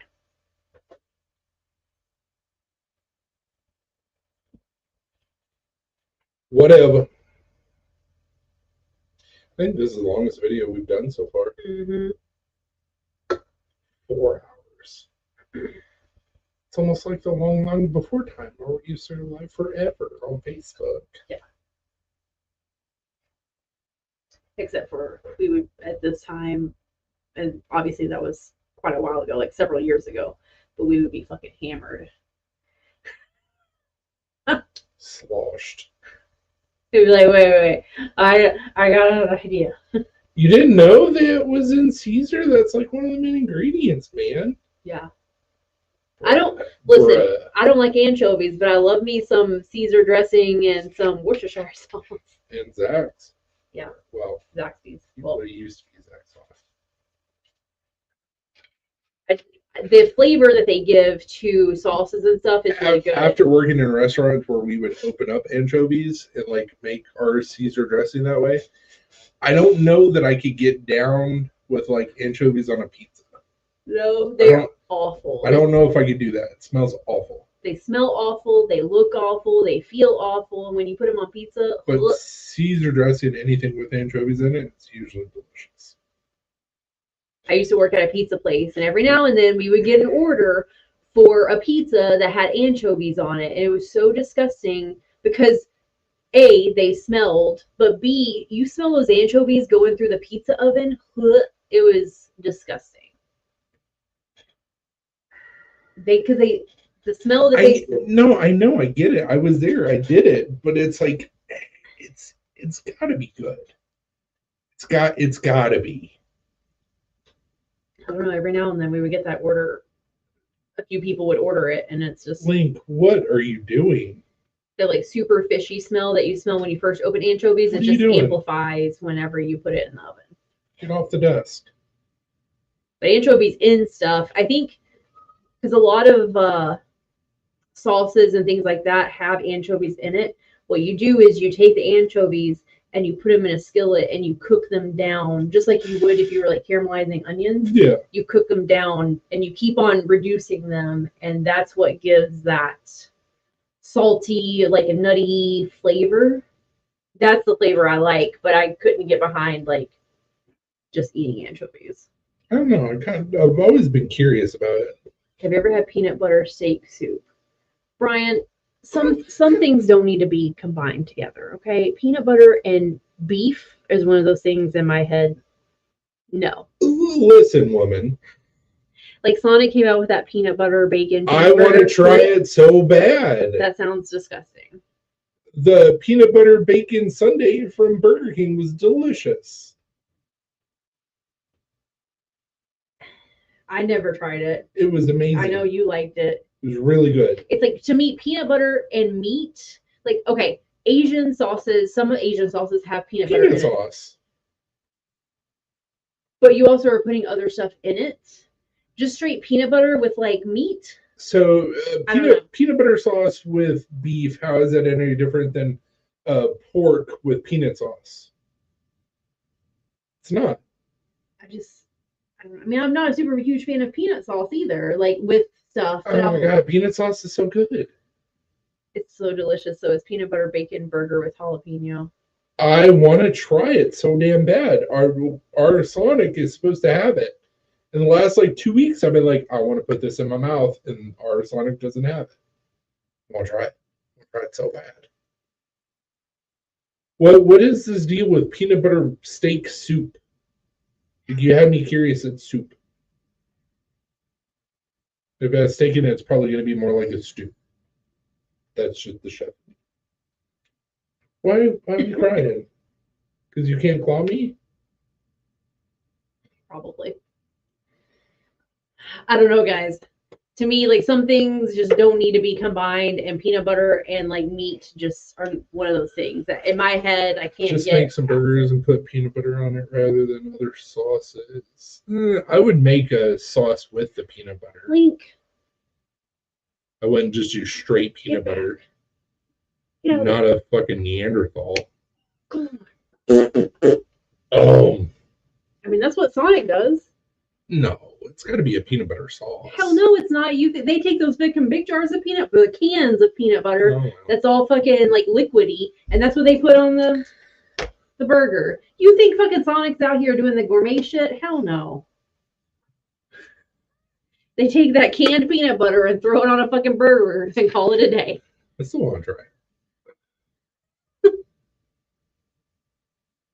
I mean, that'd be good too. Bacon jam with peanut butter on a burger.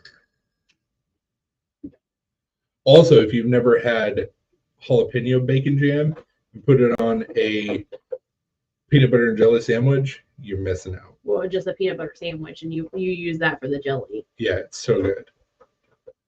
So the peanut butter steak soup was made by a dude straight from Africa. I think cream of mushroom, but peanut butter. Okay, Nope, absolutely. that'd be not. good. Nope. Take one bite. That's all you want to know. And no, it's a peanut butter sauce on the burger. That's what I thought. Listen, Sonic, because I used to work there a long time ago. They get Chloe. these big industrial cans of peanut butter, and the peanut butter in those cans Whoa. is like a sauce. It's not an actual like peanut butter from a jar. It's liquidy, and I guarantee you that's the shit that they're using on those burgers. You're fine. You're fine. How about a grilled peanut butter jelly? I mean, that would be delicious. I mean, a hot peanut butter jelly sandwich is fine, why are we acting all crazy? but not You're fine. with meat on it. You're okay.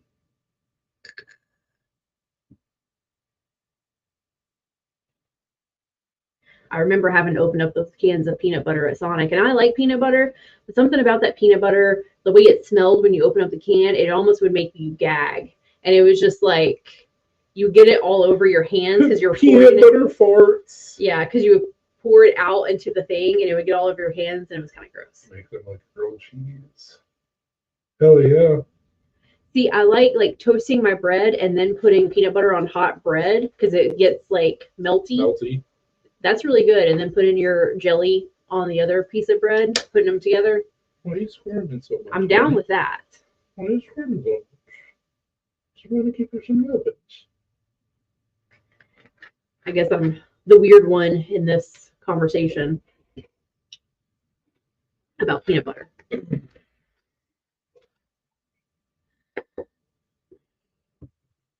I'll try anything once. I'll try it twice if I like it. But peanut butter and bacon is delicious. Throw it with some beef, probably be a game changer.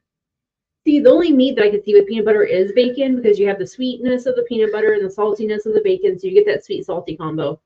But I like the flavor of beef with the flavor of peanut butter. I just can't wrap my head around that it would be good.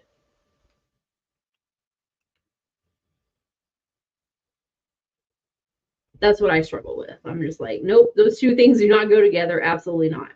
And this is why that I'm probably slightly autistic because I'm like, absolutely not. Those two things don't go together. Nope.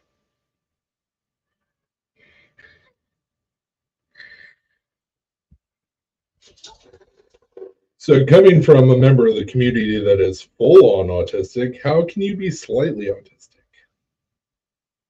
I don't know. Just ish.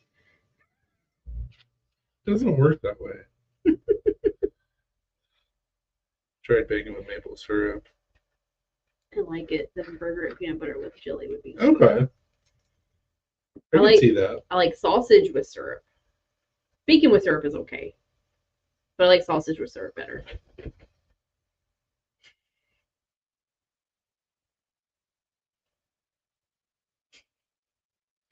This is coming from a person like I can't have different foods touching each other on my plate. Like some foods cannot touch each other. Like meat, mashed potatoes, that's fine. That can touch each other. Green beans and mashed potatoes, absolutely not. Those two things cannot touch each other. My gravy cannot get over into my vegetable. Like, nope.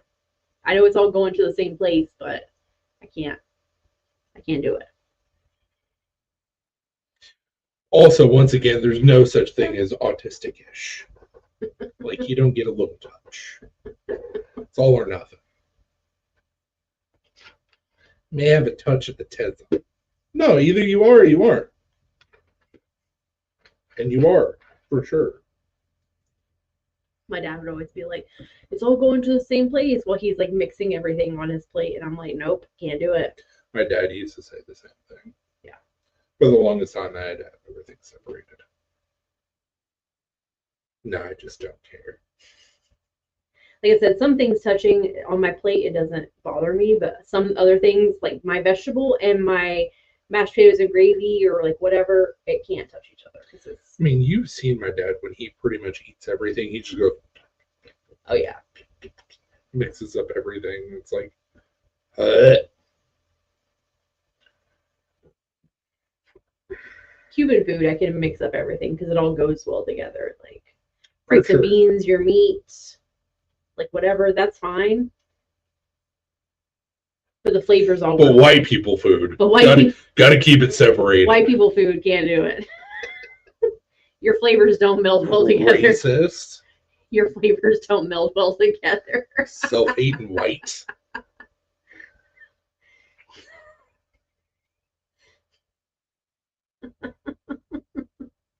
It's probably because whenever like growing up and seeing like Abuela and my dad like all mix their food together, and I've eaten it all I together. don't Like mix it's everything fine. together. I like the separate taste palette of Foods the fits. of it.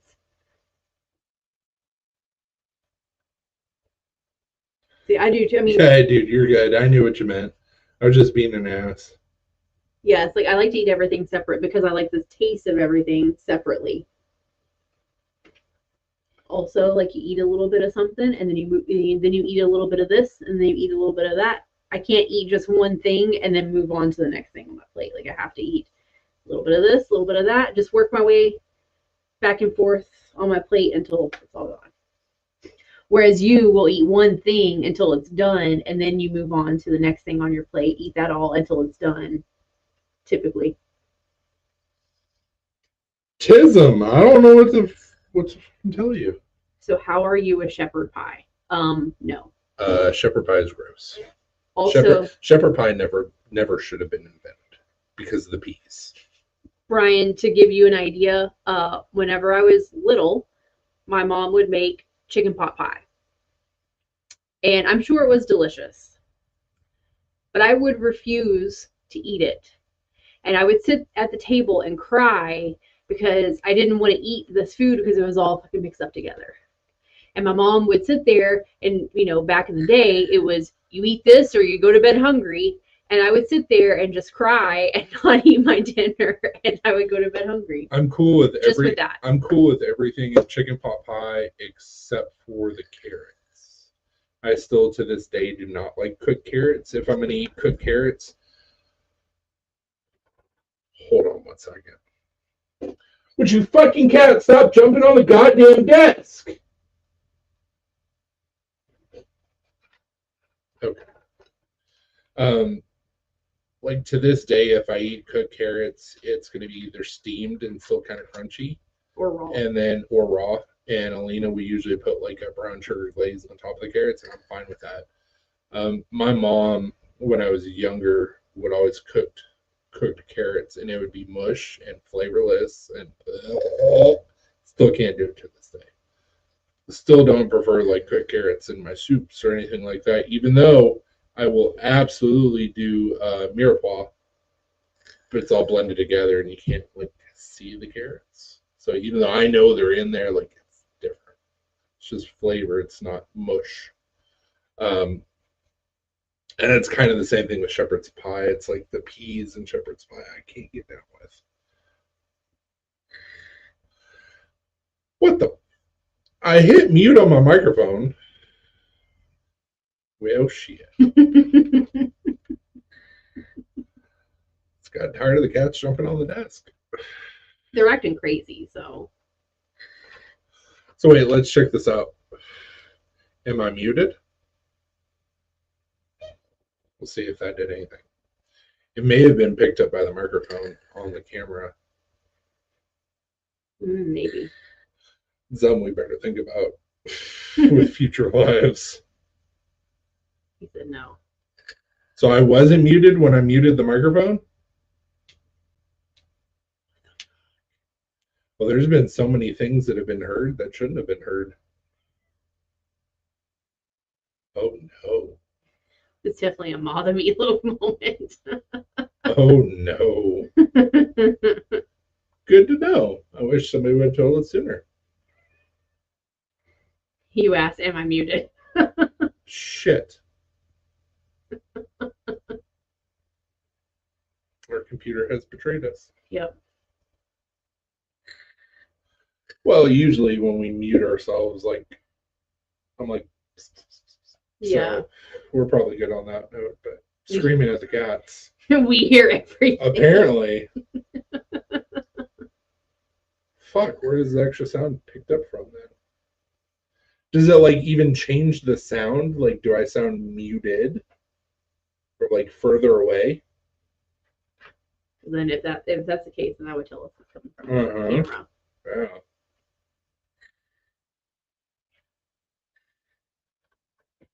I wonder if you'd have to hit mute on here, I bet. All right, so let's try this. He said no. They said no, it's the same.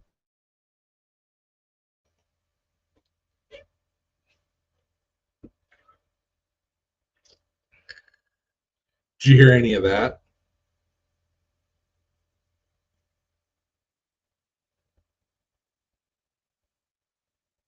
Because I'm wondering if like muting it Yeah. on here is going to be different than just muting the microphone. So they've heard us like yell and shit at the dogs like multiple Didn't hear times. that. Hey, okay. Jesus. So everybody that's watched this probably thinks I'm an animal abuser. There's been so many times we've had to yell at the cats or the dogs to stop or shut up or whatever.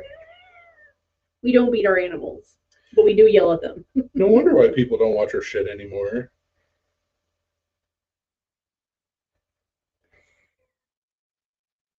Good to know. We learn something new. Not a good something. Well, duly noted. We'll make sure we're absolutely muted now. Fuck.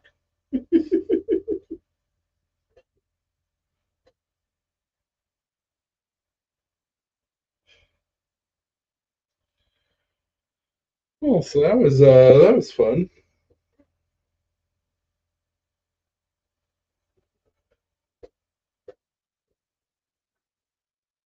Just poop. You don't have to announce it.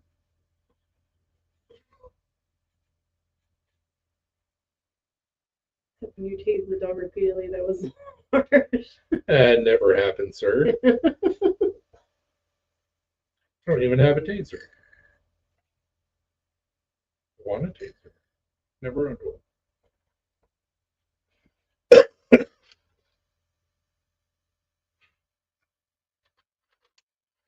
I thought about getting a taser before just because, like, whenever I was working and having to, like, walk across a dark parking lot by myself or whatever.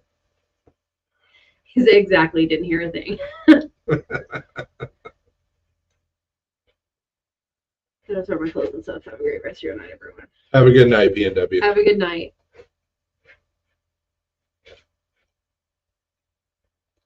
Gotta dig the fucking China. Yep.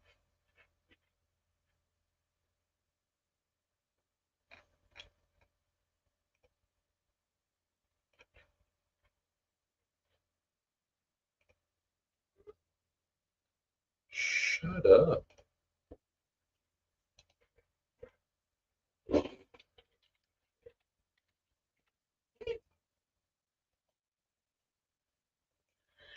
And then there was one. Dun dun dun. So Brian, excuse me. I'm very excited about trying New Glarus spotted cow from the DEET. And it's very accurate that I say that because it comes from Wisconsin. Mm-hmm. Like, I want to try it fresh from a tap.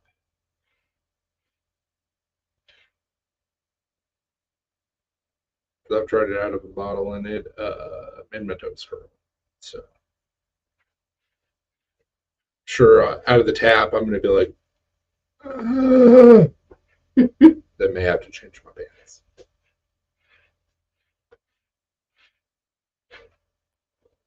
But it's going to be magical. It's going to be a very fun trip.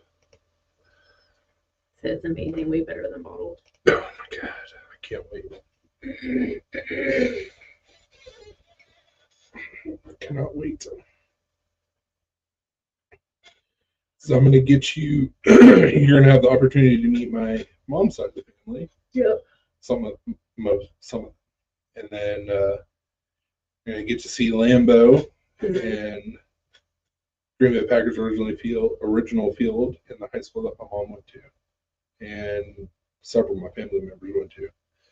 Then you'll get to see the house that mom grew up in and take you over to Cranky Pat's and Kroll's. Cranky Pat's, honestly, pizza's not that great, but it's nostalgic. Kroll's has really good food. And then you'll get to meet Pat and Sandy and Kim and Laura, which you've already met Laura. Yeah. But I guess you know again. Meet Kim, Pat and Sandy. That's about it. Jamie. Yeah. Lori. And then we'll go to Iowa. Get to meet some people in Iowa.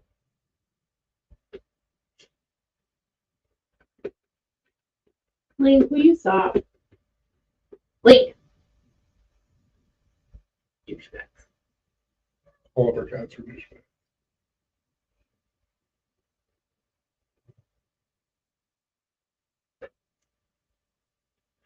Actually, while I'm up there, I'm going to talk with Laura.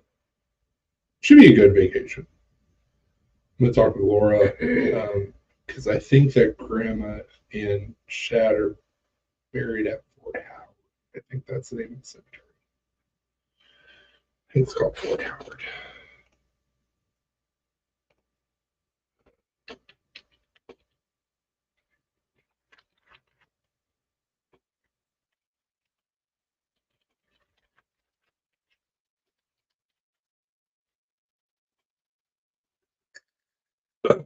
Have a good night, man. We're probably gonna call it, no, Woodlawn. They're at Woodlawn, so like to go see them. But have a good night, man. We're gonna shut this down. Yep. Appreciate everybody hanging out with us, and we'll see you next week.